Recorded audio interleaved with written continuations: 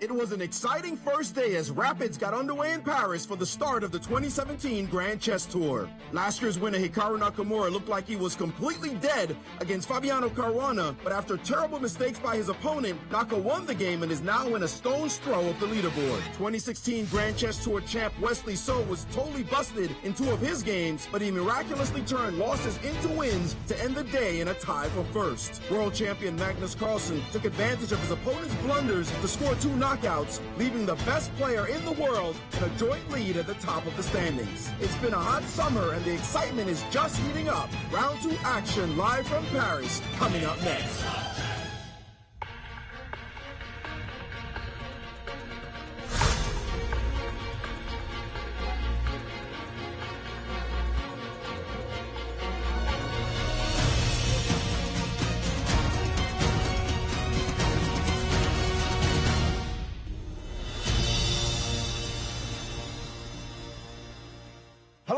And welcome to day 2 of Rapids at the Paris leg of the 2017 Grand Chess Tour. Well, we're on the banks of the River Seine, where lovers young and young at heart come to spend a relaxing summer afternoon. Well, there will be no relaxation today as the players come for exciting battles. And to call all the action, we go to the studio with Jovanka, Yasser, and Cristian. Hello and welcome. And it's another fine morning here in the studio in St. Louis Chess Club. I am Jovanka Houska, and it's a great pleasure to be here with Yasser Seirawan. Pleasure, Jovi. It was such a day yesterday. Yeah. I mean, their players kept us on the edges of our Yeah, seats. there were twists, turns, surprises, and some absolute shockers. Right, right. I mean, all down the line, and I was on the edge of my seat. I just thought it was great action. It was certainly great television, yes. Yeah, can keep the pace as we go into game day 2. Yes. Let's check on the standings. Let's have a recap. So, as you can see, in the lead is Wesley So and Magnus Carlsen, both with 5 points out of 6. Chasing them is Veselin Topalov and Hikaru Nakamura, both on 4 points out of 6. And of course, the big, big surprise is Fabiano Caruana, languishing in bottom place with no points. 3 losses, and from winning positions in each and every game, that has left us all stunned. We'll see if he can bounce back. Oh, he has to bounce back from such trauma. So let's recap on the format. So today we'll have 3 days of rapid chess, as we will have tomorrow, and the time control is 25 seconds plus 25 minutes plus 10-second delay, of course. No increments, remember. And the games are worth 2 points for a victory. Draw is worth 1 and 0 for a loss. Yes. But in the blitz games that will be coming up on the weekend, there'll be 18 games of blitz. They'll be played at a rate of 5 minutes. That's 3 seconds delay. Right, and those blitz games will be worth 1 point. Yes. So let's check out the pairings. For this round 4. And we can already see there is one game. There is one game we're going to watch, and it's the matchup between 2015 Grand Chess Tour champion and 2016 Chess Tour champion. This is Wesley So and Magnus Carlsen, of course. And the 2 tournament leaders, but I'm also looking at that bottom pairing. Yes. Sergei Karyak and Fabiano Caruana in a rematch of the candidates tournament last year in Moscow. Sergei won in a fabulous game to knock Fabi out, and Sergei became challenger to Magnus. And of course, both guys lost their last round yesterday, yes. So they'll both be looking to recover themselves. And we have, as always, we have in the studio Grandmaster Analyst Cristian Chirila. He'll take us through some of his thoughts for today. Thank you, guys, and good morning, everyone. What an explosive day 1, and day 2 is going to be exactly the same. I have my eyes on 3 players. Magnus Carlsen, he usually starts slow and then picks up the pace as we go along towards the end of the tournament. Well, this time he started off blazing with 2 wins and only 1 draw. Wesley So, he's been a little bit lucky in the first day, but will his luck run out? We shall see. And the third one is Fabiano Caruana. What a tragic day 1 for him.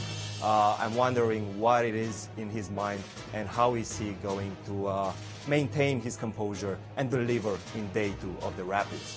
Back to you guys. Thank you, Cristian. And we have our special guest in Paris. Of course, who can forget? You know, Grandmaster Maurice Ashley. Take us through what you think. Well, yes, I'm not used to you calling me a special guest. You normally don't treat me like one when I'm around. But nevertheless, we're here in Paris. Absolutely. It's been hot, hot, hot. Temperatures in the high 90s. But we don't care about outside. We care about the action that's happening inside today on day 2. It should be some scorching play as these players try to get going in the second day. And when you look at it, it seems that there's only one player who's playing chess, and that's Magnus Carlsen. His games have been consistent. They've been solid. He's waited until his opponent has blundered. He's not asking them to, but they can't keep up with the pressure. The others, however, have not been playing great chess. As a matter of fact, if you look at the rest of the leaderboard, Wesley So tied with Magnus, as well as Hikaru Nakamura and Vasily Topalov. They're all standing there close to him or tied with him because of the largesse of one Fabiano Caruana. He basically gifted all 3 of those players a point when he was dominating in 2 games for sure. He was just cold winning, while in another one against Topalov, he just overpressed. So poor Fabi at the bottom of the table right now, but Magnus lording over at the top, and everybody's worried, and certainly should Wesley So. Even though he's playing white, I think today he's going to be very careful against Magnus because he knows how dangerous his opponent is. And if Magnus wins today, you could almost call this Rapid a wrap. I mean, he is just that dominant a player. So we will keep our eye on that and all the other exciting games and give you more live from Paris. Thank you, Maurice. And there we saw the players all warming up and getting ready for the action. Fabiano looks a little bit tense. He did, he did. And Sergey, having lost the 3rd game of yesterday at -1, he needs to bounce back. Both players looking for a win in this game. I'm really expecting an uncompromising fight throughout. But now, let's remind, we have to remind ourselves, what are they playing for? Well, there's a large money pot at stake. You know, there's $150,000 in total prize fund. And we have first place walking away with $37,500. You know, it's not bad. Exactly, 25 and 20 for second and third. And of course, the players are playing for Grand Chess Tour points. Okay, we mustn't forget that, yes. Right. Of the 5 legs of the Grand Chess Tour, a total prize fund of $1.2 million. Yes. And the players are trying to gain points through their high placing in the tournament for the Grand Chess Tour. Yeah, first place picks up 12 or 13 points, depending on whether it's clear first or not. Right, right. And, yeah. A clear first place winner will have 13 Grand Chess Tour points. A tie means 12. 12, yes. There we go. And look at the players getting ready. Now, we were talking about it earlier before we came on air, Jovi. Somehow Wesley just doesn't match up well with Magnus. No, he doesn't. I mean, even though they're so close in rating, out of the 17 games they've played, Magnus has taken his measure a number of times, lots of draws, and Wesley was gifted. He was. Who can forget from last year? You know, the only victory that Wesley has had has been when Magnus lost on time in a winning position. Otherwise, he hasn't defeated Magnus. So. Exactly. Well, let's go over to Paris with Maurice and Romain, who will take us through everything that's happening over there. Yes, and we're with French Grandmaster Romain Édouard. And Romain, the play has been up and down, lots of thrills and spills. What do you see from the first day of this competition? Well, like you say, many blunders, many surprises, many ups and downs. Well, some lucky players, some unlucky players like Caruana, and I think on top of that, Magnus Carlsen played the best chess. I fully agree with you that he's really playing chess. Others are playing rapid. I think he's a big favorite to win the tournament. Indeed, I think everybody's picked Magnus at the top of the leaderboard. We'll see whether or not he's going to be able to extend his lead or at least put a little distance between him and the rest of the players as the round is set to begin. Thank you, guys. And I'm just thinking, if I was in Wesley's shoes, what to play. E2, E4 is a way of getting Magnus into a narrow path. Yes. You want to try to pin down his defenses. He's going to reply with E5. And exactly. He's been pretty consistent with that so far. Exactly. But then on the other hand, the D4, he's been playing a little bit well, we saw in the blitz he was playing Dutch defenses, Dutch, which, and he can mix it up a lot. Now, Wesley actually likes an English/Catalan Reti setup, but again, that's not an opening that's necessarily going to put a lot of pressure. We're going to find out. Will it be E4? Yes. E4, yes. So this is almost a kind of way of saying, okay, let's keep you in a narrow path. And he's played E5 as expected, and the players are quickly going into a classical king pawn. Well, we also have to remember rapid play. Yes. Timing is everything. You've got to pace your time properly. And okay, it makes sense. It makes sense to kind of control the game to what you want, you know, and what you can spend less time on. Exactly. So Joko piano, which has become that's the grandmaster staple. Rigor, yes. And now so many games have been played from this position that I'm just putting. It's almost become a tabia. But recently in Norway, there was the bishop g5. Levon Aronian was defending with bishop E7. With bishop e7. Just once white tries to initiate the pin, black steps back with the bishop. It's remarkable that the centuries-old opening has been revised to such a great deal with these modern elite players. Let's just take a look around the horn and just see what other games we've got going.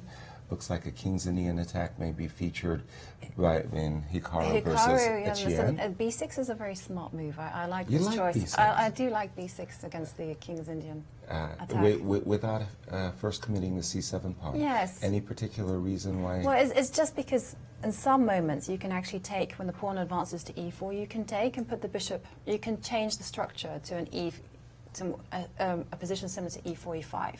Something like this you have in mind. Okay. It's just not necessarily here, right? But in the future, because normally they like to play by routine King's Indian attack players. You know, they like to play E5, swing like the rook swing the rook over, over, put the knight on F1 or H2, and then H4, and you know they have their little routine. And if you can disturb this, right, you get them out of their autopilot. Right, and there we have an early rook E1 by Wesley. The idea behind rook e1, of course, is to put pressure on the e5 pawn to restrain black from playing d6, d5. It's remarkable how he gets in d5 anyway, even with the rook on e1. All right, let's continue down and see. Let's have a look at Sergei versus Fabiano. And here we have it. I think they started from a French defense. Let's go to the beginning. And knight d2, Tarash. Early captures on d5, queen takes, and this too, this defense has been featured lots and lots of times. And the black's queen on d7 looks a little bit perplexing, but when black goes for a6 and b5, the queen turns out to be pretty decent well on placed, d7. yes. Cristian, your thoughts, please. Yes, I just wanted to point it out, a common tactic in the game between Nakamura Hikaru and back row Etienne. In this position, it looks as if black could capture on e4. He has two attackers on e4 and white has only one defender. Unfortunately, after knight takes e4, we see this bishop on g2 gets opened up and we can create the pin with the move knight to e5, after which the piece will be lost. Because of, if you play f5, Yasser, I'm going to go queen to h5. Oops. g6, knight takes g6. And now we see the pawn on a7 is pinned. If you take back, I'm just simply going to take the rook, and this is game over. Of course, he didn't do that. Instead, he played the move knight c6. But the problem is, okay, I'm going to play c3, queen to c2, rook d1, knight f1, and I'm going to try to create at some point an attack either on the king side or either on the queen side. I feel like I have space advantage on both sides. I definitely prefer white in this position. Hikaru is going to be pleased with the outcome of the opening. Well, Hikaru plays anything as well. You have to bear that in mind. This would have come as a complete surprise. For Etienne. Yes, and Etienne, as we know, had a little bit of a challenge in day one. He managed a single draw out of some very promising positions. Yes. Coming back to Wesley for a moment, just from the time I actually started playing chess, one of the the positions we just have after rook e8, there's a challenge in the position that I'd like to point out. It begins with the move bishop g5. So the bishop on g5 is an irritating pin on the knight on f6. So black oftentimes tries to drive the bishop back with the move g5. And then the question is, was the world champion wise in putting his rook on e8 because of this sacrifice knight takes g5? In other words, was that tempo well spent? After sacrificing a piece for 2 pawns, White's intentions are very clear. He wants to go queen f3, attacking this knight on f6. And also this bishop on f7 is lurking. And Yes, you know, in rapid chess, Yes. one of the things I really feel very strongly about, the initiative is worth a lot. And I'm not saying that this sacrifice is going to be played or it's forced, but it's a very challenging one. Cristian. Let me point out something, Yasser. Yes. You see the inclusion of the moves rook e1 and rook e8. The rook on f1 is actually beneficial for White because then he has the plan king h1 and then f4 and exert more pressure on the knight on f6. The rook on e8 I think is better placed than on f8 because it supports the move bishop at e6 and after the exchange of the bishops you get the rook on e6 to defend the knight on f6. So I think with the rooks on e1 and e8 it is not as good to take on g5. With the rook on f1 that's very dangerous because you have the idea of king h1 and f4 to open up the f file. The moves rook e1 Yes. and rook e8 are more useful for black, Yes. as you're pointing out. But White also doesn't have to play bishop g5. Oh, no, I mean, not at all. And in fact, a kind of common plan is just to develop the pieces, so the knight Karpovian d2. Yes. plan of knight d2, And knight you know, f1, knight g3. You eventually play d4 when Yes. black isn't ready for it. You catch him on the wrong foot, Yes. so to speak. Exactly. Now, the only question is if you're going to go for the slow Ruy Lopez maneuver, the only question you really have is whether or not you want to include the move h2, h3. Yes. The reason is that after knight d2, there are times, maybe this isn't the exact position. We have but some more moves. Yeah, times that knight g4 can be irritating. Let's get an update of the current position. And Wesley did, in fact, go for the slow maneuver, knight d2, bishop e6, and he chose to allow the trade of light squared bishops with the move knight f1. Oftentimes, White desires, I should say, to keep the light squared bishops on the board because he wants to use his d-pawn as a bowling ball Yes. and go up the board with d4, d5. And also, you're kind of saying as well, in the Yes. Lopez, these type of positions, that your bishop, your light square bishop, is better than the black's That's the piece. idea. So you kind of, Cristian. Let me point out another nuance in this position. If you do play the move Bishop c2? bishop to c2, very, very often black opens up the position with the move d5. I'm not saying in this position Yes. it would necessarily works, but one of his main plans is to double up on the d file, queen d7, rook d8, and then at the right moment exchange. And if the bishops are not on the board, then I can play the move queen d3 and actually exchange the queens. Any endgame is quite good for black. For this reason, the bishop going to c2 is quite useful. Also, whenever you're going to put a knight to f5, bishop takes, pawn takes, this bishop is going to create an action on this diagonal, b1, h7, and potentially if you move the knight from f6, go f6, open up the diagonal, and use it for the attack. So bishop c2 is playable. Keeping the bishop on b3 is definitely playable. This is a game of nuances. This is a game of maneuvering. It's going to be a long game. I prefer Magnus Carlsen because he's such a good strategical player. I don't think Wesley has what it takes to outplay him yet. All right, very good. We do have more further moves. After the move knight d2 to f1, a little controversy as we've been discussing, bishop takes b3. Now, again, classically trained, if you will, queen takes b3 is a fine move if there is a threat of queen takes b7. Yes. If queen takes b7 is not a threat, then I'm much more inclined to recapture with the pawn, as I like the idea of developing the rook without it having moved. And I'm thinking on a good day I'll play b4 and gain a little space. That was not Wesley's approach. He did in fact recapture with the queen, and as soon as that occurred, queen takes b3. Magnus broke with the thematic break d6, d5, which usually signals an equalizing moment. If white cannot make hay right here, then his opening advantage simply doesn't exist. And of course, you absolutely cannot capture on b7. Right. There you get your hand caught in the cookie jar, knight a5, and you're crying. Yes, just to point that one out. Exactly. Yeah. A trap that we've all fallen for many a time, I must say. But d6, d5, bishop e3, and it looks like the pieces are just being hoovered off, and for the moment, I would say it's still tepid equality. Cristian.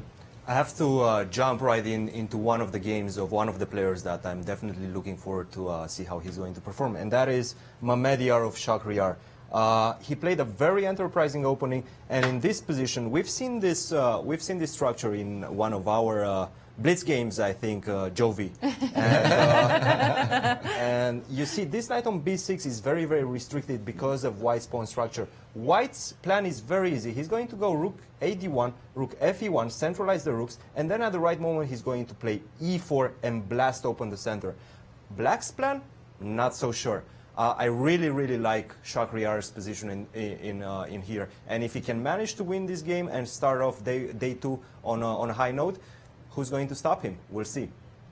Yes. Good one. Yes, exactly. Well, of course, my favorites in the tournament, my pre-tournament favorites, Shaq was one of my 3 horses, along with Magnus and Wesley.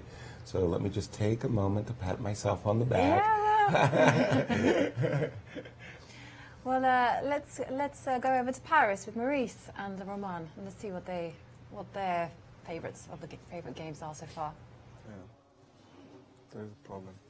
Well, we are going over an exciting game here, and yeah, the engine likes it too, as this game is proceeding apace, a game between Topalov and Grischuk, and we've arrived at this position in the game as we speak. This is an exciting variation. You mentioned, Romain, that this is a game you had seen from way back, something like almost 10 years ago. Well, not 10 years ago, but back in 2011, we worked on that together with Veselin. So, and he played it already in 2011 at the Monaco tournament against Nakamura, and he won that game in 20 moves. Nakamura here had played not queen d8, but b5, and after bishop b5, a b5, knight b5, queen d8, white is much better after queen c3 because black cannot prevent knight c7 check. So that was the base of our idea. Crushing attack. A crushing attack. But yes. it looks like Grischuk knew a little bit more than that. Actually, Grischuk, now I just realized that Grischuk played himself with white, so he knows a little bit what to do. And here, yes, he played queen d8, which is, from what I remember, the best move. And then... now the threat of b5 is on tap, yes? Now b5 is coming, yes, because c7 square is already covered, so black would be on time to play bishop b7 and castle. So it's time to prevent b5 and play bishop b6. Queen h4 check. And now first white can make a draw with bishop f2, but this is not what we want here, so g3. And here black has 2 critical moves, which are queen h3 or queen g4. Grischuk went for queen g4, and now, if I remember correctly, the computer is showing some very nice novelty, move knight e4 here. Whoa, that's sexy. Yes, if I remember correctly. But the idea is that, well, of course, because somebody played knight d1, but there were some problems. But of course, knight e4 has many advantages. Okay, you can just go back to f2. You may also sometimes play knight d6 check or knight c5, who knows. And if d takes e4, the problem was rook c3, and you cannot prevent rook takes c8 check. So bishop b4 would have to be played, and now rook c8, bishop d7, king e7, queen b4, king d7, queen d6, king e8. It looks very wrong for black. I think this position was weak for white, maybe with the move castle.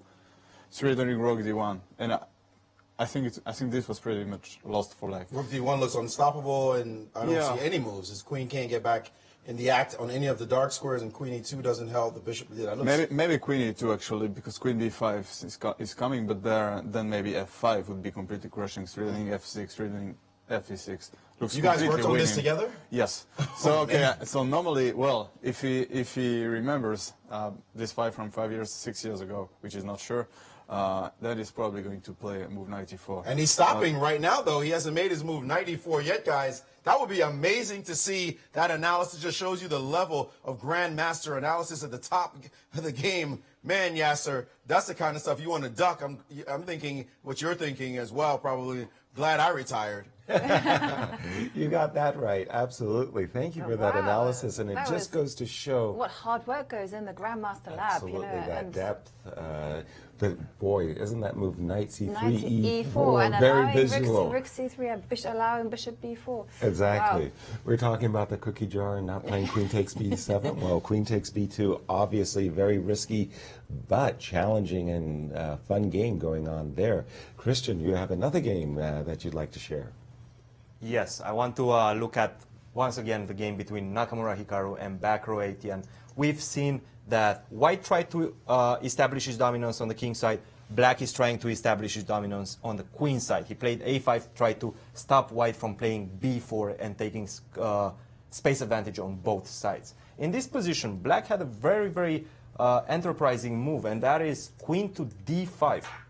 Now, the point is white wants to transfer this knight f1, h2, g4, and potentially bring it to the attack on the king side. But the problem is after queen d5, you cannot play knight f1 because of the move knight d4. And now we see the battery opens on the long diagonal if you take back checkmate in one move. So after queen d5, let's say white would play something like knight h2, another problem.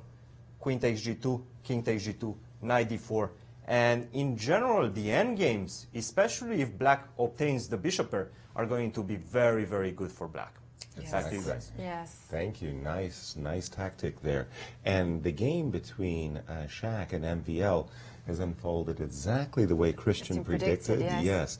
That Shaq, nicely building up his position, bringing his rooks to the center, enjoys an edge in development, and after the move bishop d7, white's pieces are simply more dynamically active. Takes, exchange in the center. Knight on b6 is doing nothing. I'm a little bit worried about the d6 square. Yes. This is a little bit juicy. I mean, I was going to be a little bit optimistic about black's chances because, you know, I like my long-term advantages. You like to play against the isolated queen pawn? I do. You know, you're always thinking. Yeah. If you get that out. Yeah, if you survive, right, you're going to be in for a good time. Okay, but let's take a quick look here because classical isolated queen pawn position, but it's not usual that white has such a good control over the d6 square. This concerns me a little bit. Bit, and I'm thinking that if I was in white's shoes, I'd probably start with the move knight e5. I like the idea of opening up this bishop. Yeah. I further like the idea that after a trade, either taking with the bishop or even with the pawn. And the knight as that massive outpost on the d6 squares. In the old days, they thought a knight on the 6th rank, either the d6 or f6 squares, was worth an entire exchange. Yes. So right at this exact moment, I feel that Maxime has been outplayed. I agree. Cristian. Guys, I think it's time we go back to the big clash of the round, right? Yes. Wesley So versus Magnus Carlsen. So I want to point out another important nuance, and that is, in general, whenever white plays c3 and d3, this bishop either goes to b6 or to a7. We realize that in this position, Magnus actually hasn't played that move, bishop a7. So now after d5, bishop e3, he has this extra option of preserving the bishops with bishop f8, and that's exactly what he did. Another important idea, you can never take the pawn on b7 because of the move knight a5 and the queen gets trapped. So after bishop f8, rook a d1, knight a5, very nice move, queen c2, c5, grabbing space in the center. This looks like black is slowly outplaying white. I'm not seeing Wesley faring well in this position. It does indeed. But looks like he's more than equalized. I agree. I think these positions are very tricky, and I think somehow Wesley maybe confused himself. A little bit. But let's go over to Maurice, who has a nice little feature on the studios that they're playing at. Well, here in Paris, they're taking this event quite seriously. They have it on television at Canal Plus, and they are showing the French audience something that's really miraculous for us here in the States. We look at this, we'd love to have chess on television, but that's not happening just yet. But here you see that they have a studio set up for the players to be able to play. You also have a spectacular studio with lots of pyrotechnics. They have a professional commentator in Pauline Sanzé, who's a sports commentator, as well as the other French grandmasters who are giving the commentary. A beautiful control room as well. It's simply amazing. My mouth just waters when I walk in there, to tell you the truth. I love the space so much. We definitely got to get something like that in St. Louis. No question about it.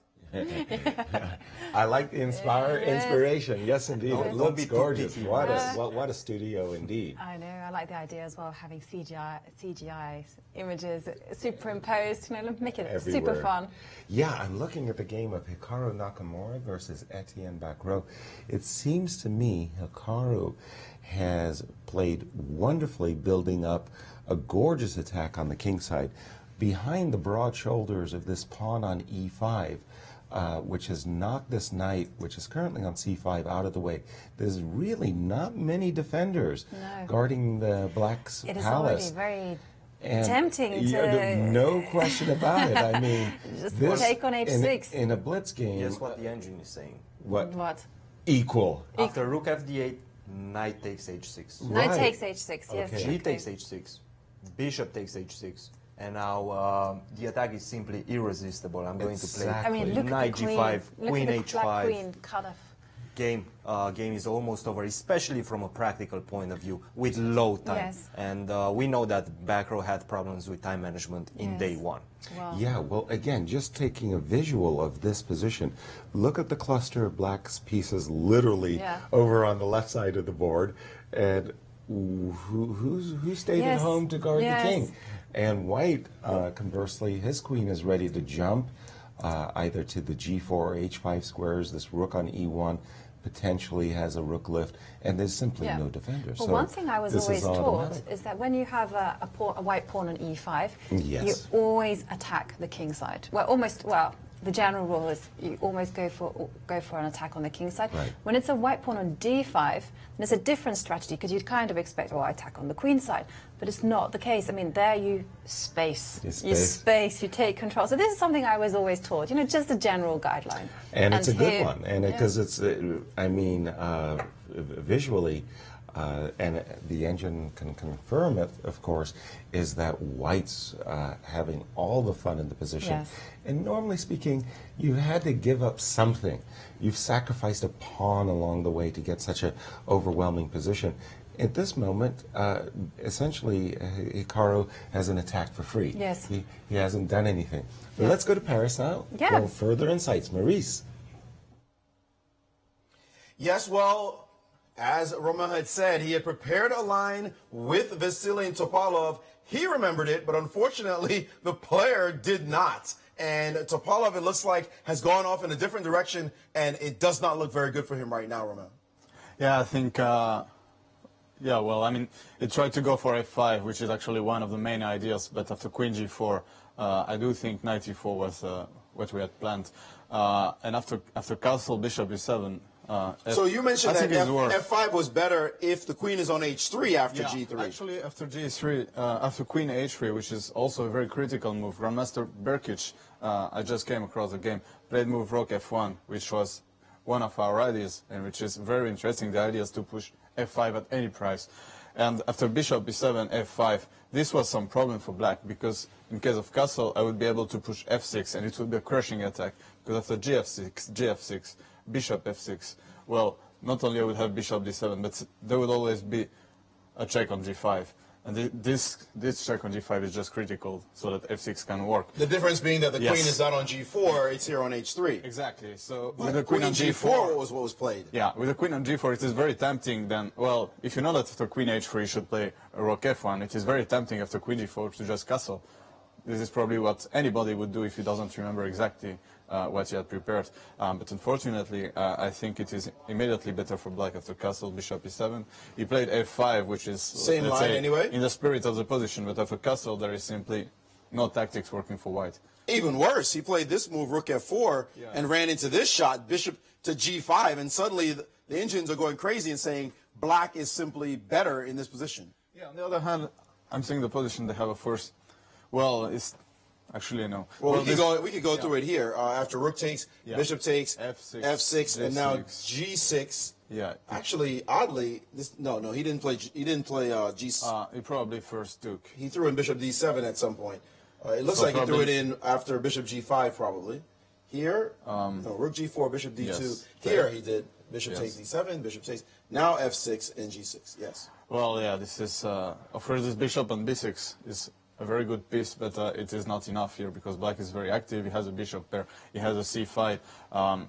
We should. Like white has the bishop is away from d7, so no. White is probably just going to lose this game. This looks terrible for Topalov already. Forgetting his analysis. You don't remember that spicy analysis and play natural moves. You could just get in enormous trouble. Remember that Topalov was one of the players tied for third place. It was Magnus and Wesley tied for first, and Topalov and Nakamura tied in third and fourth places. So if Topalov loses this one, Magnus feels one of his competitors recede a bit. Then it's going to be up to him to maybe defeat Wesley, keeping the gap between him and Nakamura, his main rival from last year, off in the distance. So we will continue to watch these games as they unfold here in Paris. Wow. Thank you, gentlemen. A big development. Forgetting your analysis. Forgetting your analysis is very huge. I'm very, in some ways it's very sad that he's forgotten his analysis. But another way, I'm very relieved because this is something that happens to all of us. Absolutely. It's happened to me several times. You know there's a killer blow. You know that this is a great line for yourself, but you just cannot remember what you're meant to be doing. Exactly. And, well, very sad for Veselin. And as you see now, he's suffering. Yes. And Christian, what do you have for us? Well, Yasser, we've seen most of the games start slow and then explode in the middle. Whenever the time gets low, the position explodes. And this is exactly what happened in the game between Karyakin, Sergei, and Caruana Fabiano.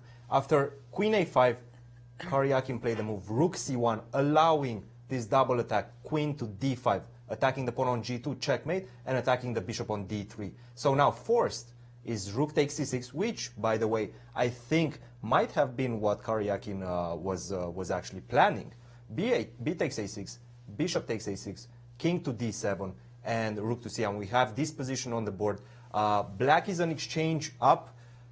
He still has the upper hand according to the computer, but white has the two bishops. The king is in the center, so this is definitely not going to be an easy conversion. No. From an objective point of view, Fabiano definitely has the edge, but we've seen that edge fade away very, very quickly in day one. Wow, It's thank also you. probably not what initiative. Fabiano wants either. He doesn't want His king running around in the middle of the board. He maybe wanted something a little bit quieter. You want first round. Again, first round trying to objectively, recover. it's almost winning. For black. For black. Yes. Thank you for the exchange. Practically, indeed. I don't know. Yeah, Right. practically, I don't know. Bishop b7 is coming. And we've got the boards exploding everywhere here, guys. Check this game out between Shaq and MVL. Yeah, we left it around this part. it around this point, expressing some concern, G5. G5. Now this, it's sort of like a challenge. Go ahead and is. sacrifice on G5, and the temptation must have been severe. Shaq actually demurred and said, okay, I can always do that. Let me Yes. post up my bishop first. Rook came to D8, bishop C5, and finally we saw the knight. to We've been D6, talking yeah. about that D6 where he came in, he's attacking the rook on E8, the pawn on F7, but MVL said, look, I've got a surprise for you. Knight takes D4, and this looks like a tactic about to go wrong. crazy things going on here. I can take a rook to begin with, exchange I should Yes. say. I could take on e8, but I'm thinking that with this king exposed, there might be some tactics in this position that are very, very favorable as well. This looks like a game that is crucial for our standings too, by Yes. the way. Of Shaq course. doing very well. And going to the game of Hikaru, let me throw it back to you. Crazy Hikaru things. make the sacrifice on h6? Did he do it? Crazy Yes. things going on everywhere. We might see the first round with 5 decisive results. In this position, after rook d8, Hikaru did play knight takes h6, g takes h6, bishop takes h6, f5, e takes f6, bishop takes f6, and knight to g5, as we predicted. All the pieces are going towards black's king. This pawn on e6 is newly created weakness. Queen goes to h5. After the move f5, you also allowed me to put a queen potentially on g6. So that's another important square you have to look for. This is just completely lost for black. Nakamura is going to be sailing for a smooth win. All right, that sacrifice really It was did so look- suggestive, though, wasn't it? Yeah, it was like waving a red flag to a bull, you know. And for a player like Hikaru, you don't need to ask him Yes. twice. And over to Paris, Maurice.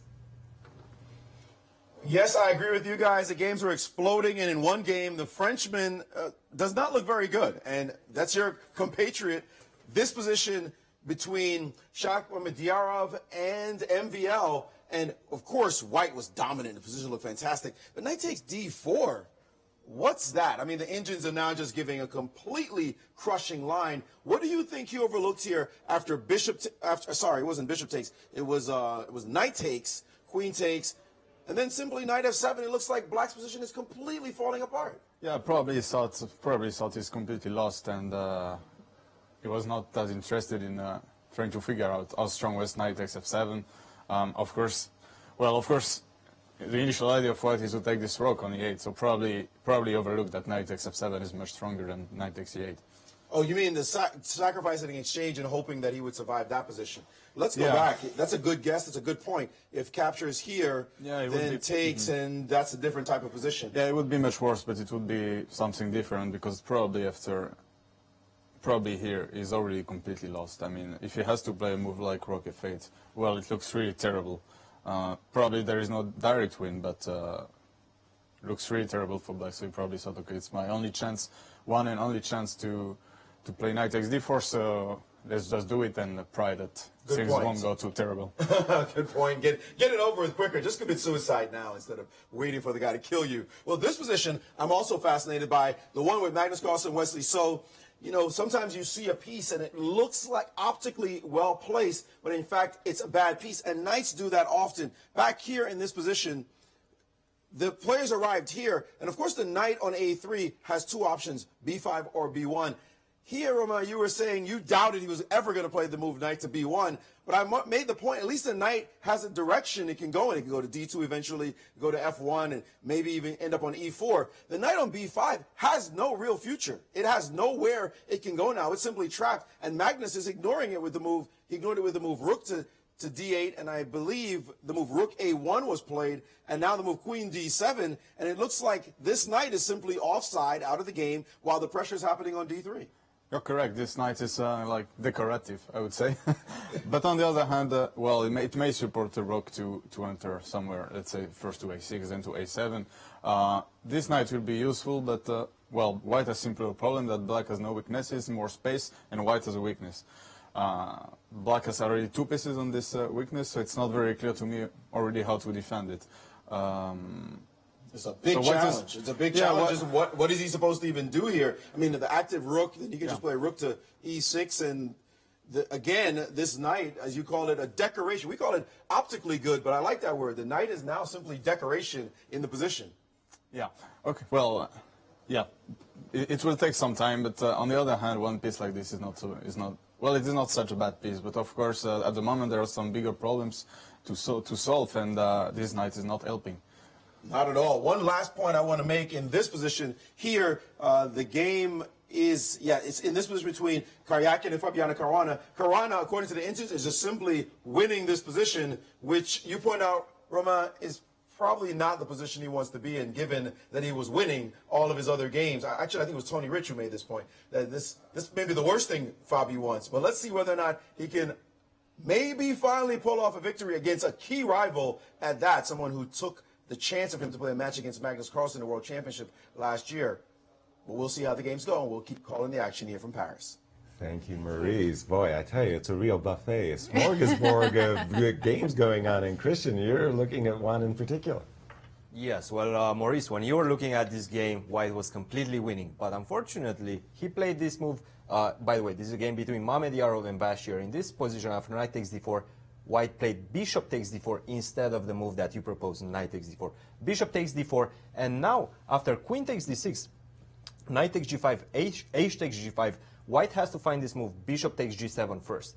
Now, if black goes king takes g7, this is just checkmate in a couple of moves. Queen takes g5, king h8, queen h6, king g8, and then, boom, rook takes d5. The queen is no longer protected on d6. You cannot take with the pawn because of rook take, well, actually not rook takes e8 because the bishop takes e8 and the queen gets protected, but just queen takes d6, rook takes e1, king h2. And now the coordination of black's pieces is just terrible. The king is very weak. This is game over.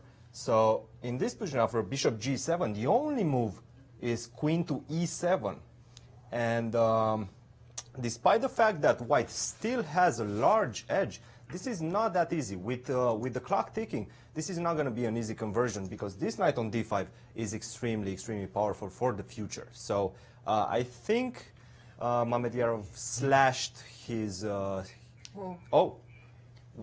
Look at the clock. Oh my gosh. No. That 10-second delay. 10 seconds. Ooh, and there we have it. And there we have our first He resigned. result. First victory. Wow. Wow. He did not capture the Yes, knight on we d5. did. I don't think he had 10 seconds. I think he had 10 minutes. 10 Oh, minutes. sorry. Yes.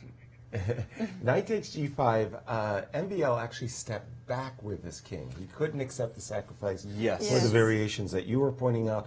Let's just go and see how Shaq claimed victory. He dropped back with his knight, knight to e4, attacking the queen. Yes.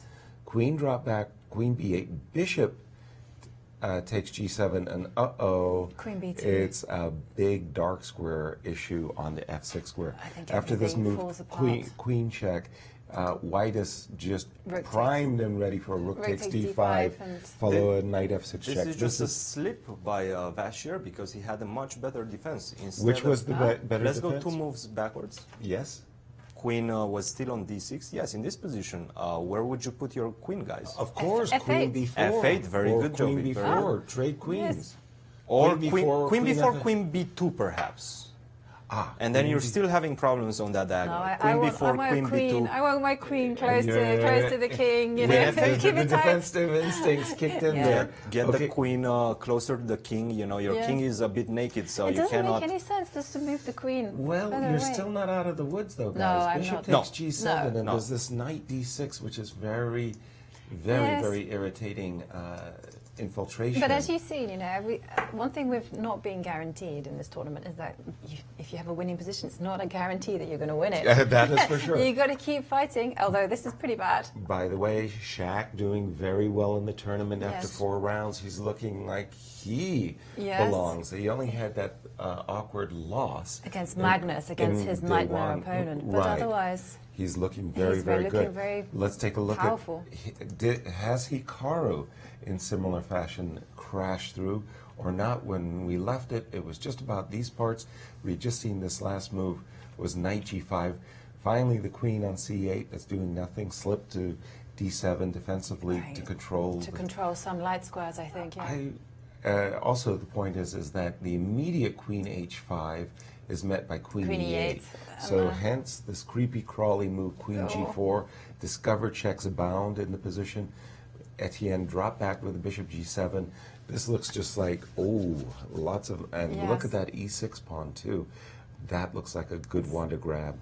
Well, it's not dispositional. entirely clear how Is to continue as white. Let's okay, you're let's going go to grab. for it. It's Yeah. actually very clear. Oh, it's very I just clear. grabbed my Yeah, okay, I right. didn't see that you could grab it so quickly. Knight takes c6 is not Not the even best? No, it's not even the best. Why not just play the normal move, bring your last piece into the game, rook a to Oh, d1. yes, of course, yes. Bring everybody to the party. Yes, Yeah. rook a1 d1. I must admit, that looks like This looks game terrible. over. Queen to e7, rook takes d8, rook d8. Then I will take knight takes e6, and it's Yeah, just. it's I mean, questions, is the that- problem Yes. is white's moves are extremely easy. You know, Yes. it's black who has to calculate Yes. everything and try to avoid checkmate.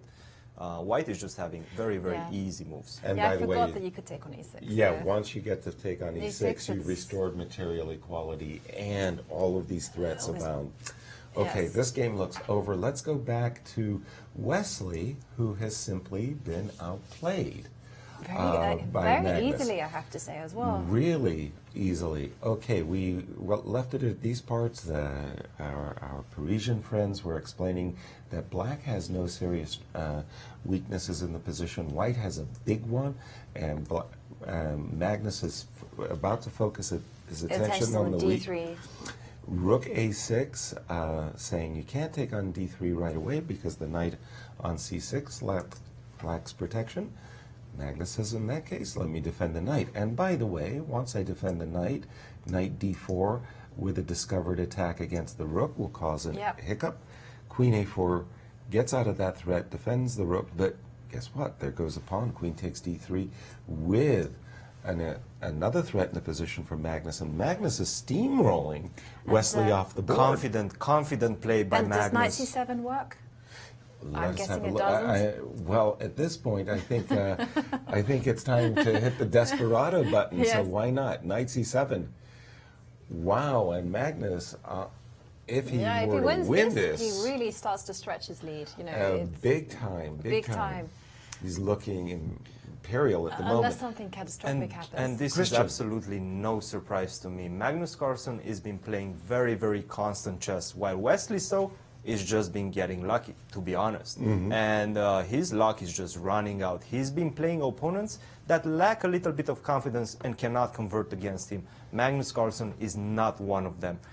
He's taking him to school right now. Wow. Okay, but having said that, Jovi had a suggestion for Wesley. Yes. Move knight c7, trying to create some chaos in the position. Yes, Knight you on know, c6 desperate is times handled. call Well, for Jovi desperate is a measures. contradiction. She said she likes weaknesses, but she always goes forward for the attacks, you know? So Okay. after knight c7, the problem is, big problem, by the way, Yes. this move, knight to d4. Okay. Okay. This is a computer move. I'm not really sure either of the players will find it, but the idea is if you take on e6, I'm going to take on f3, g takes f3, queen takes d2, and now your rook is under attack, Yes. your knight is under attack. If you take on d8, queen takes e1, king g2, you still have material advantage as white. But the problem is, once again, we see the cooperation between the queen and the knight. Knight to h5, knight to f4, checkmate is coming in a couple of moves. This is just game over. I don't Really? expect Magnus, if white plays knight c7, to miss this. Yeah, absolutely. and That's that a was, nasty move, that knight h5. Yeah, we love posting the knight on f4. I have to say, there's been a number of instructive attacks and tactics in this event. And this round, In yes, this round no as well, question. no Yeah, question knight about that. c7. But okay, if the desperado knight c7 is off the table and we have to make some tepid move like bishop e3, well, bishop takes h6 by Wesley. Whoa. Okay, What? we were talking about a desperado knight c7. He came up with a different desperado. I'm Yes. sure he has your same idea in mind, that if the bishop is captured, which would look like a normal move, he wants to play knight c7 with an attack against the knight on c6 as well as the rook on e6.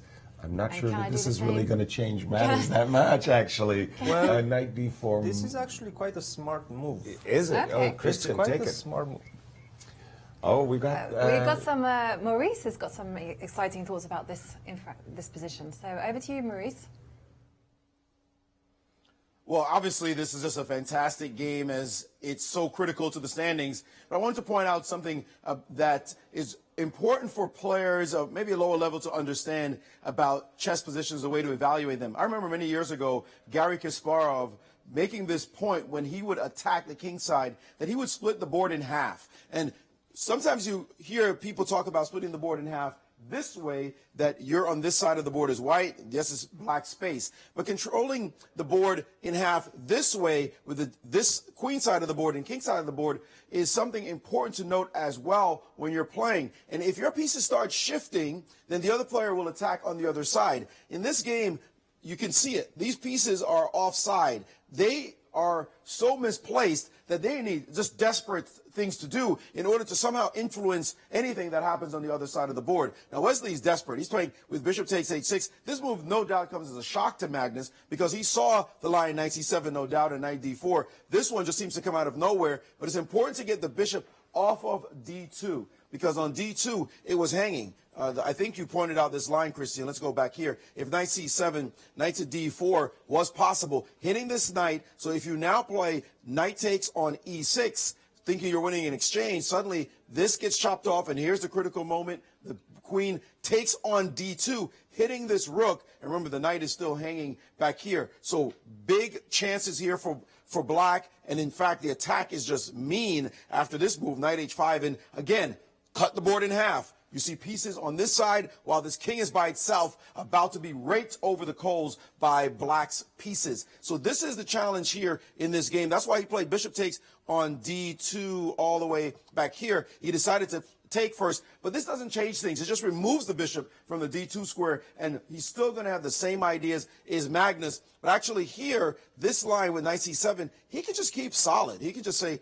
go right ahead, because after rook takes on c6, trying to win material, again, your three pieces are on the wrong side of the board. I'm going to attack on this side and start undermining the setup on this half of the board. This knight has to move somewhere, even if it went into the middle. Queen d2, and the pressure is starting to build. Now, white looks like he might be doing something, but the Indians love black in this position. He's going to keep his pressure on this side. Queen f4 is coming, and it's going to be a new knight that gets trapped. Look at this knight. Has no way back home, maybe here, but it's going to get chopped off. For example, a move like queen a1, queen f4, and suddenly this knight is in a little bit of trouble again. Although the Indians are giving crazy moves, guys, like knight g6. I'm not going to go into those. I'm going to leave that to Cristian to work out.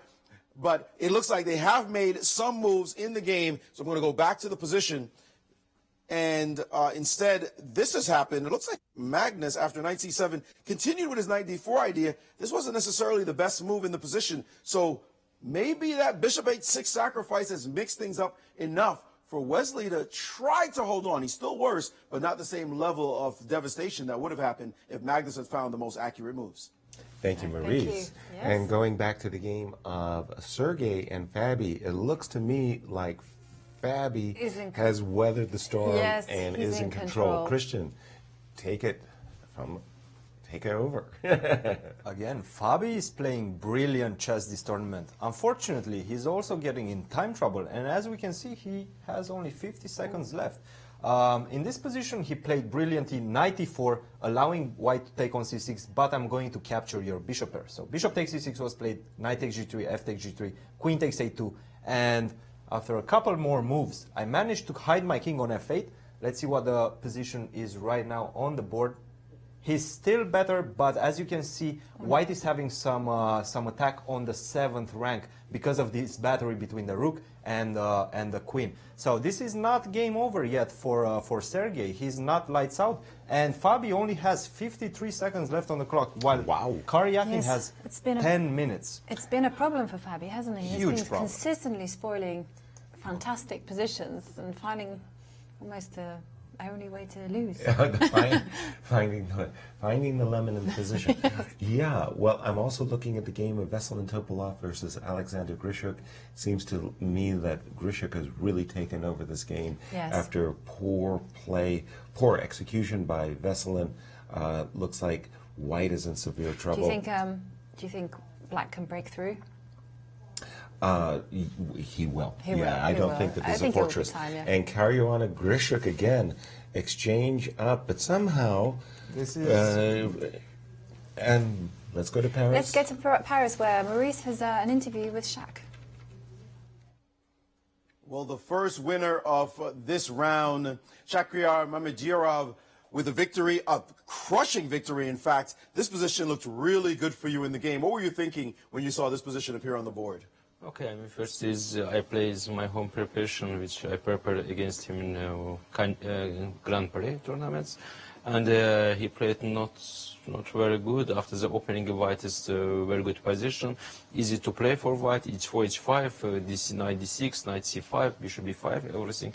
I think is normally is very hard to play for black and easy to play for white. For that, is in rapid is not easy to think, and okay, he lost easily. Well, let's get to this position. Were you shocked? You're clearly dominant here. I mean, the knight on D6, rook's hanging. It looks like there's blood in the water. His king is exposed. Did he surprise you when he played knight D4? Were you even looking at this move? Of course, I was waiting he will play some active moves because if he play rook F8 or rook E7, I just back knight C4 after bishop D6, and it looks really very bad.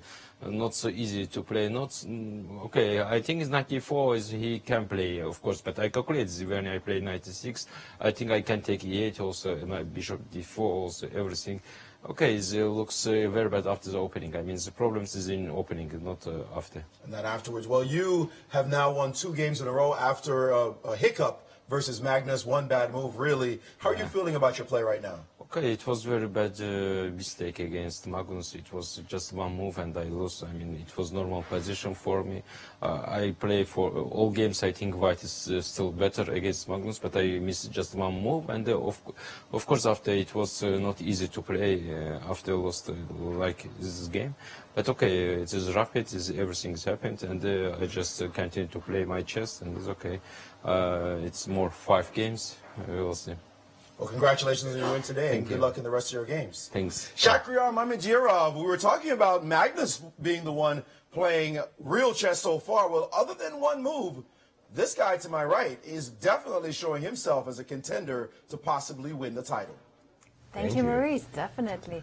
Well, we actually have 2 results. Yes, Hikaru broke through very easily and scored a very smooth victory. And Fabiano carry on with the nightmare and drawing this time, drawing a completely one position. Exactly, that was bad. But our key marquee matchup going on between Wesley and Magnus for the tournament lead.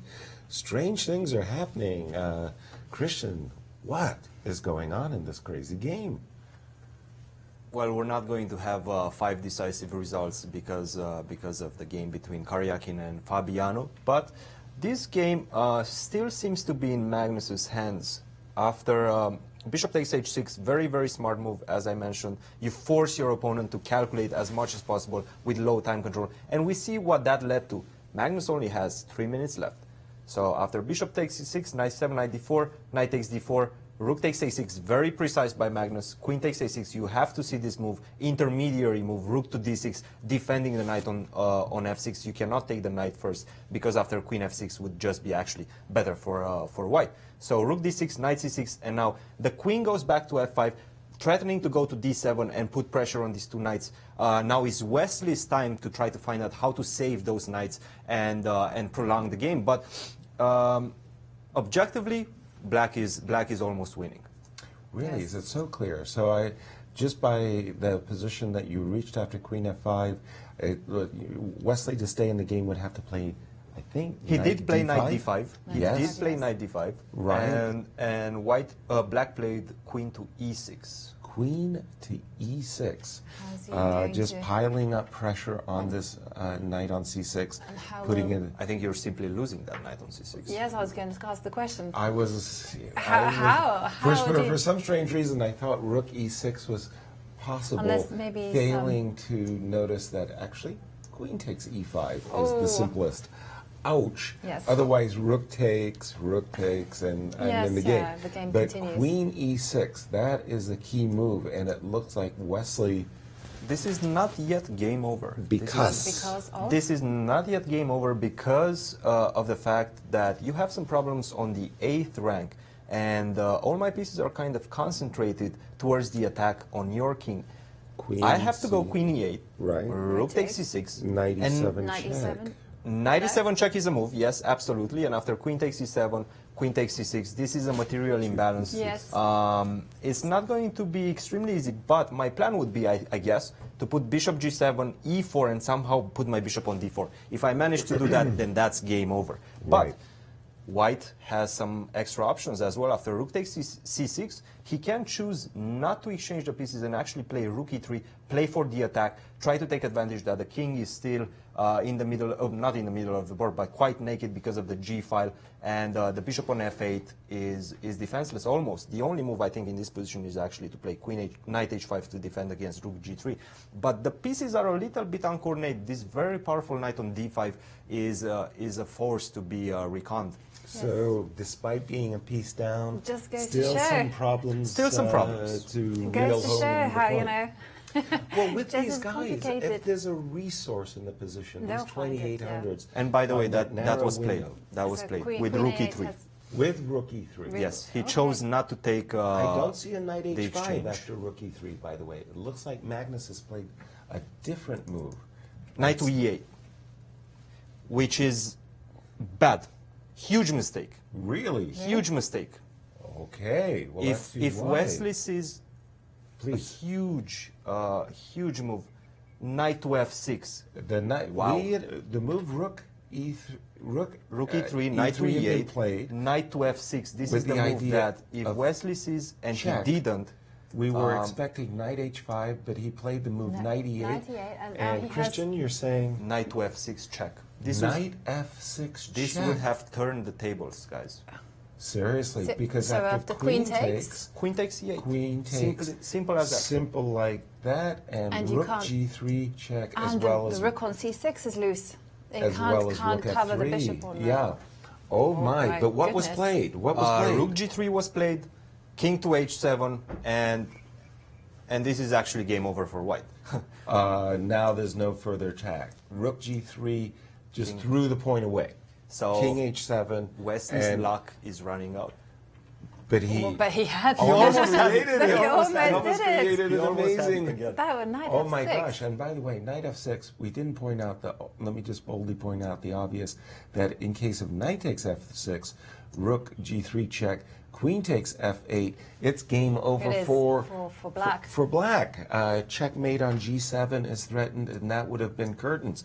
So, and we see that Wesley has now not. realized that rook g3 came a cropper. There's no follow-up, and he missed a huge opportunity here.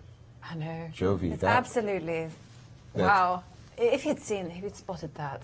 Oh, we would Magnus everyone would be said, the one shaking his head, going, Wesley- "What have I Wesley done?" was born under a lucky star, you know. Oh my goodness, what What? a turnaround. So after rook g3, Christian, is there any tricks Any left? tricks? It looks Rook g3, king h7, rook f3 was played. Black has a plethora of options to defend in this position. One of them is rook d6, rook c8, king g7, just simple as, well, king g7, rook g3, that's going to be a repetition. But yeah, rook d6, just bring maybe my rook to d7. Not that easy, not that easy. With low time control, practical play, this is definitely not as easy as it looks.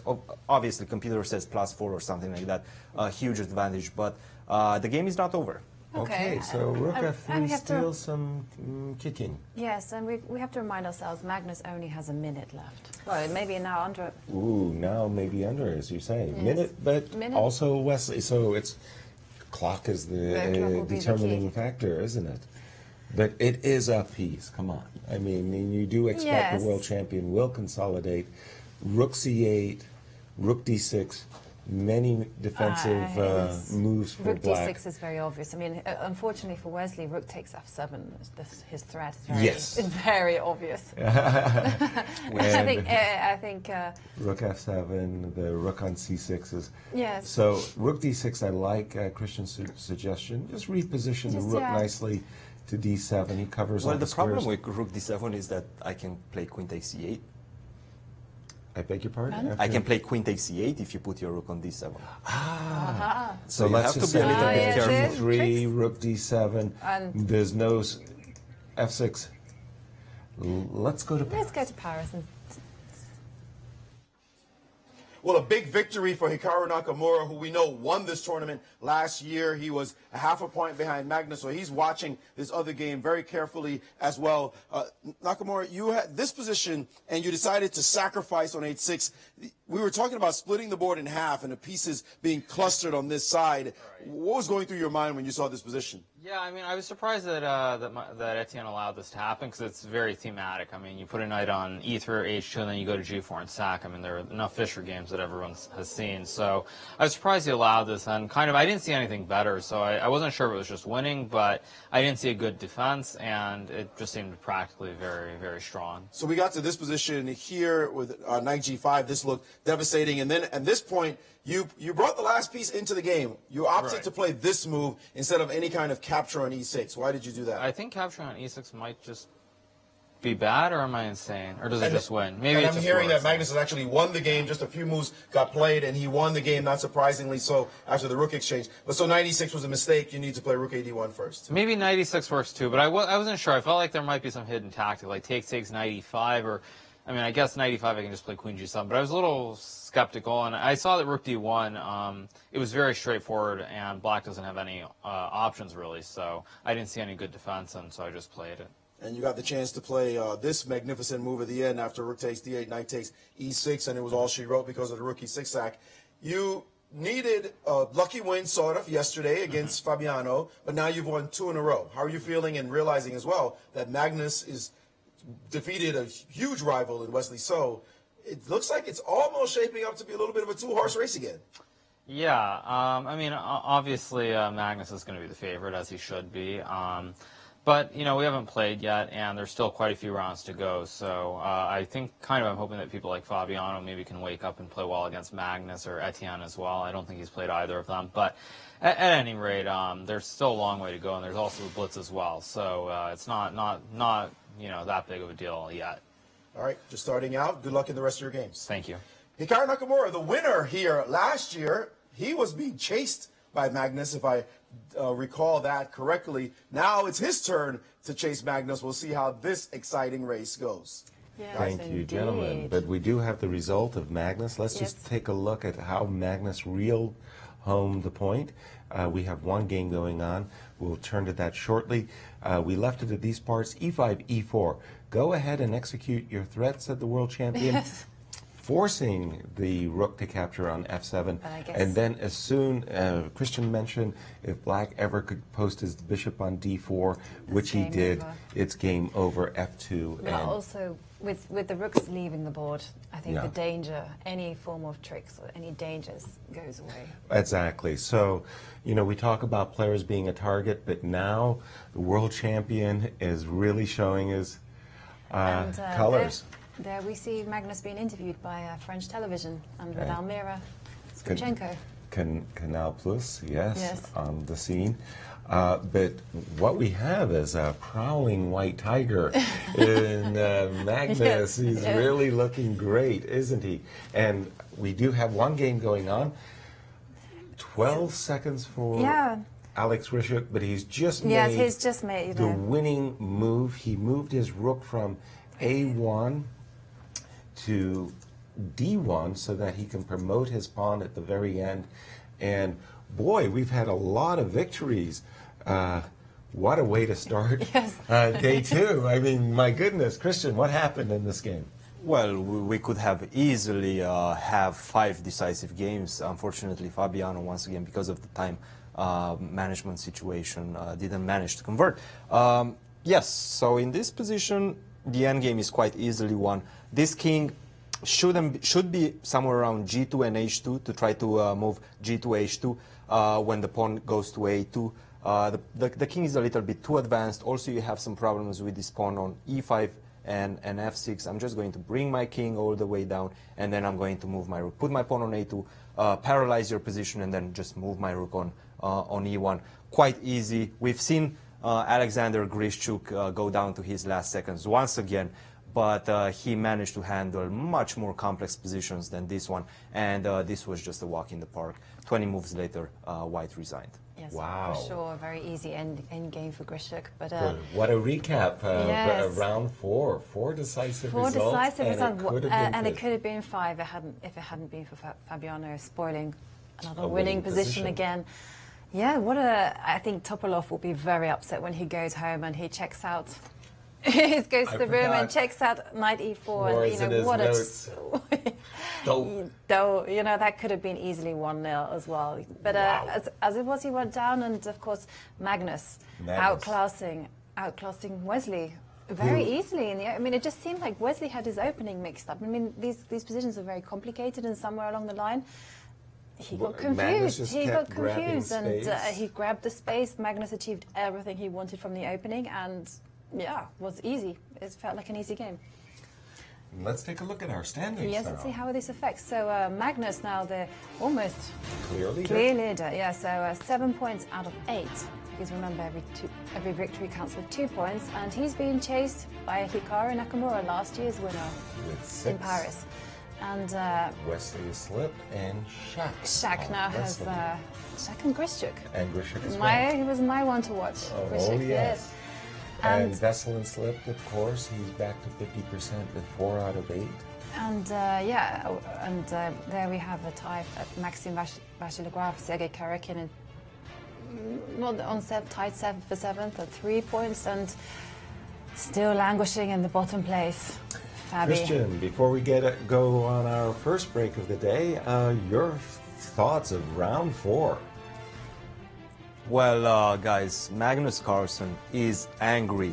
The more he wins, the angrier he gets, and the more confident he gets, and that's a very dangerous man. Wesley, so once again, we've seen his luck ran out. We'll see if in the next couple of games he will manage to bounce back. Shakhriyar Mamediyarov, one of my horses. I'm very happy with his win, so I'm having my eyes on him definitely. But Magnus Carlsen at the moment seems unstoppable. And over to Maurice, who has an interview with Alexander Grishuk, who just beat Vasyl Topalov. We are with the tall Russian. We always get the tall Russians. Vladimir Kramnik is another one that makes me look like I'm standing in a hole somewhere. But nevertheless, Alexander Grishuk, a great win for him today. Remember that Alexander Grishuk is also the co-world rapid champion, if you will. Well, he did tie for first with Ivan Chuk and Magnus, but he lost on a tie break on a technicality. So a powerful player in rapid and 3-time world blitz champion as well. So the fact that he's on +1 right now should give everybody pause in this tournament. Today you played a sharp line against them where White looked like he might have had some attacking chances. You took the pawn and went for this. How comfortable did you feel in the opening? Yeah, in fact, I think it's my game against Morozevich when I was White. Yeah. So, okay, I analyzed it quite a bit, so I was not that scared. And, I mean, okay, quite quickly I got just an endgame with an extra pawn, which is not easy to convert, but, I mean, still, it's an endgame with an extra pawn. I mean, it's the maximum you can dream of when playing black. Absolutely. You had 3 draws, and I asked you, were they solid ones, and you said no. How do you come back from games like the ones you had yesterday to play chess today? No, I don't know. Actually, yesterday I could score 0 points easily, and I mean a bit less easily I could score 3 points. So, okay, it could just be anything. So 3 draws, they should not, I mean, it looks like I played solid, 3 draws. I mean, it was quite the opposite. Absolutely. Now you win today. Today was very solid, a day at the office. How are you feeling moving forward in the tournament? Yeah, okay. I mean, I think it was my first game that I played reasonably, yeah. So, you cannot draw many conclusions from one game, so just let's see what happens next. Indeed. Let's see what happens. Thanks for joining us, and good luck in the rest of your games. Thank you. All right. Alexander Grishuk and +1, as well as Shakir Mamediyarov. He's on +1 as well. So some of the key favorites, some of the people we talked about are starting to show their skills in this format. So we'll expect to see them as it continues here in Paris. Thank you, Thank Maurice. you. The dry, yes. easy delivery. A man who of thrives Grishuk. on drama. You know, Yeah. every time I see him, he's on time travel addict. Right. Playing he said some it- sharp chess. You know, I once got very enthusiastic because I used to play the French advance, and I was very enthusiastic because Grishuk started taking on the French advance. Then I looked at his games. I can't play like Grishuk. Too much drama for me. I Right. can't sacrifice the pieces just But like that. I think he said it very well. He could Yes. have easily won all the Easily, games, yes. lost them all, and 3 draws shows his solid play. Yes. And Christian, your thoughts on that nice interview with Grishuk, Alexander? Well, I was actually happy to realize that he made 3 draws yesterday. I had the impression he lost one and then he made 2 draws. So again, one of my favorites is still in definite contention for the first place, and it seems like he's gearing up. I like his play. I definitely like his play. I don't like his time management. I like his play. So we'll see whether time management is really going to hurt him or not. Nice. And one of the things about Alexander Grishuk is despite the fact that he really is a time trouble addict, I don't know if there's endorphins there's or whatever, yeah. it seems to me that despite whether he has a lot of time or little time, he does find a lot of really good moves despite his time trouble. Well, when you're He can used do to it. when you're used to it, you adapt. That's the thing, you know, it's different, I guess, for Fabi. He's probably used to classical time control and, you know, not feeling the strain and the pressure. But when you're used to this, you're comfortable. You're in your zone, you know, you're looking out, you know how to scan the board to see those tactical things. And, we saw he handled those complications yesterday wonderfully, you know. Yes. I mean, he was in trouble against Although Russia. that MVL The MVL was just like Okay, crazy. that rocked But you my see, world. most of us would have been a bit flustered. We would have perhaps collapsed. And he missed a few chances, but he didn't collapse. That is true. So he stands at +1 and Magnus at +3. Take another look at our standings after 4 rounds of play. Yes, and we have Magnus Carlsen leading the contest with 7 points out of 8. And he's being chased by Hikaru Nakamura on 6 points out of 8. You know, Hikaru obviously having a very smooth win this morning. And in third place, tied for third place, is Wesley So, Shakira Mamedyarov, and Alexander Grishuk. All of our favorite contenders. Absolutely. Well, we're going to go over to Paris with Maurice and Romain. See what they have for us in store. Well, it's been 4 exciting rounds so far, and today definitely was no exception. Blood in the water with all these victories. Romain, it just seems like the players are bringing it and all the excitement. Who do you think stands out? Maybe 3 or 4 players who stand out right now. Well, I think Mamedyarov is playing very good chess. He had this blunder against Magnus, but that was basically his only bad move in the tournament, I think. So he may at any moment win many games and just... Well, I believe Magnus will not be reachable because he's just playing too good and rapid is his time control. But I believe second will be, let's say, Nakamura or Mamedyarov. All right, it puts the top 3. Looks like a very good top 3. I think somebody picked those 3. My pick for Fabi is not really working out right now, but hopefully he can put some games together. He's been getting great positions and not able to convert. Just doesn't seem like his tournament for sure. We'll see what happens next as we get set to begin round 5.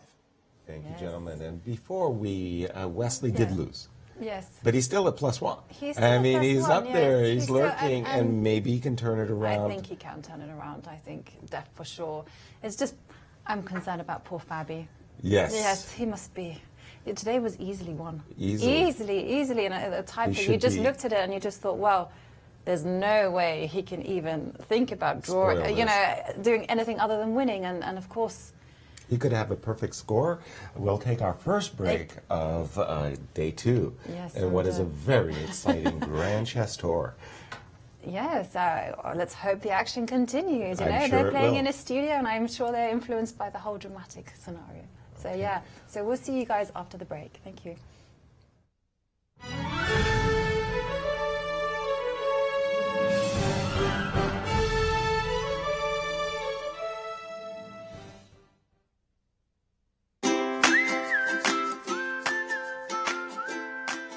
A question on Twitter from Damas. I should not have pronounced that. That was a bit of a trap, yeah? For those of you who are new to chess, it might look like ba3 is an illegal move here because white advances pawn 2 squares, not 1. But it's still something we call en passant. And you can do that, but you have to do it instantly. You can't wait for a move, like let's say play king e7, king g2. And now try, because should I do it? I'm sorry. This is too funny for words. This is a software glitch? I'm pretty sure there's not a lot. Lawrence, hello Lawrence. Yeah, I'll play 4 against Lawrence. And now he's going to play something against me which we discussed at length during the course of my stay. Yeah, he told me this is excellent. g5, this was what I was kind of hoping for, because now I think e5 is quite strong. No, Lawrence, this is not how chess works. Sadly, it would be much, much more fun if chess actually worked like this. I don't think it does. Or maybe it does. Well, that's me regretting what I just said. How did I get from there to here is a little bit beyond me. And what's worse, I will never hear the end of it. My quality of life has just gone downhill tremendously because I'm actually sharing the office with the guy.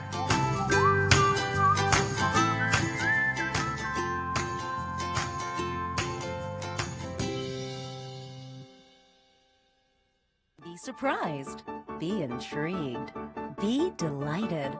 The World Chess Hall of Fame in St. Louis is nothing you'd expect and everything you love. 3 galleries highlight the history, culture, and creativity behind the game. Explore chess in ways you never imagined. It's a one-of-a-kind cultural institution where rare artifacts and world-class art play together. The World Chess Hall of Fame. Mind, art, experience.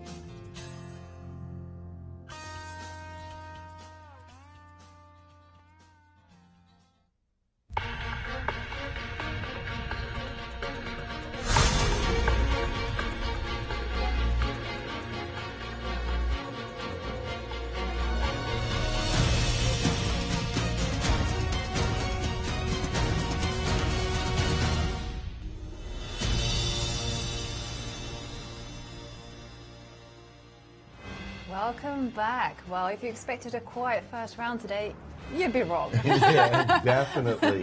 We had nearly 5 decisive victories, 4 out of the 5. I know. And it could easily have been 5 for 5. I know, it could have been 5 decisive games. We had a miraculous save. And we'll recheck the standings one more time. So, of course, in the lead, world champion Magnus Carlsen, who has been cruising through.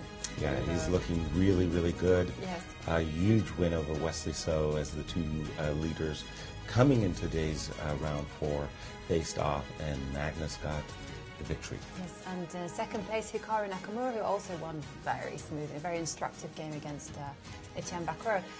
Tied for third, Wesley So, Shakira Mamedyarov, and there you see the playing hall, the players getting ready for 5. Oh! Round 5. Look at the Wesley with his sunglasses. Look Dark at that. Glasses. I never really understood this. Is it like something from poker or something? You know, just trying to say. It could be because I've never seen Wesley ever sporting sunglasses during the game. It could be that the studio lights are a little bit too bright, and he needed the screen blocker, so to speak. But let's take a look at the pairings for this round 5. And we have some key matchups. There you have them. Well, there you have them. So for me, it will be MVL versus Wesley, in fact.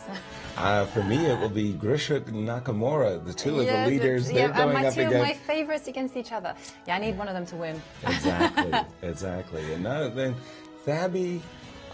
has he found his form? He's not been successful.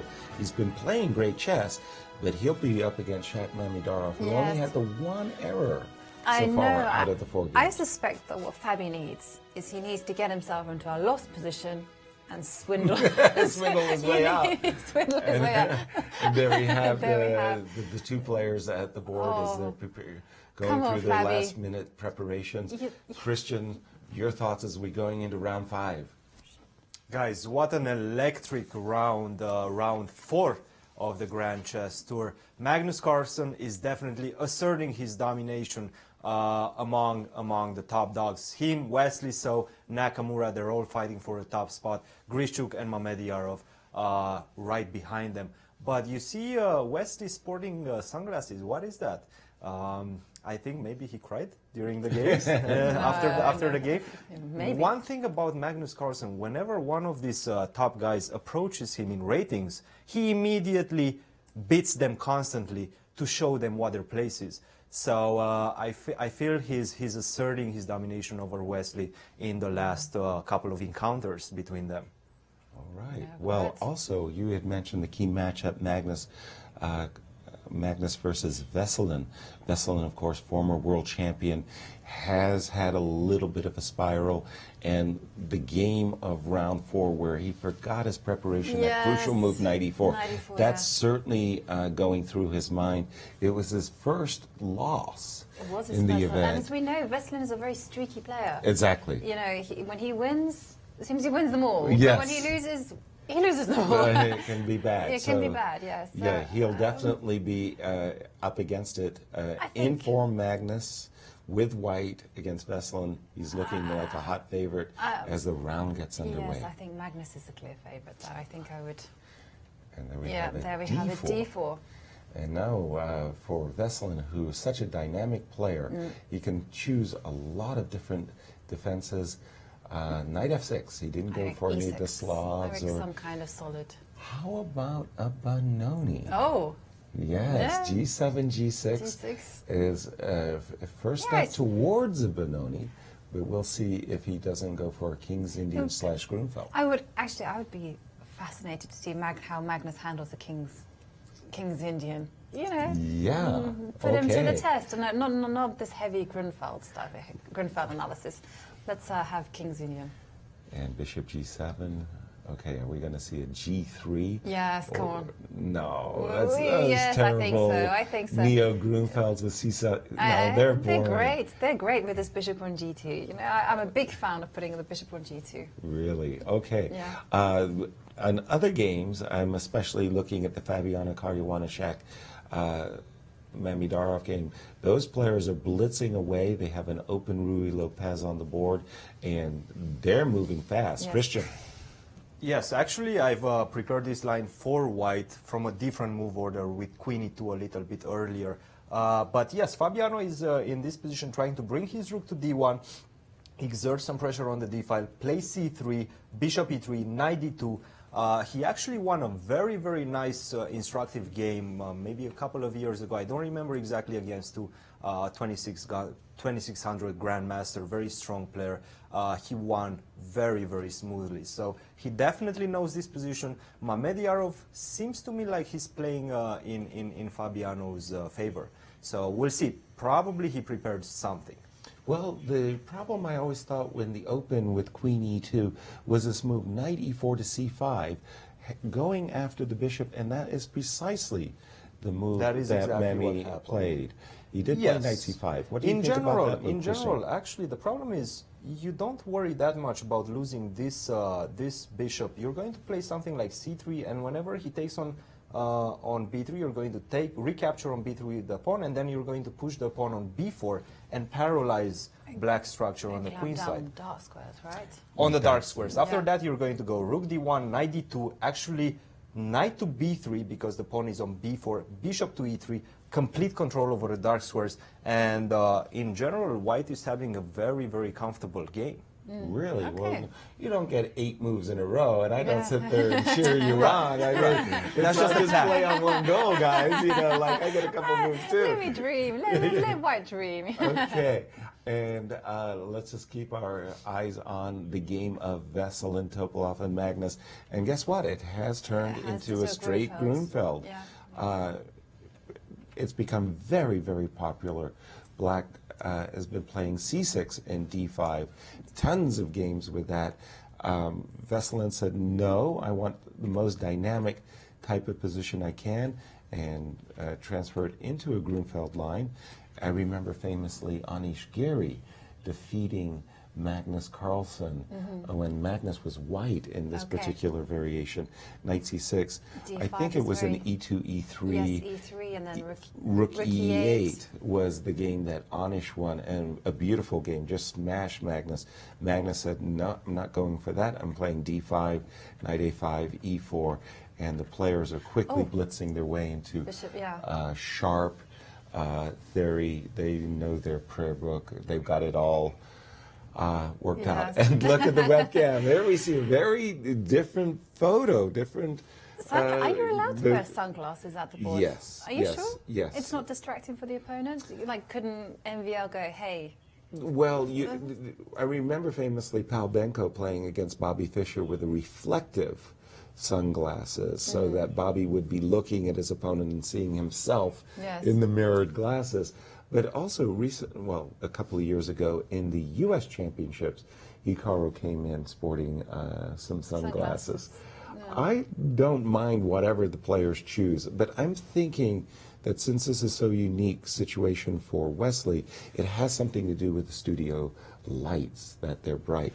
From our point of view, looks like a well-lit, everything's nice, but maybe it's too bright. Could be, yeah. Cristian, what games have your attention? Well, I actually want to continue looking at the game between Caruana and Mamediarov because we are seeing a different plan essayed by Fabiano. In this position, where we left it off after knight c5, Fabiano actually played the move knight to c3. He's coming to focus his attention on the d5 pawn. Rook d1 is next. Black decided to take on b3, and now c takes b3, opening up the c file. Next moves are probably going to be bishop e3, rook fd1, rook ac1. I like the pressure on these two files. Black's pieces are a little bit uncomfortable, a little bit uncoordinated. I definitely prefer Fabiano, and I think we're going to see his first win. I know for a fact he has very positive experiences in this variation. He won a very important game against Hui Fan not so long ago, maybe 2 years ago, essayed a big novelty at move 20-something. So his preparation is very impressive in this line. I think we're going to see the first Fabi win. Wow, that's an early prediction. I'll play the devil's advocate and I'll say, I like the two bishops. I like the fact that you've got a rotten pawn structure on the queen side, b2, b3. You may win tactically, but you're not going to win strategically. I'll play bishop e7 castles and say, I have a king safety. Do your worst. We will see. We will see what happens there. But who has the better opening strategy? You're going to sit on the fence for this one. I'm going to abstain from making a decision. Let's take a look at the game between MVL and Wesley So. Berlin. What can you say? That's our first Berlin, I think. Exactly. You cannot go through an elite tournament these days without at least one Berlin ending, and we have it here in round 5. So the players at the top level have been essaying this endgame ever since 2000, thanks to Vladimir Kramnik, or curses to Vladimir Kramnik for having introduced this defensive weapon. Yeah, this is I think MVL had a game very similar to this in Gibraltar, where he beat Michael Adams very easily. On the white side? On the white side, you know, Black Michael Mickey also is not an easy. He's not an easy opponent, and also Mickey did this plan of playing a very early knight h4, and MVL used this idea of putting the bishop on e3. Normally it goes to f4, but I tell you, in a rapid chess game, you cannot explain this. White has pushed his pawn to a5 for very purposeful reasons. He wants to clamp down on this queenside majority by Black. Tit for tat. Yes. H5, H4 by Wesley, wanting to clamp down on White's majority on the. But now I'm thinking, is Wesley, I think it's Wesley, no, it's not Wesley to play, pardon me, I'm thinking, let us just make a move, a random move for White, for example, C2, C3. I'm not saying this is a good move. I'm just wondering, is H3 an annoyance for White? After G3, bishop comes to G4, you've got some light squares. Yeah, I do have some light squares. And it's attractive. Maybe H3 shouldn't be allowed. And White will have to play H2, H3 himself. Oops, we're not going to play C3. Nope. We'll play H3. And one of the reasons why Black likes his pawn on H4 is sometimes it's an artificial development of the rook, but the rook can swing across on the 5th rank. Funny, I can almost say the same thing for White, right? The rooks are very flexible in these Berlins, because I've also seen Black playing bishop e6, and then when the knight comes to attack on f4, you know, the rook swings to h6, you know, some horizontal defending. Exactly. Yeah. Well, that looks like it's going to be a fun one. Yeah. Let's continue our look at the other games. Oh, an open Sicilian with queen takes d4. Let's see. I'm looking at the game of Etienne Bacro versus Sergei, and early bishop b5 check. Knight d7, avoiding the Najdorf, open Najdorf. And, well, I always thought that White in the Sicilian needed this knight on d4. I'm not a big fan of the queen on d4. I think that Black has a much more comfortable game here, but that's just my taste. Christian, your take. What are you looking at? Yes, guys, I'm looking at the game between Carlsen and Topalov. At the beginning of the round, I wanted to give it all to Carlsen. I thought that was a mismatch. Topalov just coming after a sore loss, Magnus in full confidence mode. So in this position, after the opening, by the way, I kind of started picking Topalov a little bit more because of the Grunfeld. I'm a little bit biased. I'm a Grunfeld player myself, and I definitely prefer the black side. But I think he just forgot his opening preparation. In this position, he played the move bishop g4, which is not very precise. It allows White to play perhaps something like h3, and now I think bishop f3 is the only move in the position. What my book said back in the days, maybe 2-3 years ago, when I was actually analyzing a lot of Grunfeld, is c takes d5, e takes d5, and now bishop g4. The point being that after h3, you have this move e5 in the position. And if I remember correctly, after a few exchanges on the board, Black manages to equalize this. Another important trap that Black shouldn't go for, in my opinion, is this idea with after e takes d5, knight takes b2. This is what the computer prefers, but from a human perspective, this will lead to a very difficult endgame after queen takes b2, knight a4, knight takes a4, bishop takes b2, knight takes b2, queen takes d5. You see, black has queen and 2 pawns for the 3 pieces, but the 3 pieces include 2 bishops in an open center position. I think practically this is very, very comfortable for white. So we'll see. I think Magnus Carlsen, in the game after h3, if he played h3, he's still thinking. I think he's going to have the advantage. Well, it goes to show you've got to be up to date with your Grunfelds. You can't get confused. With these fianchetto lines in the Grunfeld, I find that if black plays very correctly in the opening, it stands very fine.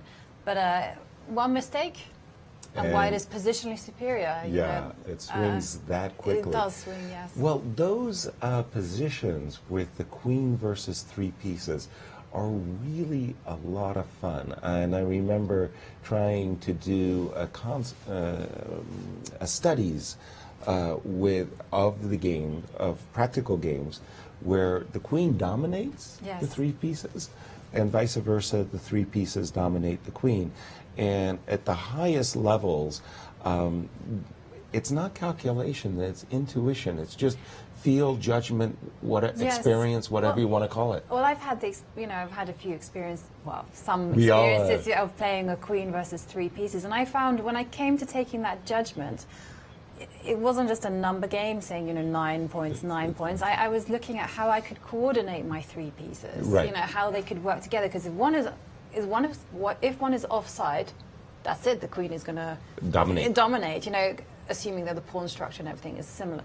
And so that was my main requirement. Look at the coordination, look at whether they can work together, whether they have bases, and Well, Cristian just kind of revealed a very intriguing secret there. He said the 3 pieces, it was 2 bishops in an open position. In an open position, yes. And that was very important. That was why he felt that black should not go for the 3 pieces for the queen. Now, in the game between Grishuk and Hikaru Nakamura, the London system, very popular opening for white. He's actually played that earlier. Yes, and this variation, was it Anish that introduced this move, knight h5? It's become all the rage, and Hikaru's borrowed a page, played the move knight h5, and very quickly, a kind of a Dutch stonewall type of position has occurred on the board, and I've always enjoyed the white side of the Dutch stonewall when I could establish the knight on e5. Very quickly, Grishuk went for this. Do you think Hikaru made an error, strategic error in going for this type of position, or it's okay? No, I think it's okay. I think there's a lot of dynamic factors in play. Like, for instance, the C line is open. There's the bishop can easily be maneuvered to e8. Oops, and can get out that way. My arrow along the C line really sucked. Sorry about that. But you were mentioning that the light squared bishop is not going to be a passive spectator. It's not going to be passive, yes. And it's not that easy to establish full control over e5, and I think black has got a nice positional trump for putting a knight onto e4. So I think I prefer. I think it's level. You think it's level? I think it's level. Although if I were playing white, I would also be very satisfied with putting a knight on e5. Exactly, it feels good. And how about you, Cristian? Well, I actually agree with Jovi and her plan with bishop e8, bishop h5, and that's exactly what happened in the game. So in this position, I think this is where you guys left it off after bishop d7. Bishop f4 was played, bishop e8, Jovi's plan, queen e2, and queen e7 was s8. Instead of that, I think, why not just play knight to e4? I don't really like the queen on e7. I'm not really sure what she's doing there. And also, let's say this queen is going to become defenseless. That's a very long stretch. You have to exchange both the bishop and the knight. Then you have some ideas with bishop takes f5 and the pinned pawn on e6. So I don't necessarily like where the queen stands at the moment. Instead of that, knight e4, I think, would have been much more comfortable than bishop h5. Perhaps after that, queen to e7 and so on. Instead of that, black played queen e7 is still not terrible, but after knight takes e6, for example, If you play bishop takes c6, bishop takes d6, queen takes d6, I'm exchanging the right pieces. Now you don't have any defenders left for the e5 pawn, for the e5 square, sorry, important e5 square. And I'm just going to play castle. Whenever you're going to play knight e4, I'm actually going to trade that, and I'm going to plant a knight on e5 and adjust my dark square strategy for the win. So I don't necessarily like what Hikaru did, obviously still a long stretch, but Grishuk has been playing some pure chess so far, so I think he has the better chance. Thank Yes, you, Cristian. nice explanation there of the Definitely, that's the why I E5 like to square put and the exchanges and yes. put the knight on e5 and go to sleep. Big developments in the game between MVL and Wesley So. Remarkably, the players really followed a number of ideas that we had pointed out. In this position, MVL did not want to go for the h2, h3. Instead, he jumped with his knight very dynamically, knight e2 to d4, eyeballing an opportunity for the move a5, a6 because c6 is now hanging. And h3 isn't really a threat now because you can just simply go g3 in peace, I think. Right, yeah. and bishop g4 can be met by f3. But look at this, rook h5, gift me the pawn on e5. You can have it. Maybe you can have it, yes. Well, thank you very much. He took it, and after bishop f4, rook d5, c4, the rook got kicked about, shattered queenside, double pawns on c6 and c7. Still, it's an extra pawn, and I spend half my waking hours counting pawns. Knight f5, bishop f6, and the players have really moved quite quickly to a very good knight versus passive bishop, but it's a pawn. And rook d2, there's counterplay. This is a crazy position. Let's jump to Paris. Let's do that. Let's go to Maurice. Maurice, what can you tell us? You want to see a crazy position. You want to look at this game between Magnus Carlsen and Vasily Topalov. This position very sharp. You guys mentioned that Grunfeld concept.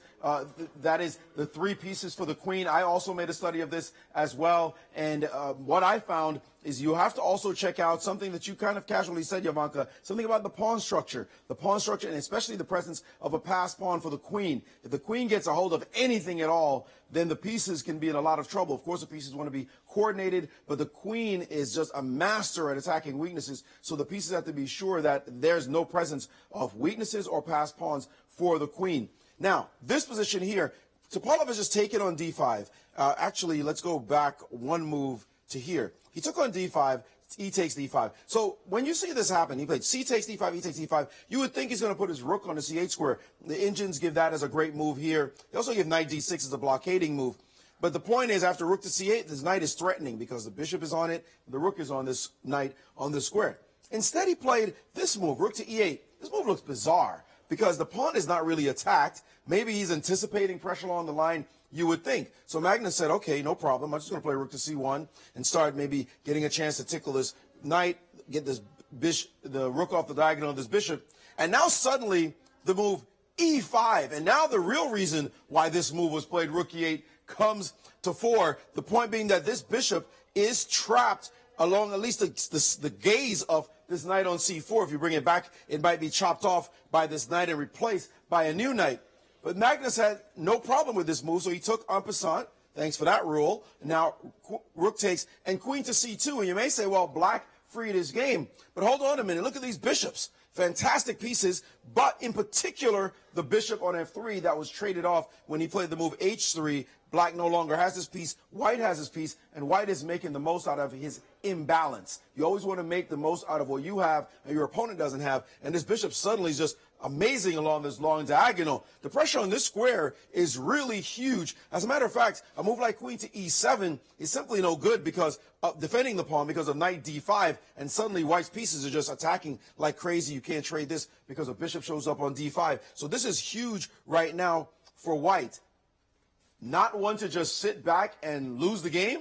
Topalov played this move out of nowhere, g5, chasing that bishop, going back to the same theme again, the trapped bishop along this line. And Magnus has been sitting here for some time looking at this move. The engines are giving a very deep variation It's simple, but it's something you'll have to assess. Rook to d1, I say deep in terms of just the concept itself. Rook d1, queen e7, and the bishop looks so beautiful, but you want to bring it all the way back home. Bishop to c1, and here the inches are saying that black is in deep trouble thanks to this bishop and the funny knights. Knight's going to land on d5 soon, and black has no way of improving his position easily. Let's say, for example, this attractive-looking move again, knight d5 is coming, and it's all about this bishop. When you trade off a bishop, be sure that your opponent can't use his to effect. Well, now it looks like Magnus is applying the pressure, and unless Topalov finds some good moves, that is if Magnus finds this move, rook d1, rook cd1, and bishop to c1, Magnus will be in the driver's seat in this game, and he might win yet another game. Thank you, Maurice. Lovely move. I think D1, Magnus will find it, because it's actually a very standard idea in these Fianchetto Grunfelds to drop the bishop back to c1 all the way back, because what you want to do is you want to play b3, this knight on c4.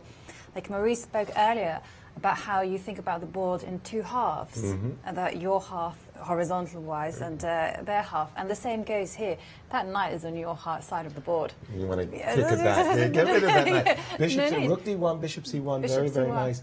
And I just wanted to say that for me, Veselin Topalov is one of those elite grandmasters who loves the bishops more than almost any other grandmaster on the circuit. So he really would like to have the white position. If you were asking me which of these two players were in this position. Perhaps he's considering something like after rook d1, what happens after queen f6. Rook d1, I mean, f6. the queen f6 probably doesn't work because of knight to e4. Well, let's just have a look, because I don't get to play the comfy bishop c1 anymore because my bishop on f3 was hanging, but you're saying knight e4? But maybe there's rook takes knight. And can't I eliminate a couple of your minors? Yeah, that's of course you're going to get some pawns, but I don't know. I mean, I would hunt down one of white's bishops if I was black. I would think that. I don't think. I don't think that knight e4 is the move. So rook d1, queen f6. Christian, is that bailing black out of an otherwise very, very ugly minor? The two bishops in an open position, and I'm sure this is what Magnus is taking his time over. Otherwise, I think he would have played rook d1, bishop right c1, quickly. because it is quite standard. Well, but it's the queen f6. He actually played a different move. He didn't play a rook cd1. He played a rook f to d1. Okay. But let's try to analyze this position after rook cd1, queen f6. The only move to preserve the advantage would be bishop takes f7. I would assume. Well, if g takes f4, bishop takes a8. Knight takes a8, and now the problem is that the consequence of this knight moving from b6 to a8 is that you're leaving the important d5 square open, and after knight d5, this is just simply game over. Yep. Rook cd1 with the idea to retreat the bishop on c1 was definitely the best way to go. Instead of that, he played the move rook fd1, which still doesn't lose the advantage by any means, but it's not as easy as it was before. Perhaps queen to e7, defending the pawn on b7, and now you have to retreat the bishop to d2. You don't have any other squares available. Now I can just simply chop that off, knight takes d2, queen takes d2, and bring my rook to e8, triple on the e file. We see a battle of bishops here. We see the light square bishop controlling the long diagonal on this side, the dark square bishop controlling the diagonal on this side. The only problem black has in this position is this move that he committed to, g6 to g5. It leaves the king a little bit uncomfortable, and I think this is the only thing separating these two players at the moment in terms of advantagiages. All right, well, thank you for sharing. If only pawns can move backwards. Yes, pawns don't move backwards. Jumping to the game of Fabiana Caruana, the luckless Fabiana Caruana versus Shaq. The players have pretty much followed the strategies that you both outlined, the dark square domination, and Shaq also, like Veselin, dynamic player. He's not one to sit back and give the opponent all the play. He has broken out with the move f6. After the capture, rook takes f6. There's a drawback that Fabi was very quick to take advantage of. Knight g5. Now that g5 square is no longer being covered by the bishop on e7, the rook's in the way, the bishop on e6 is actually the key piece in the position that really keeps black's position together. Knight g5 is a very annoying move. Rook d8, shoring up the d5 pawn. Rook e1, your turn. What are you going to do? Rook f5, knight e4. And black is experiencing some unpleasant sensations. He's got some issues. Yes, he's got some issues on that c5 square, I think. You know, well, he's being... just kind of all around the board. But you're right, c5 square, but the e6... The e6 bishop, I mean, that I think is going to go. Yeah, white's rooks just look better. This rook on f5 kind of like in midair, maybe better placed on e8. Cristian, it does look to me that Fabi has rested in an opening advantage. Well, actually, I think it's the other way around. No! You were right, Yasser. Taking black at the beginning of the game. Let's see why. So, in this position, this f6, very, very important move to open up the position for the two bishops. Whenever you have the bishop pair, you want to open up the center. f6, very, very critical move. E takes f6, rook takes f6, knight to g5. Now, this is a good move. It attacks the bishop on e6. But there's a drawback to it. You're leaving this d4 square behind. So you're never going to have that grip that you used to have on d4. And perhaps at some point I will be able to advance the pawn, open up my bishop, and open up my position in general. So after knight g5, rook d8, rook fe1, rook f5, you see, he's trying to force white to actually take this, this bishop on e6. Knight c4, h6, knight e6, queen e6, knight to g3. I can just put my rook on e5. My rooks are quite centralized. You cannot go f4 and try to trap my rook because of rook takes e3, queen takes e3, queen takes e3, rook takes e3, bishop to c5. We see this this dangerous pin on the a7 g1 diagonal. So after rook e5, I like black's plan to just deal with this out of play knight. The bishop is a little bit tied up, so if he manages to play something like bishop f6 and get his d-pawn rolling, that's going to be bad news for Fabiano. Yeah. We'll see if he manages to find a way to stop that. Strange knight g3. I was right all along. Yes, yeah. You were right all along. I was right all along. Knight g3 seems very strange to me. I'm not quite sure what that knight is doing there. I just, quite frankly, I faded out. I just missed that h7, h6 would force the trades, and if there's no tactics, then the structure actually favors black. Yes, sir. Let me Cristian, add please. one thing that I didn't see. I didn't check the engines completely. In this position, actually, f4 is the best move. Oh. What? The only move to keep the balance in the position. After rook takes e3, queen takes e3, take this forced variation, and you just simply go king f2, and you're trying to hold on to your life in this position. Computers still say equal, but from a practical point of view, I think I would prefer black, especially after a move such as knight b4, threatening the pawn on a2, threatening the move knight c2. This looks a bit shaky. I think it's almost impossible for a human to allow the bishop to play c5 f4 pinning and walking into absolute pin. I'm surprised at the strategy here. Don't allow those types of things. But I'm surprised at how, because in this type of position, I would be trying to control the c5 square, and one of the things that I've been taught is that you put the bishop on c5. You swap off the dark square bishops, you know, so you can put a knight on c5. So I'm very surprised at how. I think so. You reckon, based on that, thought that, but here's the problem. After h6, you don't have the timing that you would like to go knight c5. That was why this move h6 was so critical. Sorry, I couldn't go knight c5. Maybe here. Well, this is a good bishop on c5. Like there's going to be a lot of trades, and the move d4, yeah, b4, and something like this. Yeah, and or maybe your training, as you would say, is that you want to put your bishop on c5. Yeah, I mean, I was also thinking as well, maybe not support. I was wondering. No, okay, not quite. I wanted to put my rook on if I had an intermediate rook e6 or something. Yeah, Oh, but, rook e6 or rook c. Yes, it just knight g3 looks. Yeah, it does look like it faded like out the trend is play. going down. Yeah, the wrong way. The wrong like way. your knight really doesn't belong on g3 because it's not useful. You know, otherwise, why did you go c takes b3? Why did white play this? C takes b3. If not to control the c line yes. and to do Yes. active operations. Well, challenges for both players there. Let's just continue look around the horn. Wow, the players just hosed all the pieces off the board. I'm looking at the game between MBL and Wesley So. It's 4 versus 3. Very dynamic ending. It's a.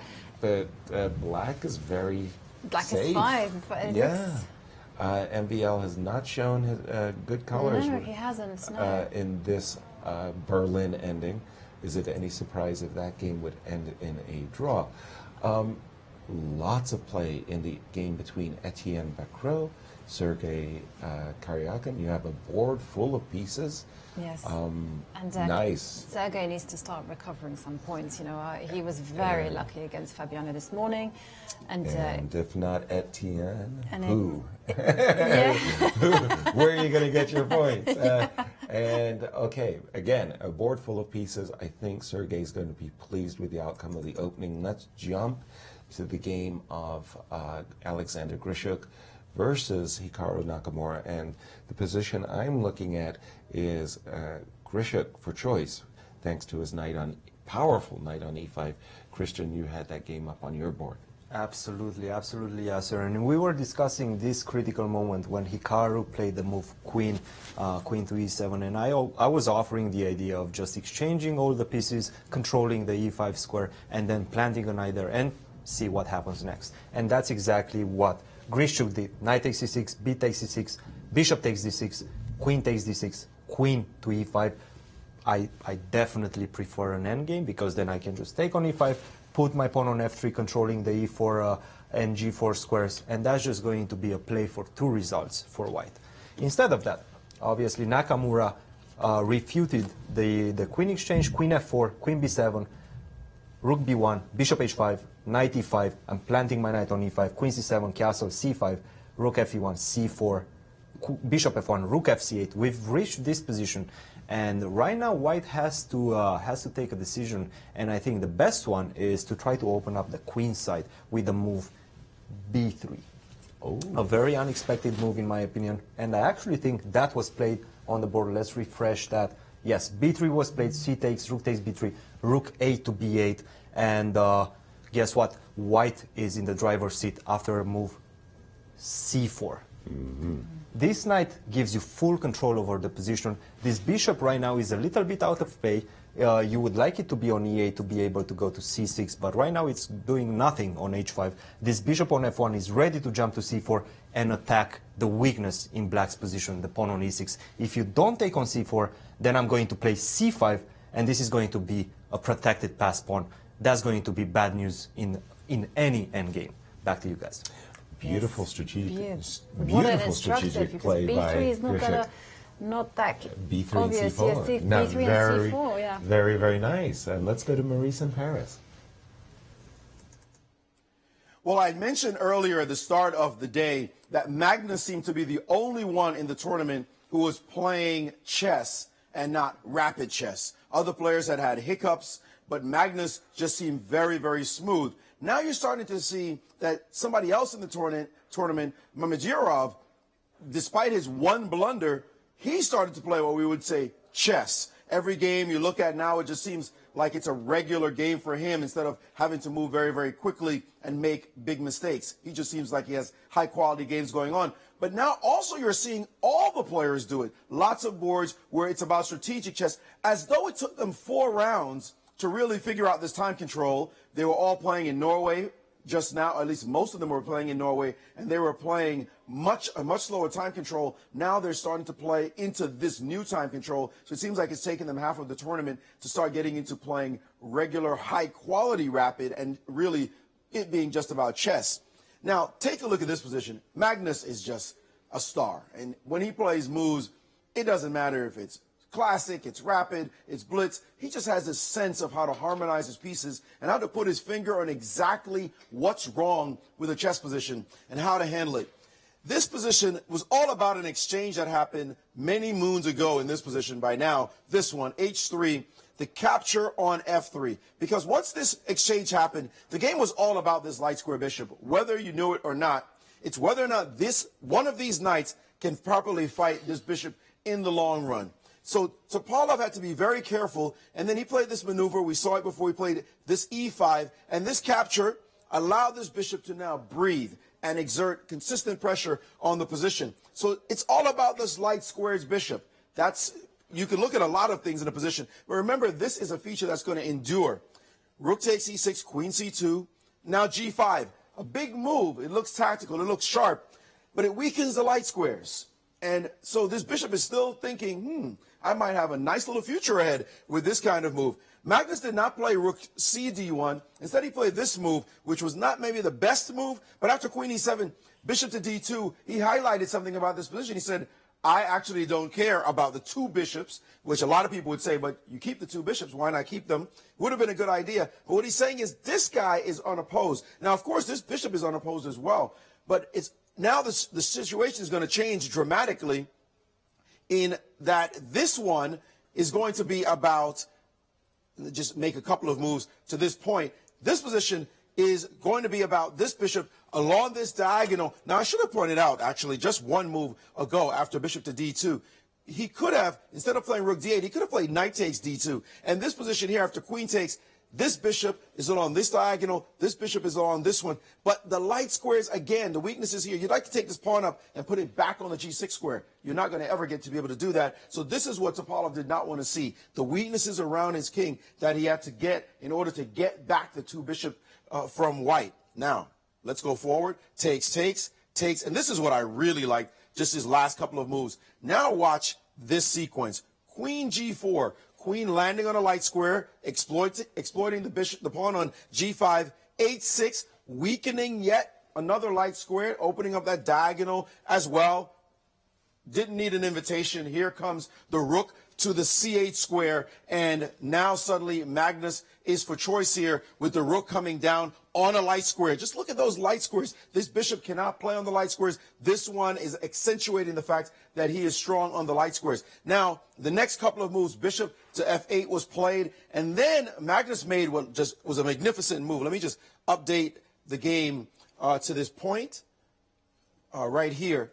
Magnus, after rook C8, bishop to F8, he now played a move that's just, you can look at this and it's just so super instructive for the long term. He played the move bishop takes D5. Now that's a stars move, because I was telling you all about these light squared bishop as extolling the virtues of this move. But his intuition told him that now it was time to get rid of the bishop. Bishop takes knight is a move that is, I call simply the most important exchange in all of chess. He took this piece in order to dominate now anew on the back rank after rook takes, bishop C3, queen G6, rook E8, and takes. And black is just tied up in knots back here. A dominant position for Magnus. Now, it may not have been the most precise moves, but it's the way Magnus's intuition, his feel for putting the pieces on the right squares, when to make the right exchange, what's the most influential features on the board. Right now, he just has a completely dominant position, and it just shows why he is simply the best player in the world. Thank you, Maurice. And Cristian, as a Grunfeld player yourself, you would sit there and you would be loath to lose the long diagonal. You're not going to put your dark squared bishop and allow the opponent to put the dark squared bishop on the long diagonal, as has Magnus.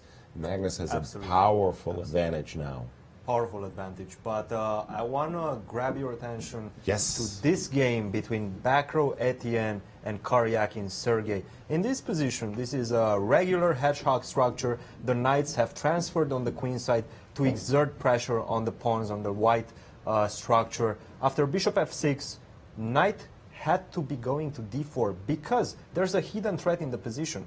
And this is exactly what back row missed. He played the move f5, very natural looking move. You're opening up the bishop on g3. You're putting some pressure on the e6 pawn. But now the problem is bishop takes e3, b takes e3, and knight goes to a2.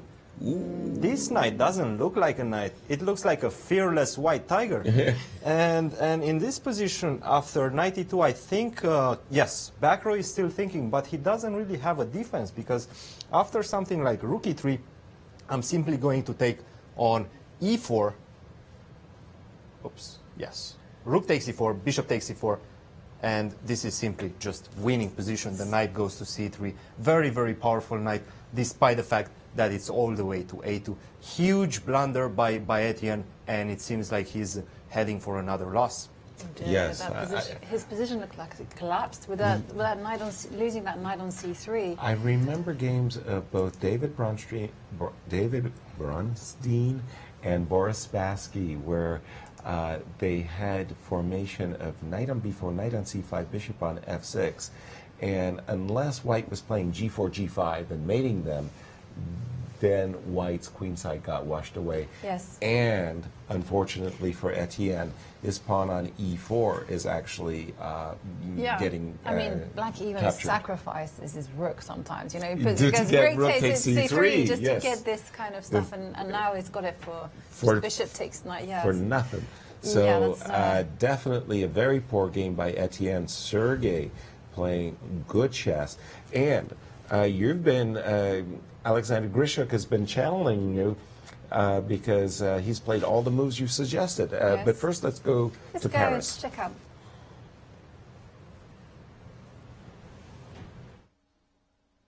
Well, you know, Jovanka, you said something earlier in this broadcast. You said you think maybe what should happen to Fabi is he needs to get a lost position and then come back from that one, since winning positions don't seem to be working for him. Well, he's going to tell you thanks a lot. And, man, he might have something to say about you coming back, doing any kind of broadcast after this one, because hey, knight a2, rook e1, rook e8, king f1, and thwonk. And he's on the business end of getting crushed this game. Will he be able to come back? We will see. But I'm sure this is not what he was hoping for when he started with the white pieces at the beginning of this round. No, this looks like a joyous occasion for open Roy Lopez players to celebrate. Yes. This has almost been a model game, in fact, by Shaq, as he's exploited white's queenside structure, and he's just crashed through as well in the center. Well, let's hope for a miracle. You know, let's hope Well, he gets his miracle, because yeah. otherwise... It's scary. The game of Wesley So, MBL, Wesley's nursing a pawn, maybe a half pawn advantage, but thanks to this H pawn going all the way to H5, I don't think MBL is in trouble yet, but in an open position, the bishop on D5 could look really good. If also Wesley can somehow smuggle in a tempo C7, C6, it means basically the bishop on D5 is untouchable. You never want to take anymore, because then black straightens out the double pawns and two connected pass pawns will Wesley cost the has game. to deal with this H-pawn, that's the running H-pawn, which And is... his last move was rook E4 to E6 to... Yeah, he's eyeballing it. He's eyeballing. I mean, this bishop on D5 is very powerful because, of course, you know, white would love to get behind it. It's not possible, though. Yes, because the H1 square is nicely protected by the bishop on D5. Christian, your thoughts? Yes, absolutely. I want to point the critical moment in that game, and that is this position after king to G3. White obviously is trying to go H4, H5, create a very dangerous pass pawn.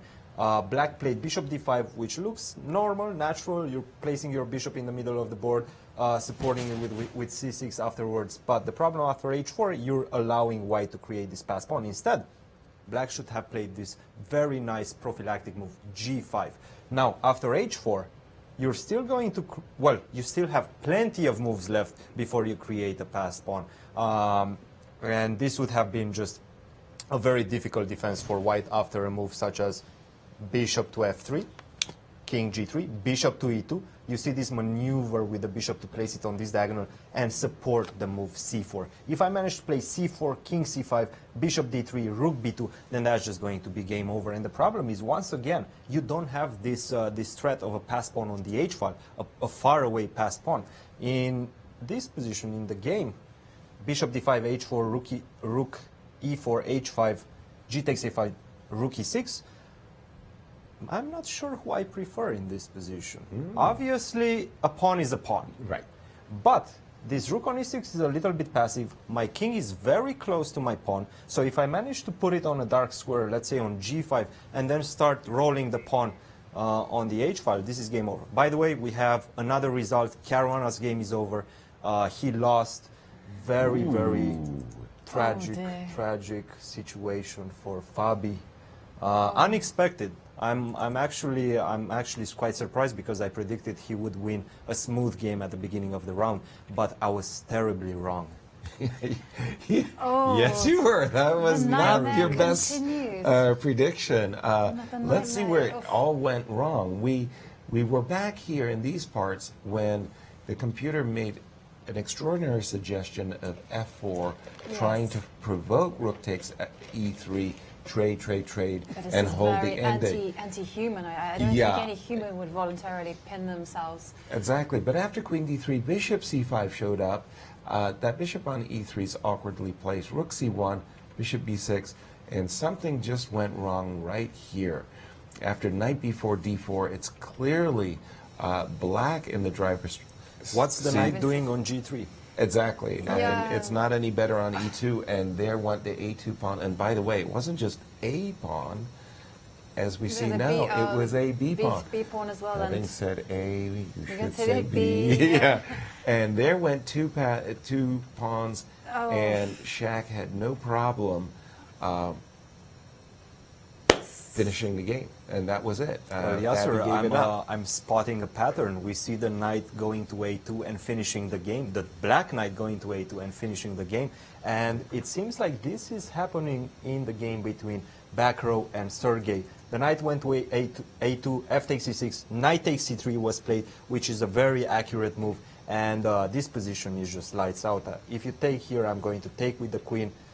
You have to move one of the rooks, maybe something like rook a1, let's say, but knight 5 takes e4, and now your bishop is going to be lost. Next move, this is completely lost. So after knight takes e3, white can safely resign. Wow. So let's check in on Paris. Maurice, what can you do?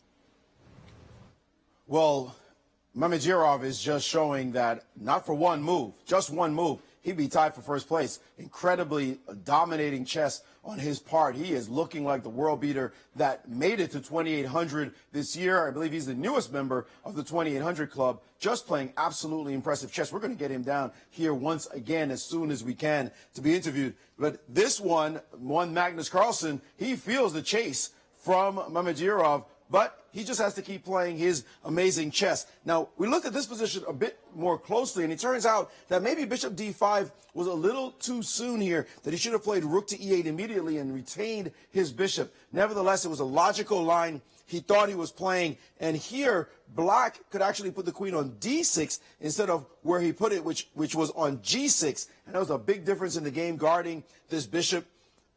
Instead, he made this mistake, and suddenly here came the pieces, takes, queen b1 check, king h2, queen to f1, looking for some kind of counterplay. And these are the kind of moves you see this kind of chess get played, and you say, we're dealing with a player here. Bishop to e1. By the way, put his king on h2, almost sucking the queen into the f1 square. And now bishop to e1, taking it off the marvelous diagonal, just spectacular diagonal right here. But it turns out that this piece, if these two pieces are going to be considered equal, your queen is tying down my bishop, pardon me on that move. If your queen is tying down my bishop and my bishop is tying down your queen, then this really doesn't matter because the threats to your king are all that count. We can almost divide the board in half this way to say you're on the wrong side of what's about to happen to your king. He played the move king to g7, but after queen to f3, suddenly he found himself under huge threats. This bishop is going to come back now to the c3 square, and the attack bishop to b4, rooks hanging, too many threats in the position. Topalov resigned. Magnus once again winning, and man, he is running so fast. It's going to take another super fast thoroughbred to keep up with this man. He is showing why he's just simply the dominant player in the tournament. But there is the guy named Shaq, and he's trying to make a bid to maybe keep Magnus in his sights. We'll be interviewing him in just a few moments. Thank you, Maurice. Thank you. Well, things are getting fast and furious, guys. And guess what? Guess who's in trouble? Guess whose luck ran out? Is Wesley. So in this position we mentioned, after rook e6, it seems like the combination between the king, the knight, and the pass pawn on the h-file is extremely dangerous, and the black king is a little bit far away. So in this position, white played rook d1, c6, h6. This is a trap. You cannot take on h6 because of knight f5 double attack. Instead of that, he played the move king c7 with the idea to take now on h6. This was a bad move, by the way. A move such as rook g6, king f4, rook g8 would have been the right move. This is not a human move, definitely not a human maneuver by any means. Instead of that, he played the normal king c7, but after knight g4, bishop e4, controlling the h7 square, now I'm going to attack your pawn, and I'm going to actually threaten to perhaps play f3, take on e6, then play knight f6, and then push the pawn on h7. c4 was played, king to f4, bishop to g6, after rook takes e6, f takes e6, knight f6, I'm going to push the pawn to h7, grab your bishop. I am still in the square, as you guys can see. So your pawn on c4 is not threatening at all. After c3, I can just simply play king e3. I'm maintaining the square rule. And this is the only question, whether this is going to be enough for a draw for black, if he manages to bring his king all the way to the pawn, or will my knight be able to come back, create a blockade, start picking up the pawn, and that's just going to be game over. Thank you. And we've got Mamidarov with Maurice in Paris. Let's hear what he thinks.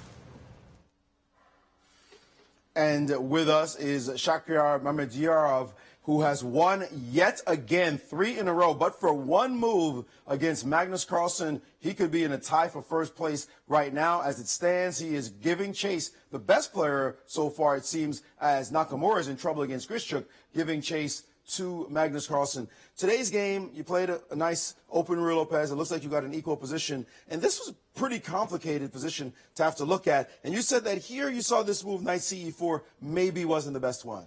Okay, after, knight c4 is white is give for black some advantage. It's a time to play very accurately. Play not knight e4, it's bishop c1, just back bishop up again, and it means I need to take g5. Looks like a draw position. After some captures and the capture on e6. Yeah. Problems. I think everything. It was my home analysis after till rook f5, or maybe before, maybe till rook d8.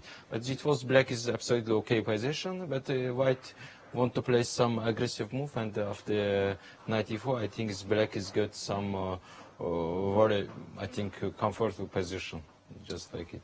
Are you surprised the way he collapsed? This Fabiano Caruana is a very strong player. He's sitting now on a half a point, a 1 draw out of 5 games. That seems very surprising for a player of his level. Okay, last year I think Kramnik also played in these tournaments, like after 7 rounds, half points is like it. It is normal because it's very strong players here.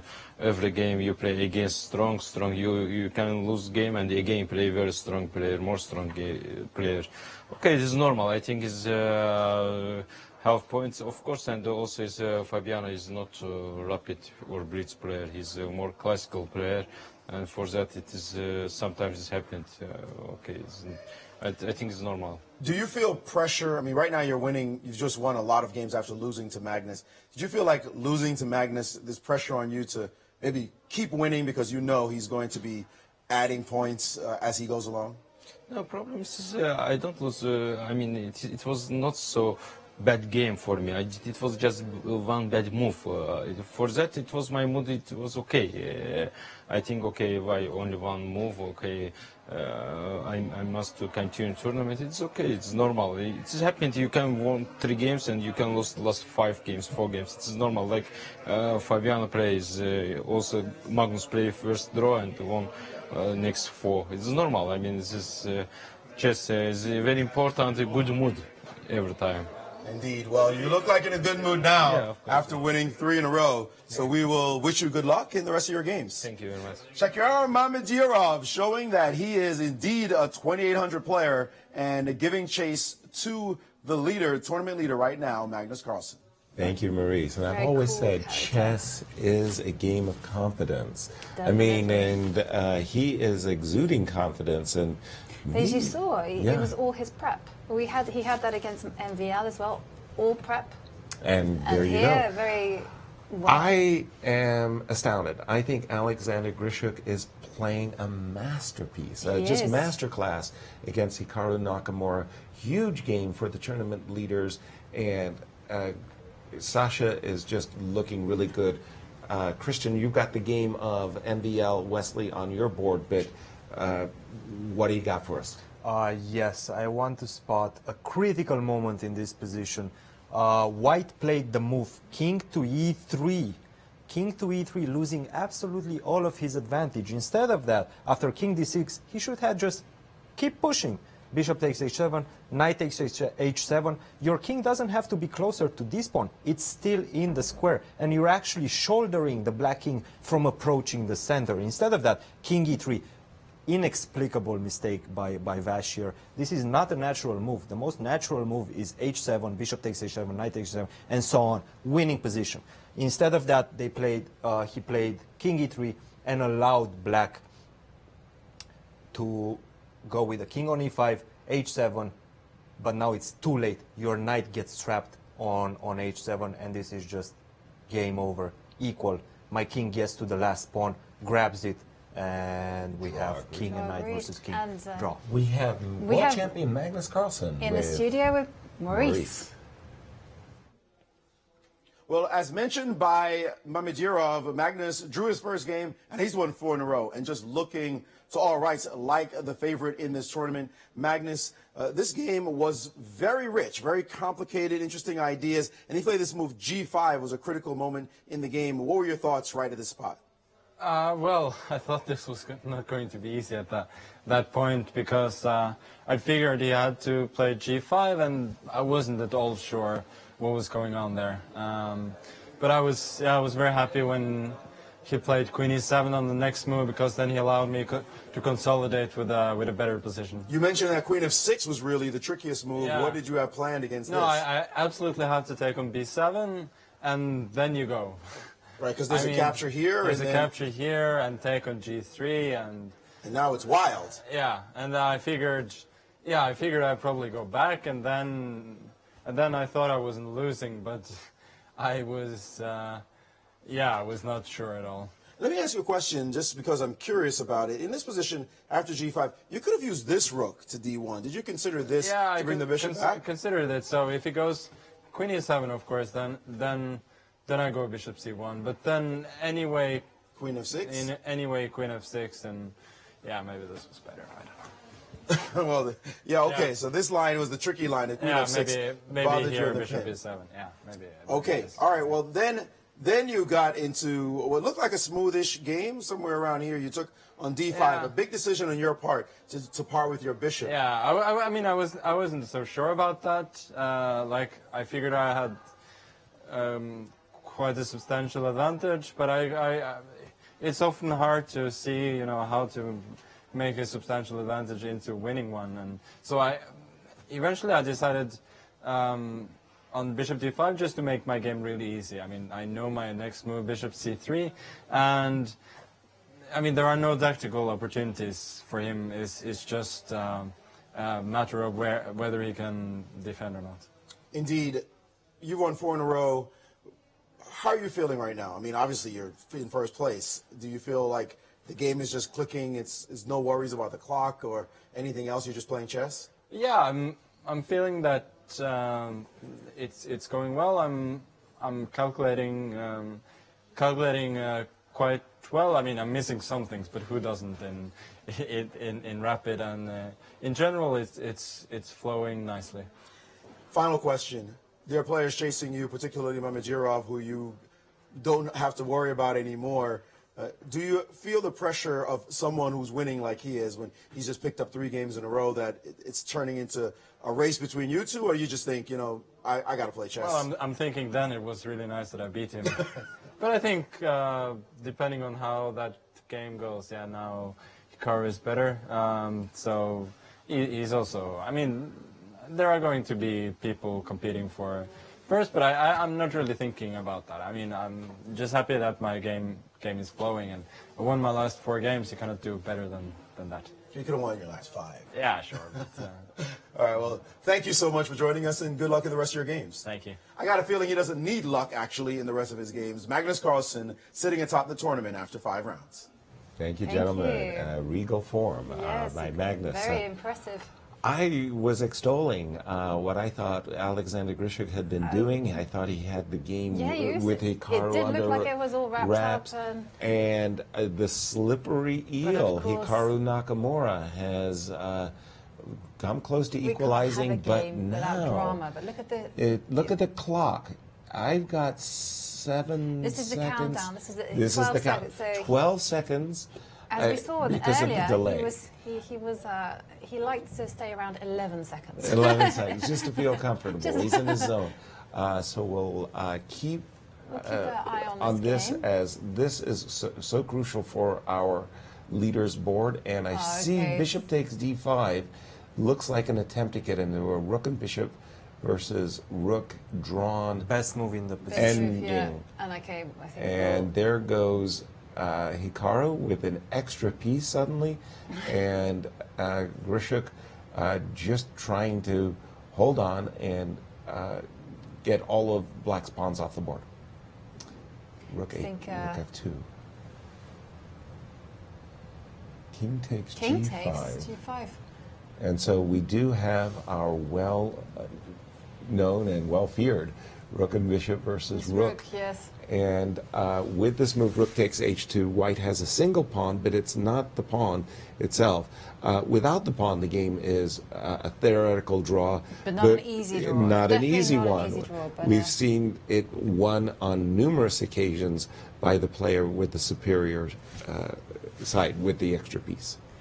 Unbelievable turn of events. I mean, Truly. he was playing such a fantastic masterpiece, all under control. Absolutely. And now he's finding that he has to defend a very unpleasant... Ooh, and there goes the pawn. And there goes the pawn. But that's okay. I mean, he but never intended to keep it. Yeah, Actually, in some ways, it's really nice to get rid of the pawn because of the 50 move rule. Like, just get your rook and bishop versus rook position. And now it looks like he's trying the 7th rank defense, 7th line defense. Yes. With rook G7 and rook G6. I feel this one is going to be a little bit tricky for Grishuk because the board is the wrong way. I know. It's incredibly strange. Exactly. I mean, I once had this queen versus rook, and it was lined up like that, and I thought, I can't handle this. I made it the normal. Flip the board around. Okay, so the 7th rank defense, and we're down to seconds. And there you go. Okay, so he's still on 11 seconds. I have the feeling that it would be a miracle if Sasha I think is not fully comfortable in this ending. No, but it's really not what he wanted, you know. Of course not. No, he definitely. I mean, if he'd been suffering and he got into this, great. You know, he's got some chances, but he was winning. By the way, I think they have repeated. They've reached this position before rook G5 check is automatic, of course. But the repetition doesn't count. Rook G7. Will he find rook G? Yes. He did find rook G7. Hikaru is not using the 10-second delay because he doesn't want his opponent thinking at all. Hikaru is playing as if it's a bullet game, not a rapid game. And check. And now, like you say, the board switches around again, and again, it's a different 7th rank defense along a different a bit more natural border of the board. But that bishop on F5 is really locking in White's rook. You can see Hikaru is making, and now you have the stalemate trick. This is the whole point of the 7th rank, right? The 7th line defense. Exactly. Ooh, what was that? Does that move okay? Rook check and King A3. He didn't play the King A. He didn't play rook check right away. He played King A3 first. I thought rook check. Wouldn't that have won? Rook check and then King A3. King D2 forced. Yes. It looks like that wins on the spot. Missed a win on the spot. Ooh. And this is getting this looks very already difficult winning. anyway. Yeah, something went. Bishop f5, bishop e6. How do you defend against that? Right. Wow. It looks like rook e8 is the only move, I guess. And it's not enough because of the check. It cannot be enough. I mean, once you're king. Oh, okay. Bishop e6. Yeah, bishop e6. And rook now f7. Rook f7. Rook f7. I think. Why is he not playing rook f7? I don't know. Rook f7 looked like it was. Because this is actually a really beautiful move because it's almost kind of like a Zug's one. You can mate. You have mating patterns suddenly on both sides. But rook f7 was just simply weak. Also, no, this is the mating pattern I meant to say. Okay. That you've got this rook a3 mate, and it's resigns on the spot. Now it's resigns. Hikaru has won the game, and there goes a resignation. Oh. Very, very poor defense by a world-class grandmaster in a known drawn ending. And Hikaru remains chasing. Yeah. Very in my close. opinion, that's one of the most underrated endgames in chess because people don't actually analyze it. They don't But study. it's so important. It's so frequent in elite tournament situations. And if you don't know how to defend that, you're going to be in deep trouble because White has a lot of ideas to get your king checkmated. But let's look at the critical moment in that game, in my opinion. Yes. I think it was somewhere around. So, Grischuk was playing a marvelous game. And in this position, he had this move after g6, knight takes to b5, rook takes to b5, rook to b1, forcing the exchange of the rooks. Then I'm going to materialize my my pawn superiority on the king side after rook takes b1, bishop takes b1, f4, king f3, g4. I'm going to place my bishop on a2, attacking the d5 pawn and stopping any sort of attempt at promoting the a pawn. This would have been almost a winning position for White. Instead of that, he did all sorts of wrong things and ended up in that very, very difficult endgame, which he didn't manage to salvage. Wow, thank you, Cristian. Another extraordinary round of chess. Who believed this? You know, who would have thought that? Hikaru. Yovi, this is amazing. I have never seen it. We have to. And the leaders are streaking. Magnus is playing great. Magnus, of course, is playing great. Mamadjara is playing good. Hikaru is riding his luck. Exactly. 2 games. Wesley. Wesley is. That could have been all results there. Yes, I it felt looked like he was in but control, and then he lost control, and then he was very lucky to save it at the end. escape with a draw. The French audience will be a little bit. Etienne looked awful in this round. No, and poor Fabiano. Let's see if we have a graphic prepared for. We're not there yet. Not quite We're there. getting there. But boy, I tell you, that was a huge turnaround. I really thought that Grischuk had that one in the bag. But yeah, Magnus won't be pleased, you know, because it's, he wanted his lead to be lengthened, but Right. of course, Hikaru is there snapping away. Well, in America, American players know that when you're playing Hikaru, he is tricky. He's extraordinarily resourceful, more so than just about any other player I've ever seen. And that's saying a lot, because I've seen a lot of players. But he somehow does find his way out of the bag. Yes, you know, once I've only played Hikaru once, but I played him once, and I was exchange up, and I had the perfectly winning position. Really? And I made the mistake of giving him the initiative, and then I thought, then it all collapsed as it does, you know. And it was many years ago, but it was very exciting. But one thing I remember when I have bad positions, I think Hikaru would have loved to have. Yeah, he'll save it. He'll save it. Said it.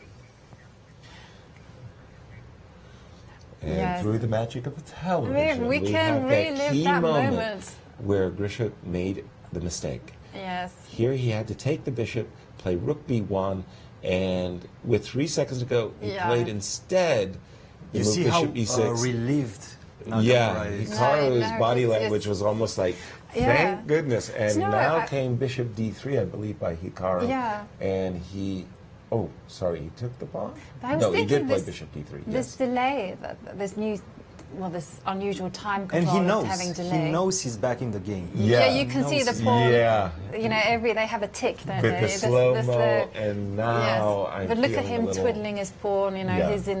he's. and It's all suddenly good. the win had the elusive win had slipped away. Well, And now we have can the standings we can ready. check out the standings. And in clear first place, we have world champion Magnus Carlsen with 9 points out of 10. And hot on his heels, Hikaru Nakamura with 8 points out of 10. Third place, Shakira Mamedyarov from 7 points out of 10. And Wesley So with 6. And- So 3 of my horses, I had Magnus, Shaq, and Wesley as my top picks. They're acquitting themselves well, but Yeah. Hikaru's in the mix. The defending Parisian champion Yes. is showing his colors. It's- Fabby, still as luckless as ever in last place with Etienne. Yeah, what to do? Christian, do you have any thoughts? Well, first of all, I just want to say I was very, very impressed by how repulsed was Magnus when Maurice mentioned the engines. He was like, yeah, okay, leave me alone, you know. That shows that he still bases his moves on his understanding. He doesn't care about the computer evaluation. He just plays chess, pure chess, basically, and he's having a lot of success with it. Alex Grishuk, unfortunately, one of my horses, I'm very, very saddened by what happened. He played a brilliant game, great strategical concepts on that square on e5, but failed to convert. And Shakhriyar Mamedyarov, he's on a roll, and he's a dangerous man. I'm looking forward to the next round. All right. Well, thank you, Christian. Let's go to Maurice. Oh, he will be ready in a short while. I'm just sitting there myself. I feel like I'm getting rocked by the Yeah. results because they're not following a pattern that you would expect. Like this No. was a real achievement that Grisham Yes, made, I'm and wondering that he whether didn't this be able to time point. control, like someone who thrives on drama, you know, and the stress, because you have to remember when you're in time trouble, your opponent also gets very excited as well, Of because you course. think, you know, and then but Let's with the push added him time, over. with the added time control, you know, when it's played on increments, you know, you can escalate things. But here, with this delay time control, the only person getting flustered is the person in time travel. It's not a mutual thing. So I wonder whether Grishuk is suffering from this, because It's not his usual comfort No, it's zone. not his That is no. true. And let's go to Paris for some final thoughts on this round 5.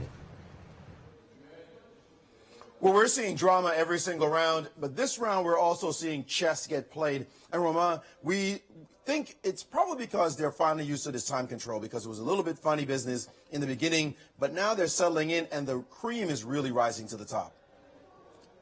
Yeah, well, the blunders are coming later than before, if that's what you mean. If that's what you mean. But still, I'm very impressed how people like Nakamura are just able to wait in totally lost position, and at the last moment, when it really becomes like a blitz game or a bullet game even, the way they manage to change these things around. I mean, it is just unbelievable not to lose this up front when you have such a losing position. I think it will be very difficult to beat these guys, because what is needed. Exactly. The guy's in the grave and he's still finding a way to jump out of the coffin.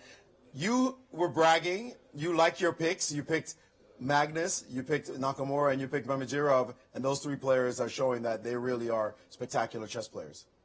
Yeah, so far Magnus is playing the best, but also Shaq is playing very good, and Naka, I think, is not playing that great here, but simply at the critical moment he is so good that that's why he belongs.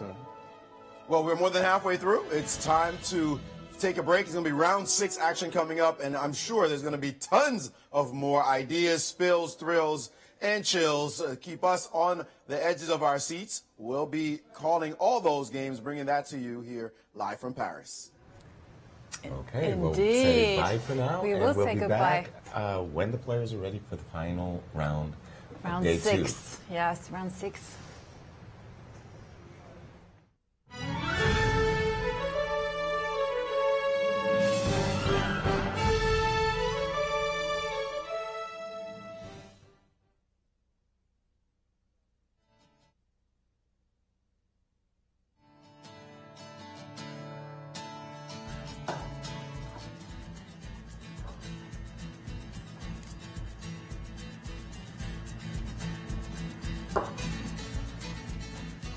I'm Mike Matheny, manager of the Cardinals and chess fanatic.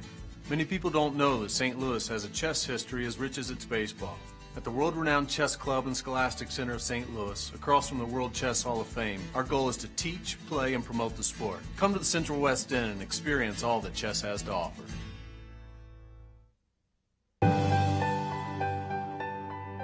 Healthcare in America is changing, evolving, and we're helping lead the transformation. Ascension is made up of physicians and other caregivers called to deliver compassionate, personalized care for all. As one of the largest providers of care in the country, our patients benefit from collaboration between hospitals, medical practices, and healthcare innovators nationwide. Ascension's faith-based heritage means we have a moral obligation to serve everyone, especially those who are struggling.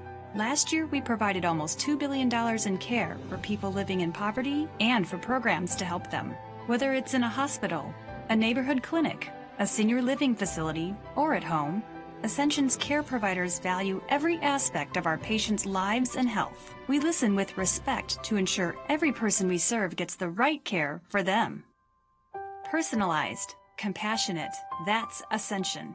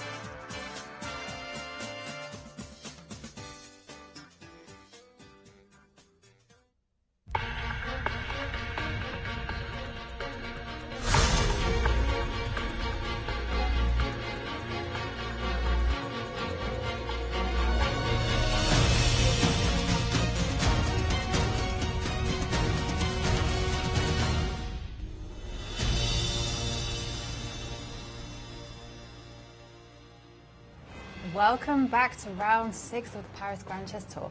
And as we can see, the action is all about to happen. Yeah, the players getting ready for an exciting round 6, and we've got some wonderful mouth-watering matchups. Absolutely. Wow, take a look at what we've got. We've got the big one, Yes. Hikaru versus Magnus Carlsen. Wow. Number 1 and number 2. Number 1 and 2, and of course, Hikaru. Big rivalry. Yeah, well, he would like it to be a rivalry. That's what I mean.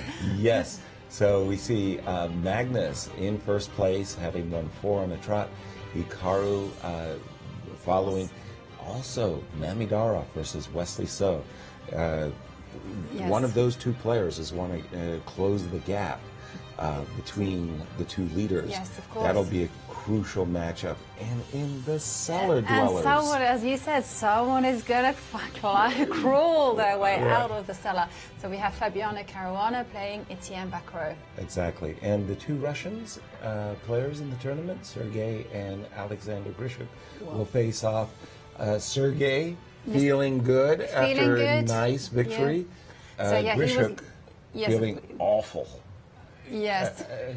Yes. And just to recap the current standings after 5 rounds. Magnus, of course, still in the lead with 9 points out of 10, closely followed by Hikaru Nakamura on 8 points out of 10. And of course, we have Shaq Mamedyarov, 7 points. So it's quite tight. Very hot. Yeah, one result can change things significantly. Exactly.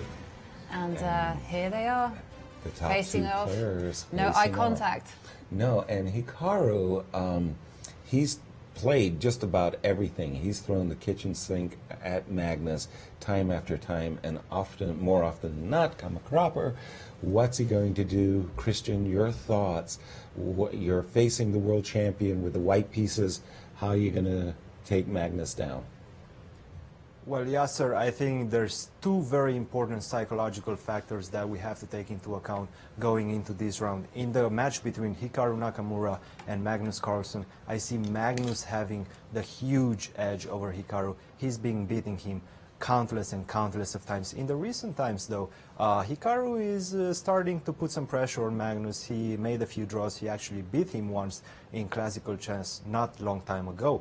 In the other important game, crucial matchup between Mamediyarov and Wesley So, the last two encounters between these two guys went in Mamediyarov's favor. He beat him twice in the last 2 times in the Pro Chess League and I think in the Shamkir Invitational. So huge psychological factors that we have to take into account. We'll see if Wesley and Hikaru can deal with that.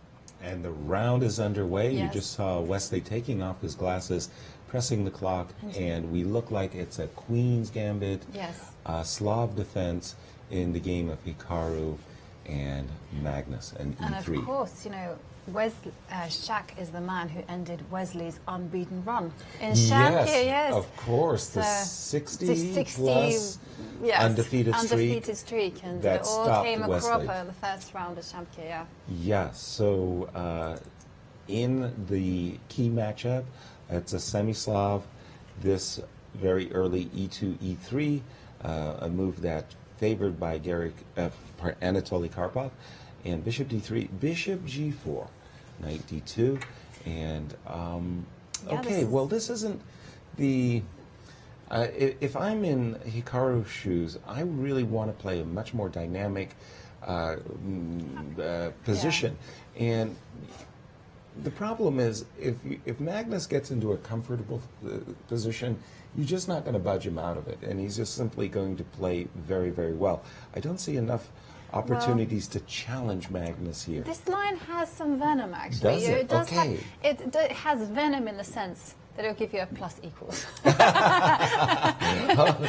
terrified. Yeah. Well, you know, it is. He has, Hikaru has good chances for a plus equals. You know, it's just that you carry. It's very easy play. You castle B3, put the bishop on B2. The queen will come to C2. Obviously, strategically, White will put a knight on E5. So Black has to be a little bit careful about this knight coming to E5. So normally Black will try to avoid these things by putting the queen on B8. Some very weird things, and then White plays I play this as white myself, so Oh, I'm going to that's argue why that I'm you- going to argue for the plus equals. You know, Okay. the power of this. How do you feel, Christian? What's going on? Well, I just want to look at the other important game between Mamedyarov and Wesley. So in this position, the main move is c5, and after c6, b4, b6, a3, a5, we get this very, very complicated position, which has been seen at top level in recent years quite often. Instead of that, White played the move a3, preparing the move c5 and then b4 with the b4 pawn protected. So now Black played immediately c5, but this allows White to get quite a comfortable position after c takes d5, knight takes d5, knight takes d5, e takes d5, d takes c5, knight takes c5. In this position, 1 year ago when I was analyzing it, I came to the conclusion that bishop e5 would be the best move, and after bishop f6, bishop takes f6, queen takes f6, queen to d4, we exchange the queens, slightly better endgame for White, and he's going to play for 2 results. Instead of that, White played bishop e2, queen b6, now knight, bishop to e5, and the last move on the board was knight to b3, rook to b1. I still prefer White in this position because of his long-term strategical trumps, which is the isolated pawn on d5 that he's going to take advantage in the future. He's just going to play castle, knight to d4, exchange some pieces, put the bishop on f3 to attack this pawn, then double up on the d file. And again, this is going to be a play for 2 results, in my opinion. Well, yeah, that's the old thing. But the new thing, the latest new thing, was how Levon Aronian won the tournament in Norway in marvelous style, and he played exactly this defense as Black. And he, instead of, you know, holding on to his isolated queen pawn and digging in for the long haul, he played it very dynamically, bishop f5, bishop e4, and he held the game very comfortably. Yes. Levon went undefeated. Very, very impressive result in that tournament, and he was the tournament winner. So the computer engines, the players have, you know, we understand the isolated queen pawn's weaknesses, but the computer shows great resources, and Black's drawing more often than losing those positions. But I think that's true, but we're in rapid play format. Okay. They have to, you know, you have to take tricky decisions quickly. Quickly. And bishop f5, as predicted. Now, here I'm thinking bishop e4 is the way to post up, and it took Wesley a minute or two just to orient himself, but he did go for this line of play. Again, he's not just sitting back and saying, I've got the isolated queen pawn, I'm going to defend my position. Rather, you know, if you look at it, the knight on b3 is not bad at all. It's not bad. Black's rooks are coming to the c file and the g file, and it's going to be hard for Shaq to shake off these black pieces that are kind of buzzing. I guess one way to do it was probably try to reroute the bishop and reroute the bishop to to c3 and then, or the knight, you know, dropping to d4. Put a knight onto d4. But then come some trades, and the rook will be on the c file. So Yes, I true. think that Wesley is actually okay in this position, that he's cruising and he's going to feel a I little think the comfortable. control of the c line will probably balance Compensate enough. In the game, the all-Russian matchup, Sergei Karyak and Alexander Grishuk. We have Again, the French defense. Sasha won the opening game with Black in this day 2 of competition with the French defense. So why not? Why not? And we see a position that is very common. The bishop coming back to f1, that makes a tepid impression. I don't see this as really putting a great deal of pressure on Black. I think Sasha's doing well. Let's continue our look around the horn, and we're coming back to the game of Magnus. Let's see what actually took place, whether Hikaru followed your advice.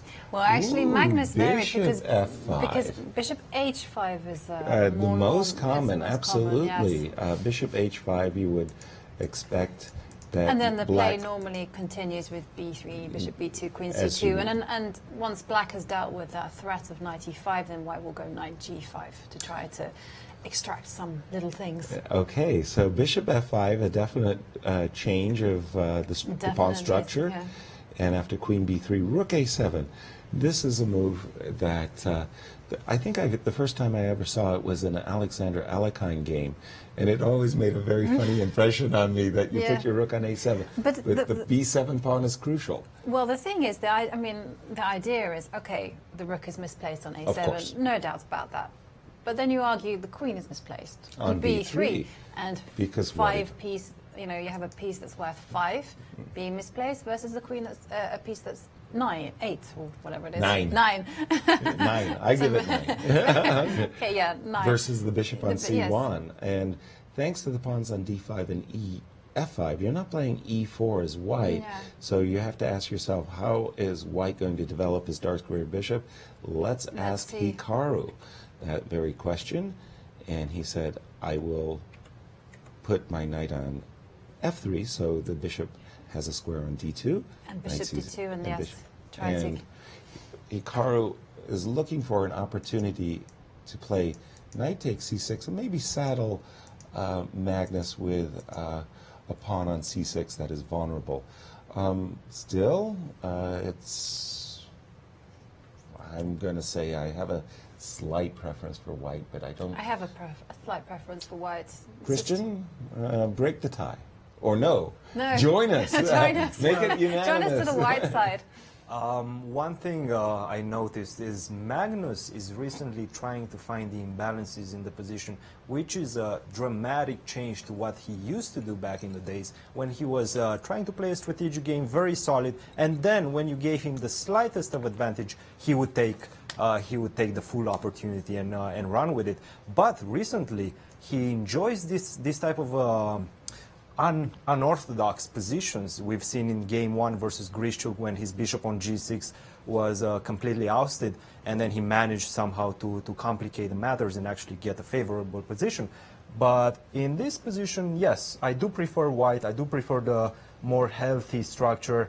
After knight e4, which was played in the game, Hikaru went rook fd1, preparing perhaps to hide his bishop all the way to e1 and then go rook d to c1. Now, Black has to find a way to create some sort of imbalances, because if we go the long term, then white is definitely going to have the advantage due to the favorable structure. Thank you, Christian. And a very theoretical discussion going on in the game between Veselin Topalov and MVL. It was a Najdorf Sicilian. Veselin played for an English attack with f2, f3. And these middle game positions have been seen very often. Lots and lots of games in these positions. White has a queenside majority. He'll try to use it to good effect, playing for b4 and c5. Black, on the other hand, he has a kingside / central majority with f5, f4, e4. And we saw earlier in the tournament, I think MBL had this position, a type of position, I mean to say, with Black. And, well, okay, that's a big game. I guess white is just simply waiting for Black to commit himself to something. And he always has the two bishops. Yeah, he always has the bishop. And I like the square bishop, you know, the possibility of putting a bishop on g5. You know, it's that kind of... Right. But the whole point is as the position opens up, the two bishops will flower. So, of course, MVL knows this all very well. Yeah. That's a nice game to keep an eye on. But now, let's head to Paris. Let's head to Paris, yes, where Maurice will pick his favorites. Well, we're looking at a couple of interesting games, and of course, you have to pay attention to this one with Mamediyarov, who has a possibility of winning this event if either Magnus or Nakamura stumbles. Certainly, Wesley So is also in the fight as well, but it looks as though Wesley's under control here. He played this move, Queen G6, just highlighting the fact that he has more space than White does. Yeah, a very nice move, because Well, this pawn structure is normally a little bit better for white because of the isolated pawn on d5 and the very nice square on d4 for white. But here black is very active. He's got his bishop to e4 and his knight to b3. Still, sometimes you need tactics to manage your positional goals, and queen g6 is exactly the kind of moves we are looking for. And now probably white has to take on e4, d4, and let's say knight d4, and the position is just equal, and maybe even better for black if he keeps the knights.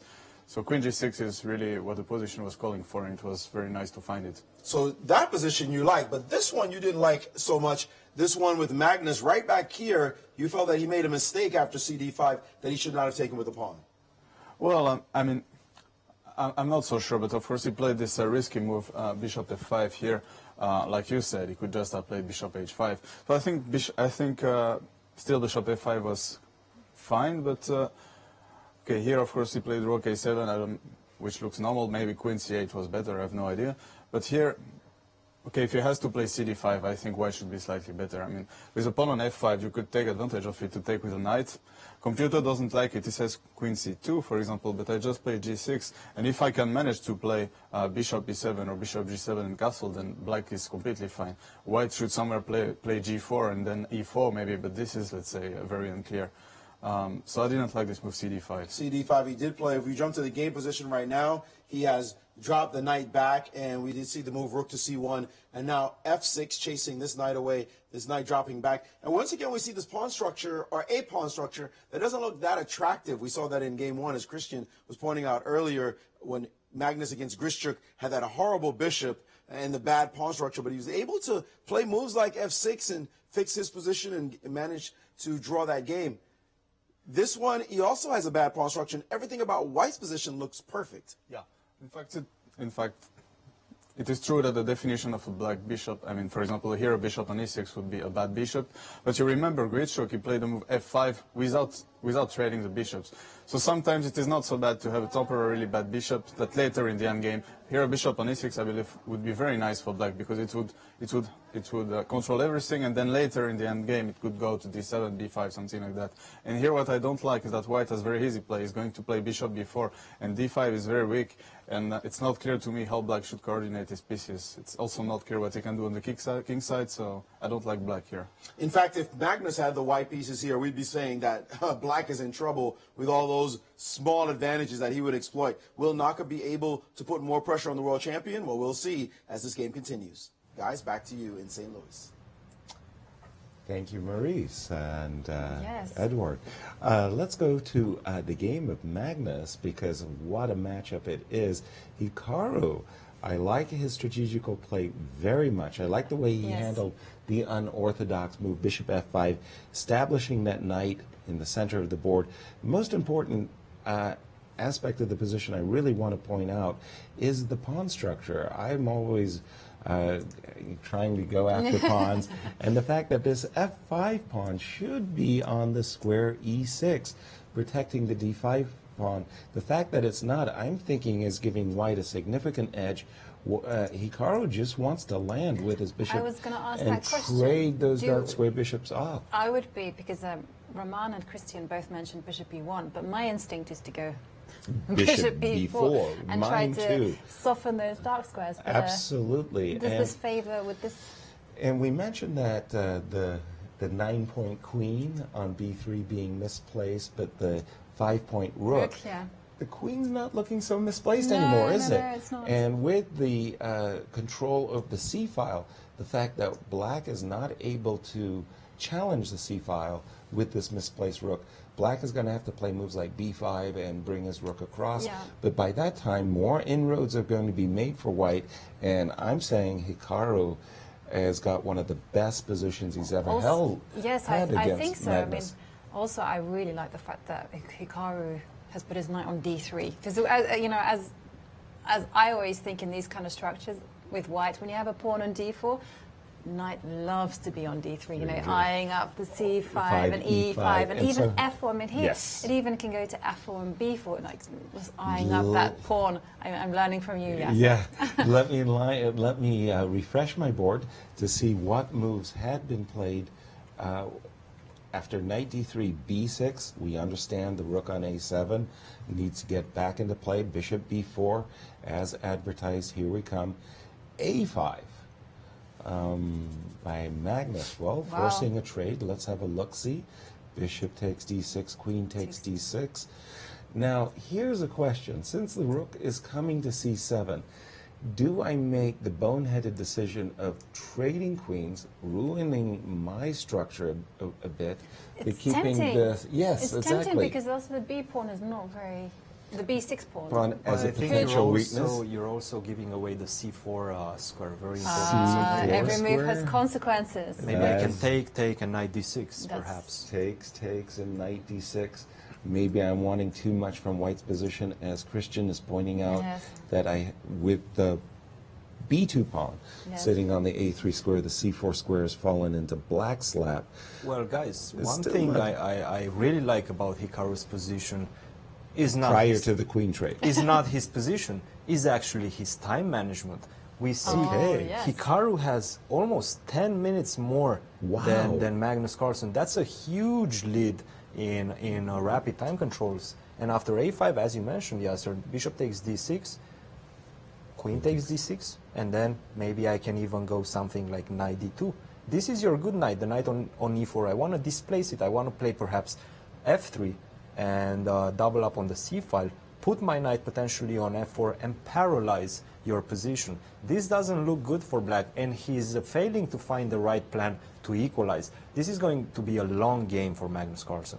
Wow. And one of the reasons why Magnus is getting short of time is because he's looking for active counter chances, which Yes. quite frankly are not there because white's position is so extraordinarily solid. Look at it, white's structure. No weaknesses. Well, also, you know, you're kind of turning the tables on him because he's understanding Yes. all these slight advantages and he's feeling uncomfortable because he understands, well, actually, this is not very pleasant for me. Meanwhile, if Hikaru had gone aggressive, then he goes, okay, well, I have my long-term chances and exactly. get hope. Well, let's take a knight d2. Definitely a good possibility there. I'm just looking. I like posting up my pieces. I like playing moves like queen b5. You know, eyeballing a lot of squares. And if we see a move like rook c7, I'm not saying rook c7 is the best, but at least bringing that. I have still kept control over the c-file. I am looking for an opportunity of playing knight f4, putting more pressure, and maybe on a good day even worming my way into black's camp. For example, queen d6. I can start to think about queen b3, queen a6, queen b7. You know, those creepy crawly moves that you just hate to defend against. Magnus is feeling the heat. Cristian, your view? Yes, absolutely. Magnus is feeling the heat, and in this position after rook c2, which was a little bit of a strange move in my opinion by Nakamura, because I think knight d2 f3 was crucial to be made. Unfortunately for Magnus, he didn't play this move. Rook to c7. I just want to challenge your rooks on the open files, and I want to exchange as many pieces as possible and hope that I'm going to be able to get an endgame, bring my king towards the center. Knight's endgame, that should probably be a draw. Instead of that, Magnus played rook to b8, and no, he played g5. Whoa! Rook dc1, rook b8. You were mentioning Yas. Magnus is trying to find a counterplay, and I'm not really sure there is any counterplay in this position. Because if you play something like, okay, let's say queen b5. Queen b5, yes. Okay. And now I go g4, G5, yeah? G4. Yes.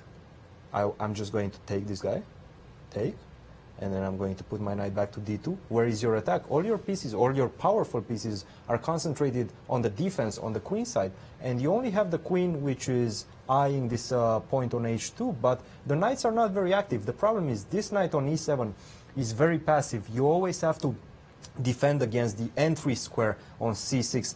Perhaps at some point we might see an exchange sacrifice with rook c6, knight takes c6, rook takes c6, and then a concentration camp on the d5 pawn. This is not looking good for black. Especially after 92, if you liquidate. Right. Yeah. Well, again, as Cristian was saying, the one very good piece that Magnus can cling to is his knight on e4. It makes sense to trade. good chess is as simple as saying, you've got a good piece. And I don't I'll take it. I'll trade it off. Doesn't, you know, and Hikaru doesn't have a great piece on F3. The knight's not doing anything. And by the way, your intuition is quite right. Queen B5 was played. Yeah. Well, I love the posting up. I thought that Rook C2 might have been a half tempo, that he could have played Queen B5, so that in case of Rook C7, he would have gained a tempo. But with the Queen on B5, which, by the way, is really, I mean, that's boss. That's boss. That's a great queen. Magnus's attempts on the king side, G5, they look, quite frankly, ridiculous. I mean, you know, that is a pawn weakness that could really come back to haunt him later in the game. Yes. What has happened after Queen B5? I just saw a move. Queen D7. Queen D7. Like I was saying, boss. You really Black don't want to live with this. Maybe his idea is just to go, you know, with G5, H, you know, prepare it for an endgame, get some counterplay with H5, and maybe and then just take the space. Yeah. And then the problem is, in any endgame, whenever you're going to play H5, I'm actually going to challenge that with H4. And if you play G4, your F4 square is going to be extremely weak. If you let me take on G5, then I'm just going to take on G5, and then the E5 square is going to be very weak. So H5 in general is a double-edged move. I wouldn't recommend it. It. Easily backfire. Yeah. Yes, exactly, backfire. Nice word, by the way. I love that word. That could easily backfire. So after a trade of queens, I'm not suggesting that King F1. I just wanted to put that. Yeah. I very much like the idea of moving this knight to greener pastures and being able to play F2, F3. I'm just not sure where my knight might be best placed. Let me just throw out a very kind of a warped idea of, you know, dancing and prancing my knight to the G3 square, because I like eyeballing the F5 and H5 square. I'm not sure. Maybe I should just, you know, bite the bullet and play knight D2, as you both have been prescribing, and following that with F3 and just kicking Black's knight. Again, Black has one great asset, the knight on E4, and if you can get rid of it, it's not a bad idea. Cristian. Yes, absolutely. But looking a little bit, the longer I look at this position, the more I start to understand where Black is trying to get, and that is, he wants to bring the king to the center. King F7, King E6, and then just stay like this. Say, okay, what are you going to do next as white? How are you going to make any progress? If you make moves such as F3, then you're going to weaken the E-pawn, which is on an open file for Black. So I'm not really sure how white is going to create any sort of new weaknesses, because you need new weaknesses. In this position, the entry squares on the C file are protected by the knight on E7. The D5 pawn is protected by the knight on D7. And after King F7, King E6, I'm not really sure, again, how you're going to make any progress. We'll wait and see.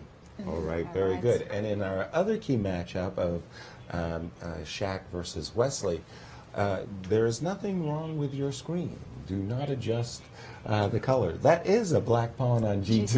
It's not a white pawn. And I love the way that Manami has actually played this way back when we got to this position, this really nice move, and not recapturing. Yes, of course. That pawn on G2 is also a good shield. It's a good, yes. I was right, gonna say. and that tempo of capturing the pawn on G2 can always be taken, but unfortunately for ourselves, the pieces and pawns are really being hoovered off, and it looks like a draw is the most likely result in this matchup. Shall we just take a look at the game between Etienne and Fabiano, two of the most luckless players in this first Grand Chess Tour, and just look at the all-Russian matchup there, and to see who's going to be climbing out of the cellar. That's the Magnus game.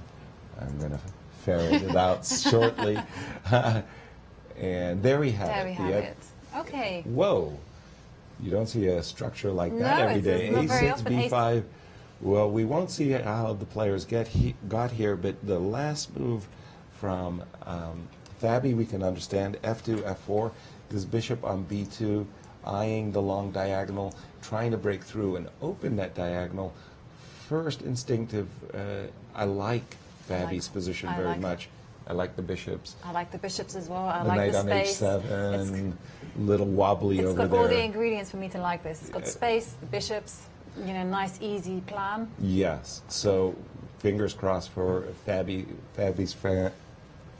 Yes, I mean, you know. I'll get it out. But yes, f4, nice move. Christian, what has your attention? I love Fabi's position. Definitely got the best out of the opening. In this particular case, black played the move rook to e8, and now I would like to force the move e4. So I'm going to play bishop f3. If you play e4, I'm going to go back with the bishop, but now this monster just opened up. The knight on h7 still a very badly placed piece. The knight on f6 is not doing much, and my next few moves are going to be queen c2, rook to d1, then I'm going to transfer my knight either to d4, either b1, c3, and then go to d5. I think I'm going to go to d4 though, because then I can go to c6 and so on. This is a much, much better position for white. Instead of that, I think after bishop f3, rook b8 would be the right move, but unfortunately, you allow me to activate my bishop with bishop c6, tempo on the rook, bishop to d7, and now after f takes e5, d takes c5, bishop takes d7, the f5 pawn will fall, and Fabiano is just going to get a material advantage and hopefully convert. We've seen him having problems with conversion. So I think Fabiano is going to get his first win, but my predictions so far quite wrong. All right, tell us which way to bet. Talking about a conversion, Veselin Topalov has snapped a pawn. He's won a pawn against MVL, and there's a nasty trap that MVL has just set for Veselin. Rook e3, gaining a tempo against white's queen. And winning a piece. And winning a piece. White can break queen amateur d4. player might immediately say, well, thank you very much. I'll defend my bishop on g7. These guys do not give away their pieces easily. No. There is a sudden and dramatic counterattack. Queen h4, threat of maiden one. Queen takes h2. h3, Yasser. Yes, you do. And you allow a rook sacrifice. Rook takes h3 once again with a threat of checkmate in one, and then I have a checkmate in two after you capture the rook. Yes. So Veselin cannot keep the extra piece and will have to drop back with his queen. Then the question is, does black have enough compensation? Oops, excuse me. Does black have enough compensation for the pawn? And the answer is... I would say yes. Yes? Yes. Why? Why? You just like the double rooks? Look at yes, look at those rooks. Okay. The engine says no. No. Okay. The engine says well, don't give up.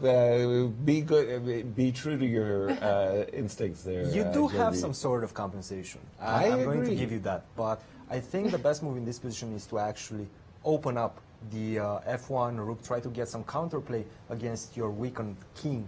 And I'm not really sure what. Queen h4 maybe? Okay. h3. Okay. And now, what are you going to do next? Actually, rook takes h3, the computer says, is very, very close to equality after a move such as rook to e3, the only move in the position. So we're going to see whether he's going to see that. But I think instead of f5, maybe I was a little bit too optimistic, allowing you to play queen h4. Maybe I want to play h3 first. I thought you were going to start with h3 yes, as well. I think it's much better to start with h3. But now, maybe we can go to h4 once again and threaten the move rook takes h3. If you take, this is pure suicidal, because after h takes g5, rook h8, or g3, queen to h1, checkmate in all of the variations. You simply don't have enough defenders around your king. So, yeah, if after a potential h3... I love these romantic lines, you know, queen h4, h3, we just ignore it and mate it down the h line. Right, those rook sacrifices play themselves. So I think there's compensation. I understand the computer says, no, I have all of these ways of dealing with it. I revised my opinion. There is compensation. There is compensation. Jovi, you were right. Yeah. Definitely compensation. I love that. But underneath, you know, at the board, you got a ticking clock. You're seeing these beautiful sacrificial ideas for black. You start to think, well, maybe I should just, after king takes g7,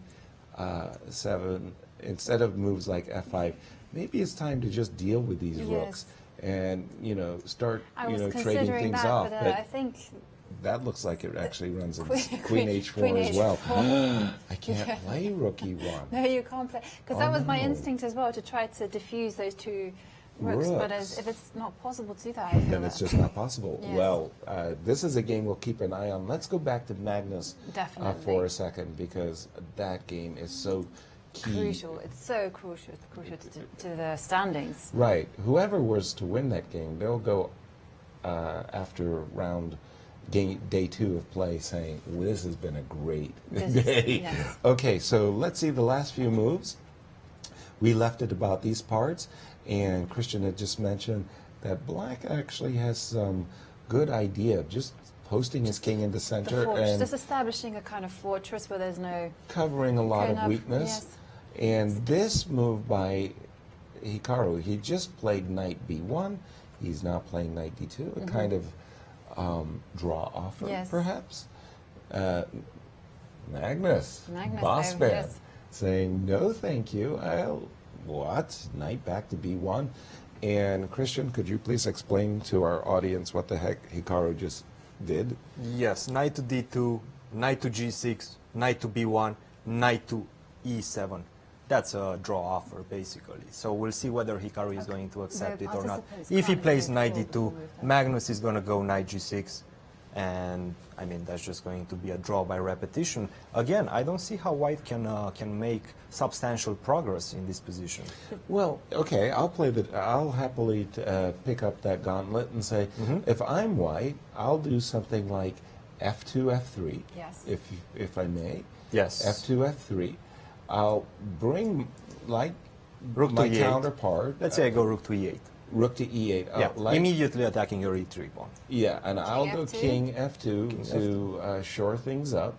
h6. h7, h6, a kind of move that I was actually hoping you were going to play, because the move I was really aspiring towards was the move g2, g4. I'm hoping that if you will take on g4, I might be able to use the h line to some benefit. But one thing I dislike, I don't like this white knight on b1. I don't either. I don't know what it's doing there. So I'm clueless. I would bring it back to c3 and, Well, I was going to put it on d2, because then it can... Go d2, to I was F1 just to wanted to G3. guard c4 and, maybe at the right time, if I'm going to weaken e3, I can go knight f1. Just hold it. But that's a very interesting idea, guys. But do you have a threat after g4? No. But we're just saying you I'm make just a move. trying to figure out how to make progress Then I'm going with to try white. to create my own threats, and I'm going to play the move rook to h8 to go h5. This is why. Yeah. But you remember, Cristian, that it was Hikaru who played knight b1. Yes. Not us. That's on him. That's on him. We want the knight on somewhere else. We admire his play, except for that one. Okay, well, let's just get caught up on the current position and see. There are some developments, guys. All right. Okay. No repetition. So Hikaru broke the repetition with the move b3. Okay, so b2, we'll go back to this moment.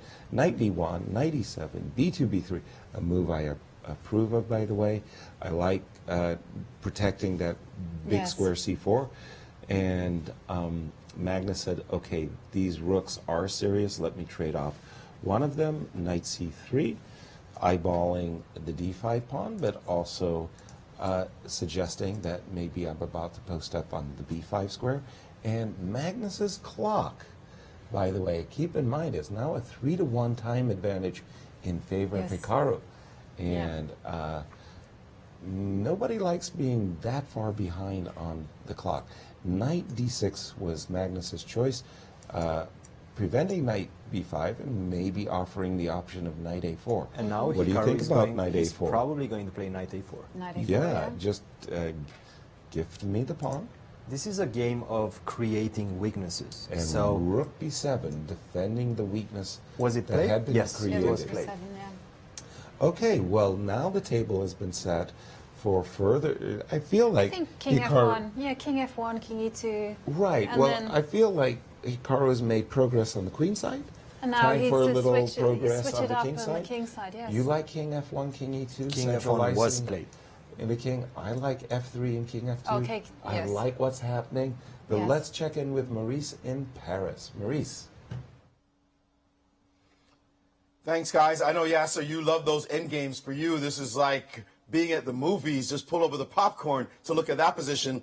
But we like some tactical positions that are sharp and crazy. And MVL is doing one right now against Vasily Topolov. You mentioned that MVL, if you castle queenside, it seems like he gets counterplay. But if you castle kingside, he has to work to maybe get his attack going. It looks like he's got some compensation here.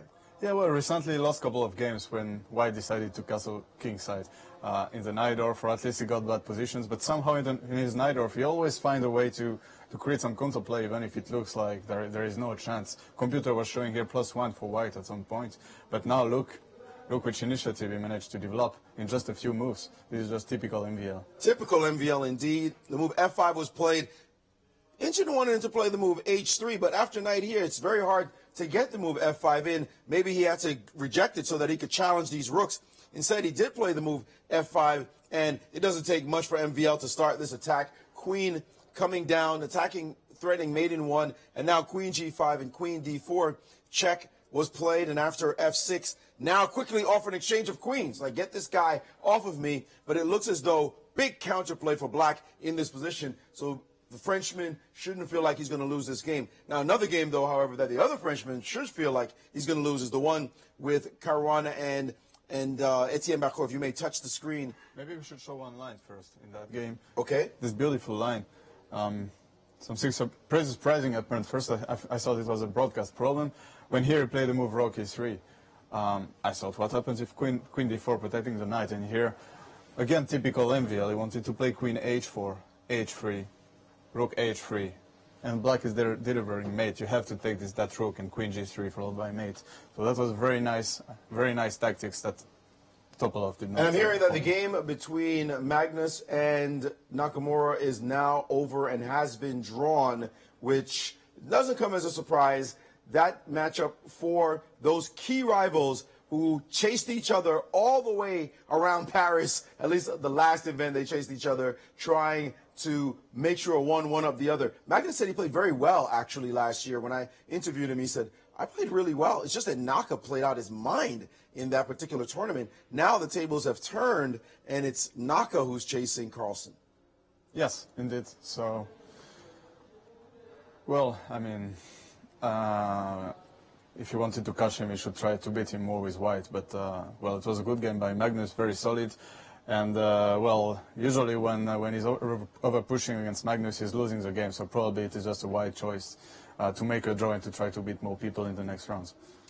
Good point. Now let's take a look at this game between Caruana and Etienne Bacot. It looked like Caruana had such a great position, but somehow he's let go some of his advantage. Well, it still looks very good, I think. It looks to me like the computer is underestimating for white, because, well, still you have this bishop on c8, and white has a bishop pair and pressure on the f5 pawn. It looks very good, but I think a few moves before, I think here he could have played c5 check, bishop e6. There was some tactics, bishop c4.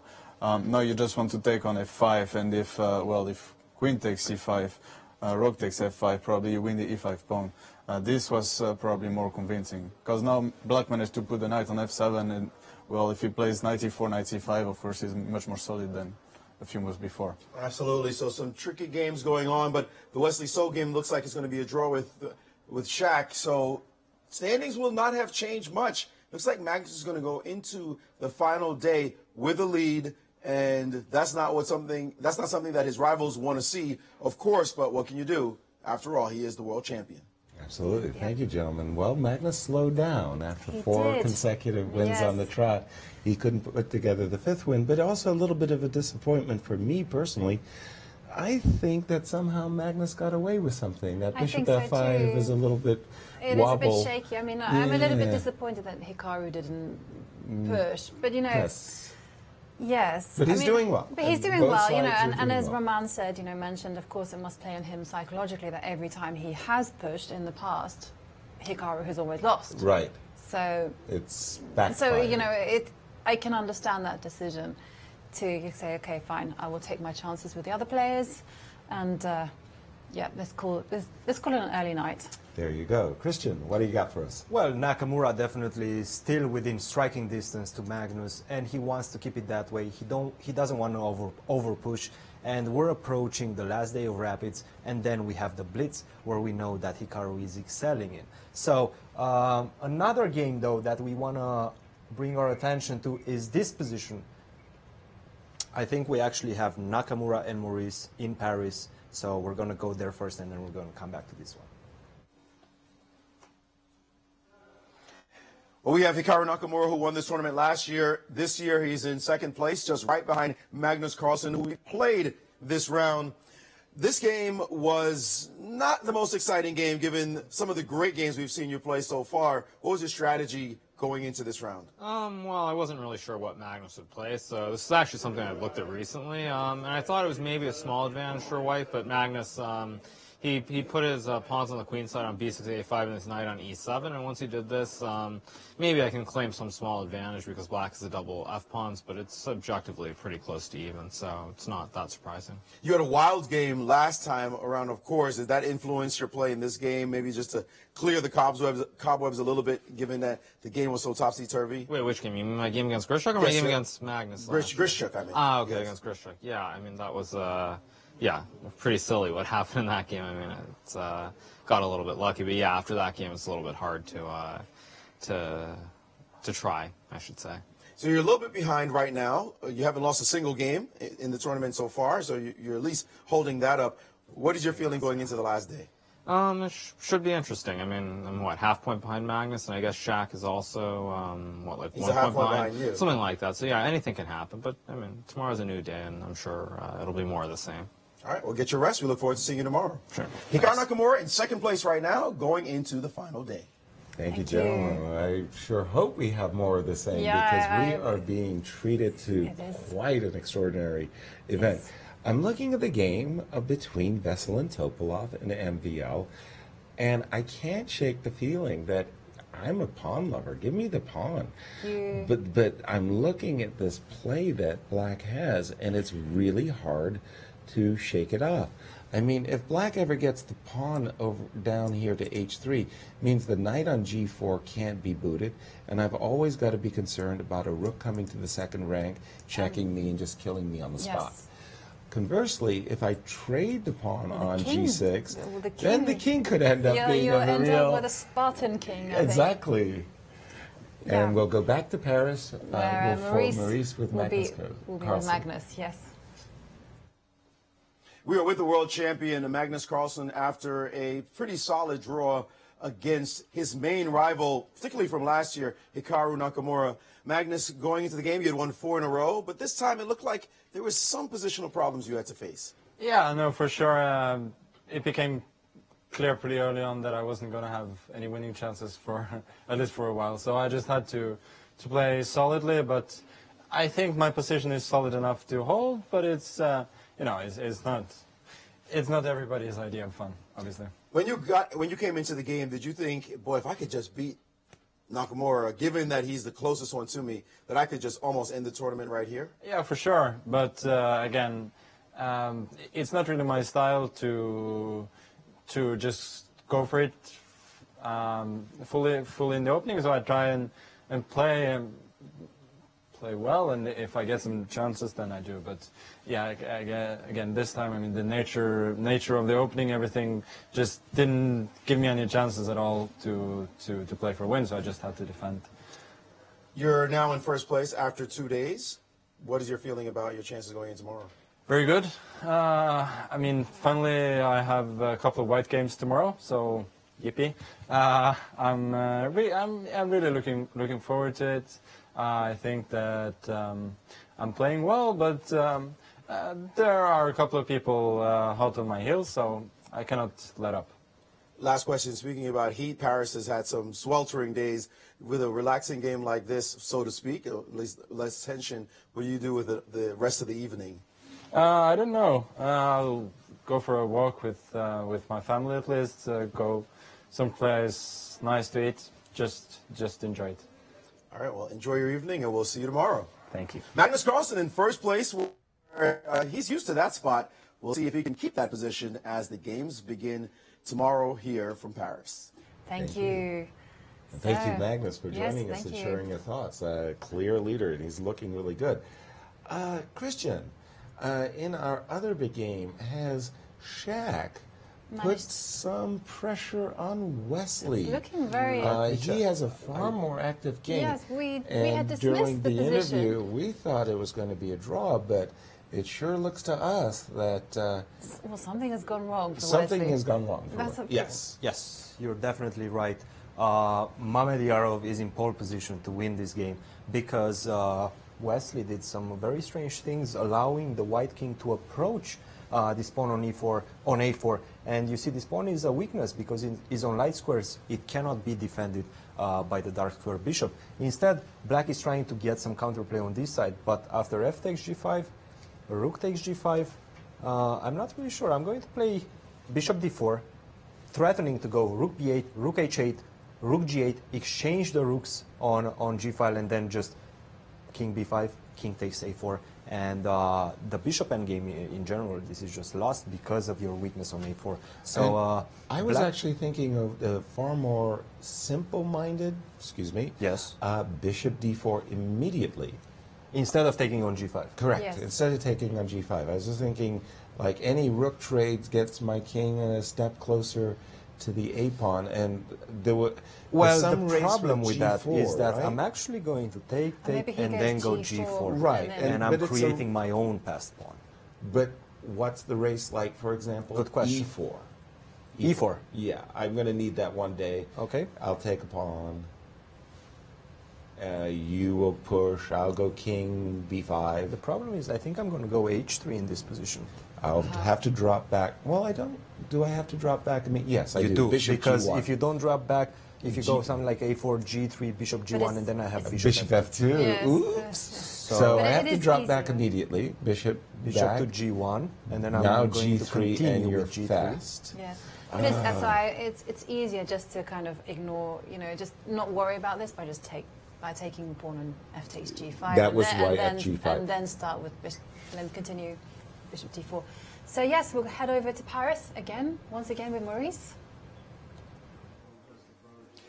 Well, when it rains, it pours, and Fabiano Caruana is just so out of form. It's absolutely shocking. Moves that he would see in his sleep are just passing him by in the night. And right now, another blunder on his part.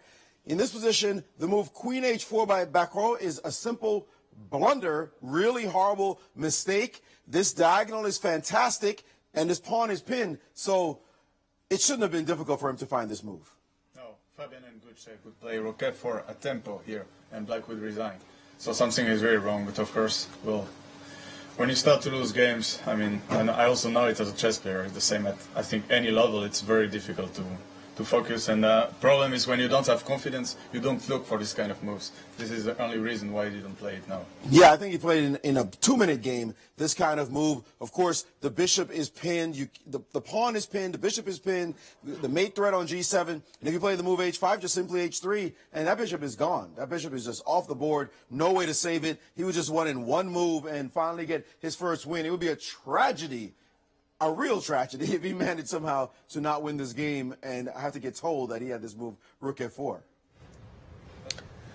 Yeah. Wow, thank you, gentlemen. Talk about stunning misses. Rook f4 is, for a player of Fabi's quality, that's an automatic. I mean, autopilot in your sleep. Very, very hard to explain the atrocious form that would permit him to miss such an obvious The worst tactic. thing is that he plays so brilliantly. He does. Beforehand. Right. Sets up the sets up beautiful with table, ease, you know, with ease, and then misses a move like rook f4. snatches defeat. So I read somewhere, snatches From, defeat from the jaws of victory. Right, there you have it. Have you ever seen anything like this, Cristian, from Fabi? I mean, we are fans. We are Fabi fans. No, we are big Big fans. And this is extraordinary. Absolutely, absolutely not, Yasser. There is one word for, actually a couple of words for that, lack of confidence. And in this position, in my opinion, this is the critical moment of the position after of the game, after the move rook to e8. As I mentioned, I wanted to play bishop to f3. One of my biggest advantages in this position is that your knight on h7 is completely out of the game. So why would you allow the knight to get back to g5 by taking on e5 with a pawn? By the way, the computer actually likes f takes e5, but from a human point of view, this is not a practical decision. After d takes e5, queen b3, knight g5, knight f3, knight f7, knight h4, once again, he missed this move, knight to e4, very, very powerful shot by black. Knight takes f5, queen g5, knight g3, knight d2, and we've seen this huge miss by Fabiano with rook f4. After bishop d3, I think a few more moves have been played. Yes, and we've reached this position, and this is already better for black according to the engines. Definitely not what Fabiano wanted to get. Once again, Etienne Bacrot is a king's Indian player. He likes to attack on the king side.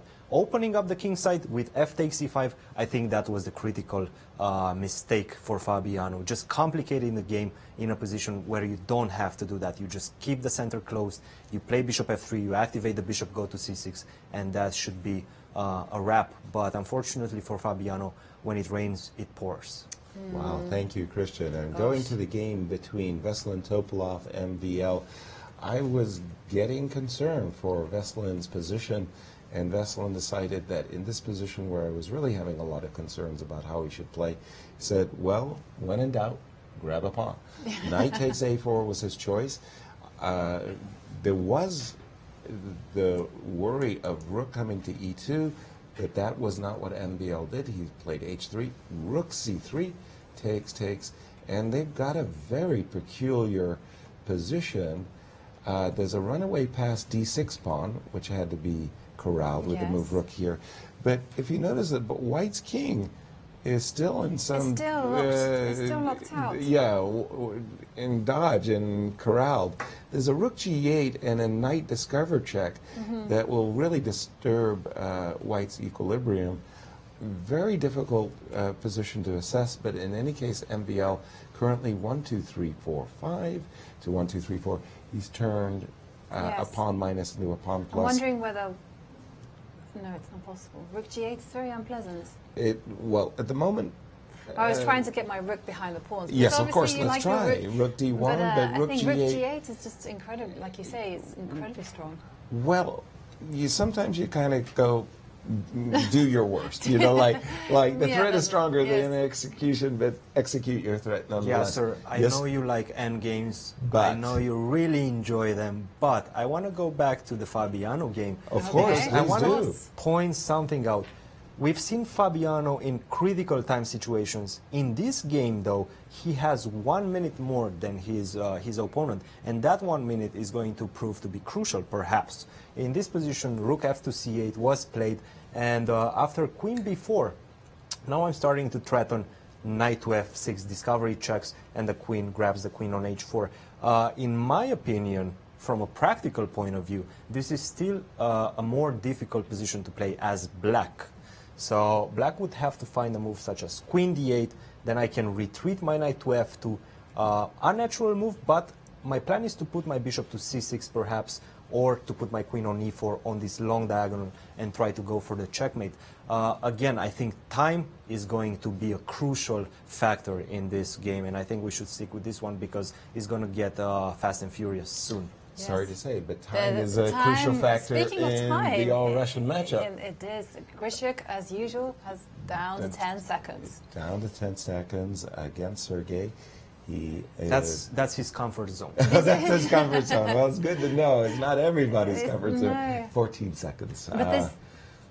Yeah. Well, his time management really is letting him down here, you know, because I really feel with this time control, all you do is you hinder yourself. You don't create, you don't whip up the drama and tension, you just simply stress yourself out.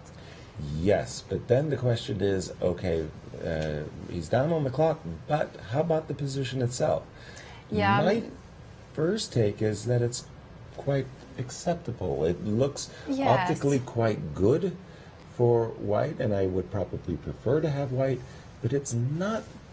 Well, I have to do a bit of rearranging, right? Yes. I have to remove my king from h2 because I'm a little bit concerned with fork tricks. Yes. I understand.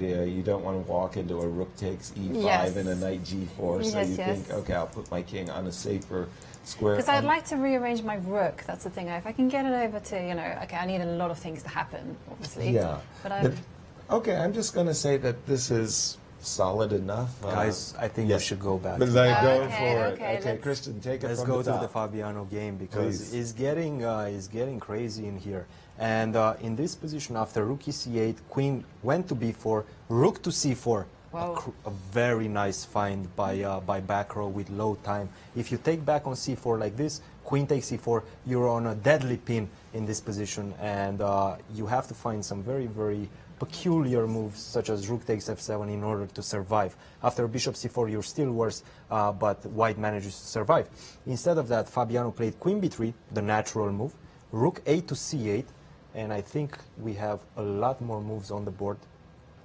Yes, so after rook a to c8, bishop c4 was played, bishop c4, queen c2, and now bishop e6 was a mistake. After queen b1, Fabiano has the upper hand. He should bring the point back home. This is simply a pawn up. The knight on f7 is not very active.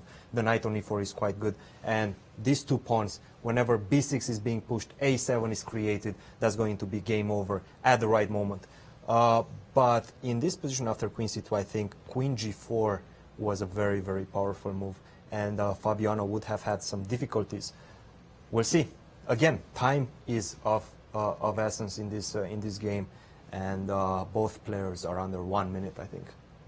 Yeah. All right, thank you. Going back to the other game of our tournament leaders, Shaq did win the pawn on a4, but he had to give up the pawn on h2. Yep. Things are getting very, very, very reduced. 2 pawns each, but the more dangerous pawn is in white's hands. This pawn on a4. Am I saying that right? There's bishop on d8 actually controls. This is probably I was going to hedge for the other one. The other one. You're saying the h pawn might be. pawn. This could actually end up being another rook and bishop versus rook. There's some outlines. There's some the elements contours to that. are there. All right, All right. and another result. We have another result. So MVL defeated Topalov. So we saw that that was a very tricky ending for Topalov. He was in a little bit of a bind. Yes. There was always good compensation. Even our resident pawn grabber. Yes, when he starts to wobble, you know it's good.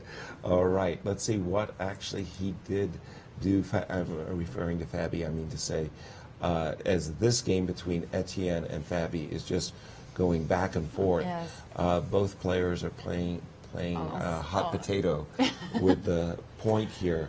And Cristian, the players are down to 38 seconds, Hot 18 potato seconds. it is. Hot potato it is, Yasser. And as we see, Black is trying to concentrate his forces on the king side to try to create some checkmate patterns, perhaps some attacking patterns for sure. And he also placed his rook on b8 to deny this move b6 for white. So in this position after knight g5, I think Fabiano has, well, some moves have been played. So queen f5, rook d8, queen takes c5.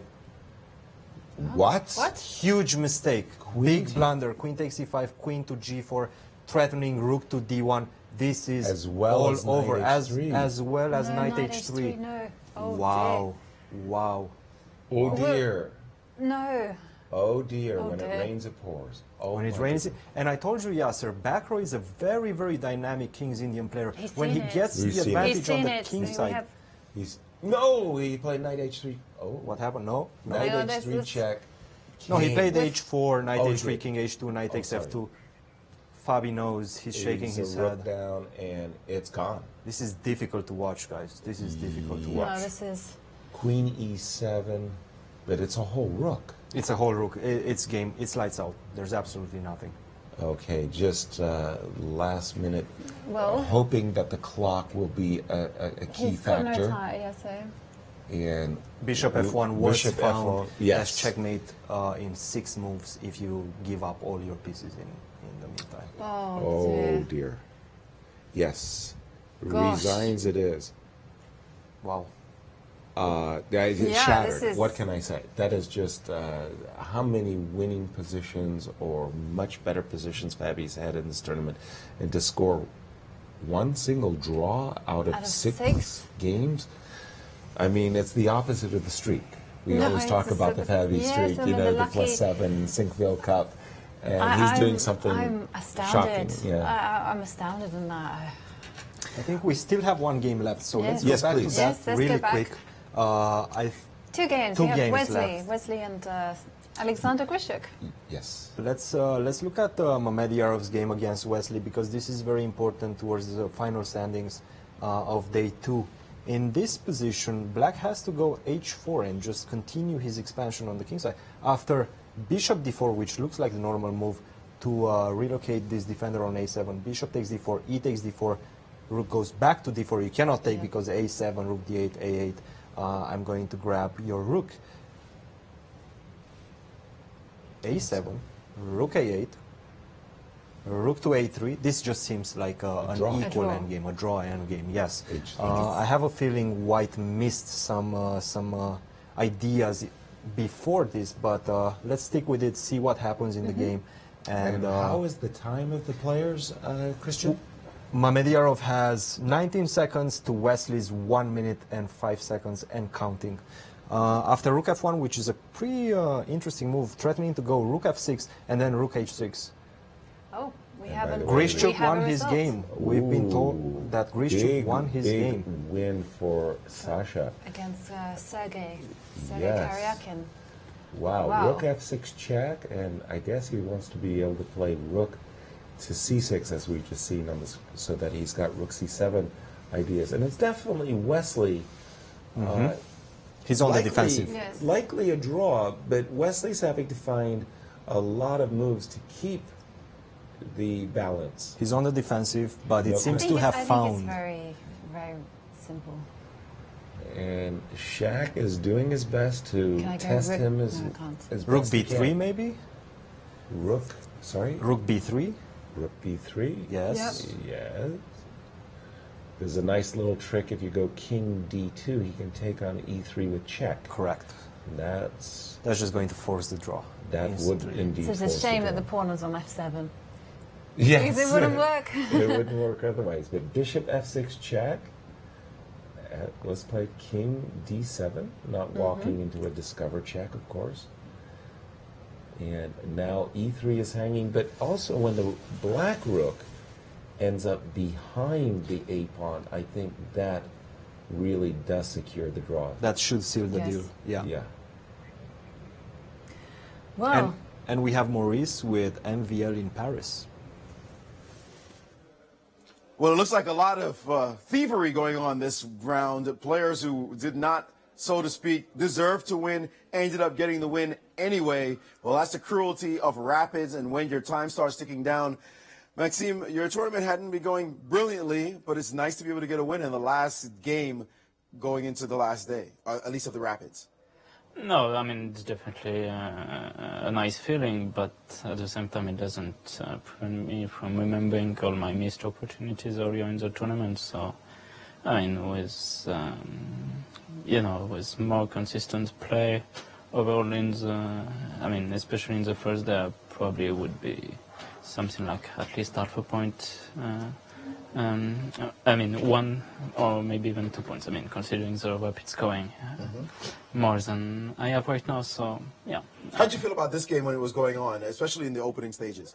It was just a mess. The game was a mess from beginning to the end, and this end game, it gives, I think, dynamic equality for me. But of course, it's tough for both players to play. So it turned out well for me this time. Were you happy when you saw this blunder appear on the board, the move rook e1? Yeah, Did you realize it was just kaput? Rook e1 was a great feeling, especially as I had seen that rook d3 was a decent move, after which I have some slight chances still to win, but it objectively it should be a draw.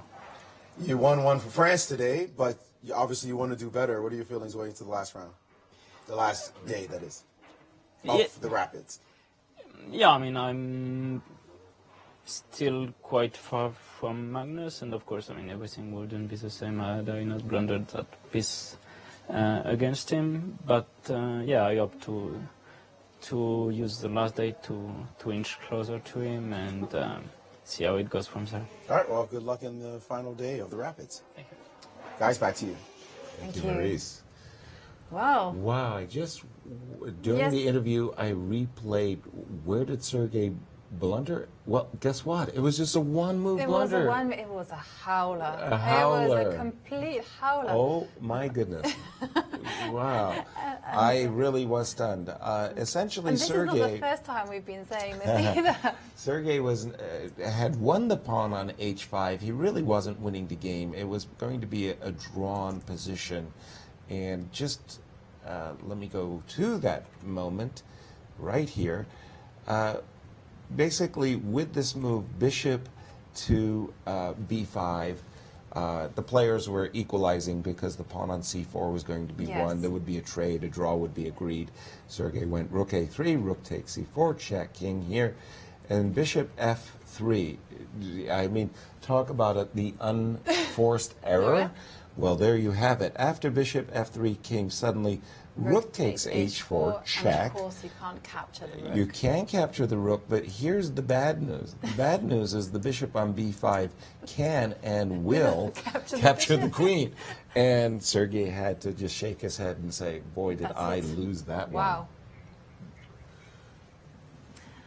And let's go to Maurice and Sasha in Paris. Well, I'd say it's no way to treat your Olympic teammate, but hey, you've got to play the moves when they're on the board. Alex Grischuk defeating fellow Russian player Sergei Karyakin, his Russian teammate in the Olympics. You must have felt a little bit embarrassed taking on h4 and taking his queen. No, actually, I was very happy. No, not embarrassed at all. I mean, I was embarrassed to lose my previous game. Yes, it was embarrassing, but this is not. Were you surprised when he played this move, bishop f3, and you looked and you said, well, yes, I'm just taking a queen? But in fact, you know, because he was playing for a win, completely equal position, for like, I mean, once my rook is on c5, I mean, I'm not worse at all, but he was playing just because of time advantage. But, okay, my moves are very simple. I was just playing king h8, king g8, or like queen a5, queen c7.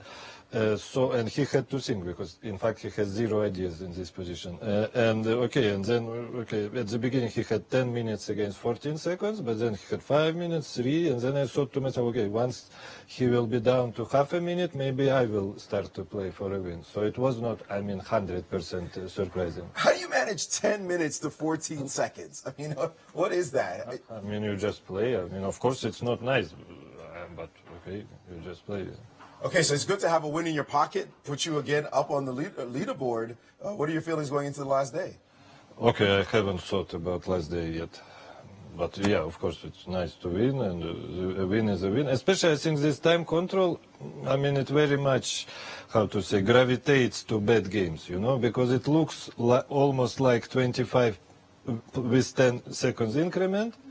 But in fact, it's very, very different from increment control. And okay, when you don't play this time control often, you just get down to seconds, and then terrible things start to happen. Because okay, once you're, as I said yesterday, once you're down to a certain amount of time, you cannot go up. So yeah. Absolutely. Well, you've been handling your nerves well and the time control well. So good luck in the final day of the Rapids. Thank you. Thank you. Alex Grischuk, he said, no, I'm not embarrassed. A point is a point. I'll take it. And that's the attitude of an assassin. Guys, that is. Give me your points, baby. And you heard him complaining about the time control, which of course doesn't favor him. Right. And it is a very big difference between the increments and the delayed. Yes. Because you don't accrue any time, and maybe you're not using all your seconds exactly. delayed. Yeah. But let's take a look at the standings. Yes, after we have to do that another extraordinarily eventful day. I mean, wow. Wow. You know. And oh, by the way, actually, there's the standings. There we have the that standings. So we have Magnus Carlsen again in the lead with 10 points out of 12. He's dropped a point. Right. And right on his tail, though. Hikaru Nakamura with 9. And in third place, Shakhriyar Mamedyarov on 8 points out of 12. What were the favorite picks again? I keep forgetting. Who picked these 3 players? My one is possibly have been. I'm not that far behind. I'm 1, 2, and 4. So you're 1, 2, and 4. Tied for 4th place is Alexander Grishik, and of course the big shock, of course. It was Fabiano. Fabiano again spoiling some winning positions. It's been unbelievable, tragic. I've seen bad. Everybody has bad tournaments, no question about it. I just haven't seen this amount of bad luck all concentrated into a single event. Normally you have 1 or 2 bad games where the luck you didn't get the break. And then the only thing you can do, if I were in his shoes, the only thing I would do is just laugh. Because what can you do? Exactly. You just have to laugh and go, well. Yes. Cristian, your view. Yes, absolutely. We've seen some powerful chess today in the first 2 rounds. Magnus Carlsen, Hikaru Nakamura, Wesley So, not so much because of the game against Magnus Carlsen, but Shakhriyar Mamedyarov had an amazing day today. He pressured Wesley until the last moment, and he barely escaped with a draw. In the last round, Magnus Carlsen and Nakamura decided to play a bit more conservative chess, play for the small advantage, and when that disappears, just accept the draw. Fabiano Caruana, guys, this is unbelievable, and I'm very, very disappointed in what's happening. I really hope he can pull it together, get a strong day tomorrow, and then go into the blitz section with a clean sheet. I really like Grishchuk. Whenever he gets to 14 seconds, that's when he's most dangerous. Listening to his interview, it just sounded like the tales of a time trouble addicted. But right now we have Maurice with back row Etienne after his first win of the tournament. Let's go to Paris. Well, vive la France. First time in the tournament that so far both Frenchmen pulled off a victory, so all of France can go to bed well rested. At least their Frenchmen won it in the end. Etienne, it's been a difficult tournament for you, and it could have been really difficult right now if you had found the move rook to f4. Yes, your bishop would have been off the board. Yeah, it was queen h4 was a big blunder. I just saw 1-2 move later that rook f4 was winning here. But till this moment was quite decent game, I think. Interesting position. What does it feel? What did you feel when you were playing against him? Did you feel like, well, we're both not doing so well. Maybe I get to beat somebody? What to do, eh? For him was the same. For him was exactly the same. Yeah. What do you think a win can do now for you in the rest of the tournament? Okay, it's always good to win 1 game, but it doesn't change. I just try to play good games. And I mean, today I had a tough day because with Karyakin I played f5 a bit fast, and it seems logical, yeah? But it just lost immediately after f5. And with Hikaru I also tried to play more fast, but didn't work. So okay, now I was a bit more lucky. But how was the position if I don't blunder, if I just go queen h5? Well, it looks like black is still worse. Black is worse? A bit in this position, but. One last thought. You're getting a chance to play against these amazing players. Does it still feel a little strange, or do you feel like you're just happy to be here and you want to play well? Okay, it's difficult. Rapid and blitz, it's very difficult. It's a long time I don't play, but still I play some games against good players, against top players. But okay, after many lost, it's more difficult. But okay, I still try to enjoy and try to play good. Well, we look forward to seeing you continue to win some games as the tournament continues. Thank you. Etienne Macron, always a jolly Frenchman, enjoying himself with a win today. We'll see if he can pull out some more rabbits out of the hat as the last day in Paris of the Rapids will commence tomorrow. Thank you, Maurice. The thrills and spills will continue through this second day. Final thoughts, Cristian? Well, first of all, I'm extremely happy to see Magnus Carlsen do well. After a bit of a tumultuous year, after winning the World Championship crown, by a nail. He seems to have lost his mojo, but right now he's back. He's very angry. I think he's going to do very well, and he's going to win the tournament. Shakhriyar Mamediyarov in contention still, Nakamura in contention. I'm looking forward to tomorrow. It's going to be an explosive end to the rapid portion. Back to you guys. Thank you, Cristian. So, Final thoughts from Paris. Yes, we have to get their impressions. Well, 3 extremely tense rounds today, but it seemed to me, Romain, that they started playing some chess as opposed to rapids. At first it was just Magnus, who looked very solid and doing his thing. But now it looks like the rest of them, especially the top guys like Mamediyarov, maybe not Nakamura as much, but it just seems like the games are going a little bit longer, at least as you said before, some crazy blunder happens at the very end, and they're playing more positional moves as the games go on. A little bit higher quality, I think, today. Yeah, I think they're getting used to the time control. First, the time control because it's quick, and also this Bronstein, this delay is quite new to, I think, almost all of them. So probably they get used to it, and well, they start to be able to play normal chess. Were you surprised by anything today? Anything shocked you coming out of any of the games? Yeah, many things, especially in the last round. I mean, well, just of course, this moves like Rook F4, and all these blunders, you know, you see these top guys, 2800s. It looks sometimes that they cannot miss anything, that these things can never happen to them. So that's why it is good to have them to play with short time control, because at least we don't feel alone when we see all these blunders. We know that they also make them sometimes. Makes us a little bit more on their eye level. They look a little bit more human after today, and certainly a number of them did, although Magnus looks like a machine. I don't think he's had one really bad position so far. This one against Magnus, against Nakamura, was not so bad after all, and he's really looking like the favorite, but still, he's got some wolves chasing him. As we go into the final day, we will be ready tomorrow for the Rapids final day, and we'll call it here live from Paris. Thank you, Thank Maurice. you. Well, it's good to know that everyone is human. Absolutely. Even grandmasters, even super grandmasters at that. Just a final thought before we sign off. 30 games. How 30 many have games. been decisive? 19. That's a You knew. staggering. How is that? 19 I out of 30 games. 19 Staggering. out of 30 games. Absolutely staggering. You know, who would think? Yes. Who would have thought? I never expected with this time control that we would see so much action. It's really like they said, we're in a TV studio. Right. Let's play up that, you know, the suspense and the drama. But yeah. Tell you, can't wait for tomorrow. I can't. It's the final round as well. Final day. Final For day. the 3 Rapids. games. 3 games left in the Rapids, and then, yeah, we'll see who'll be in the lead. Yes. We hope you join with us for tomorrow's action. Yes. Look forward to it.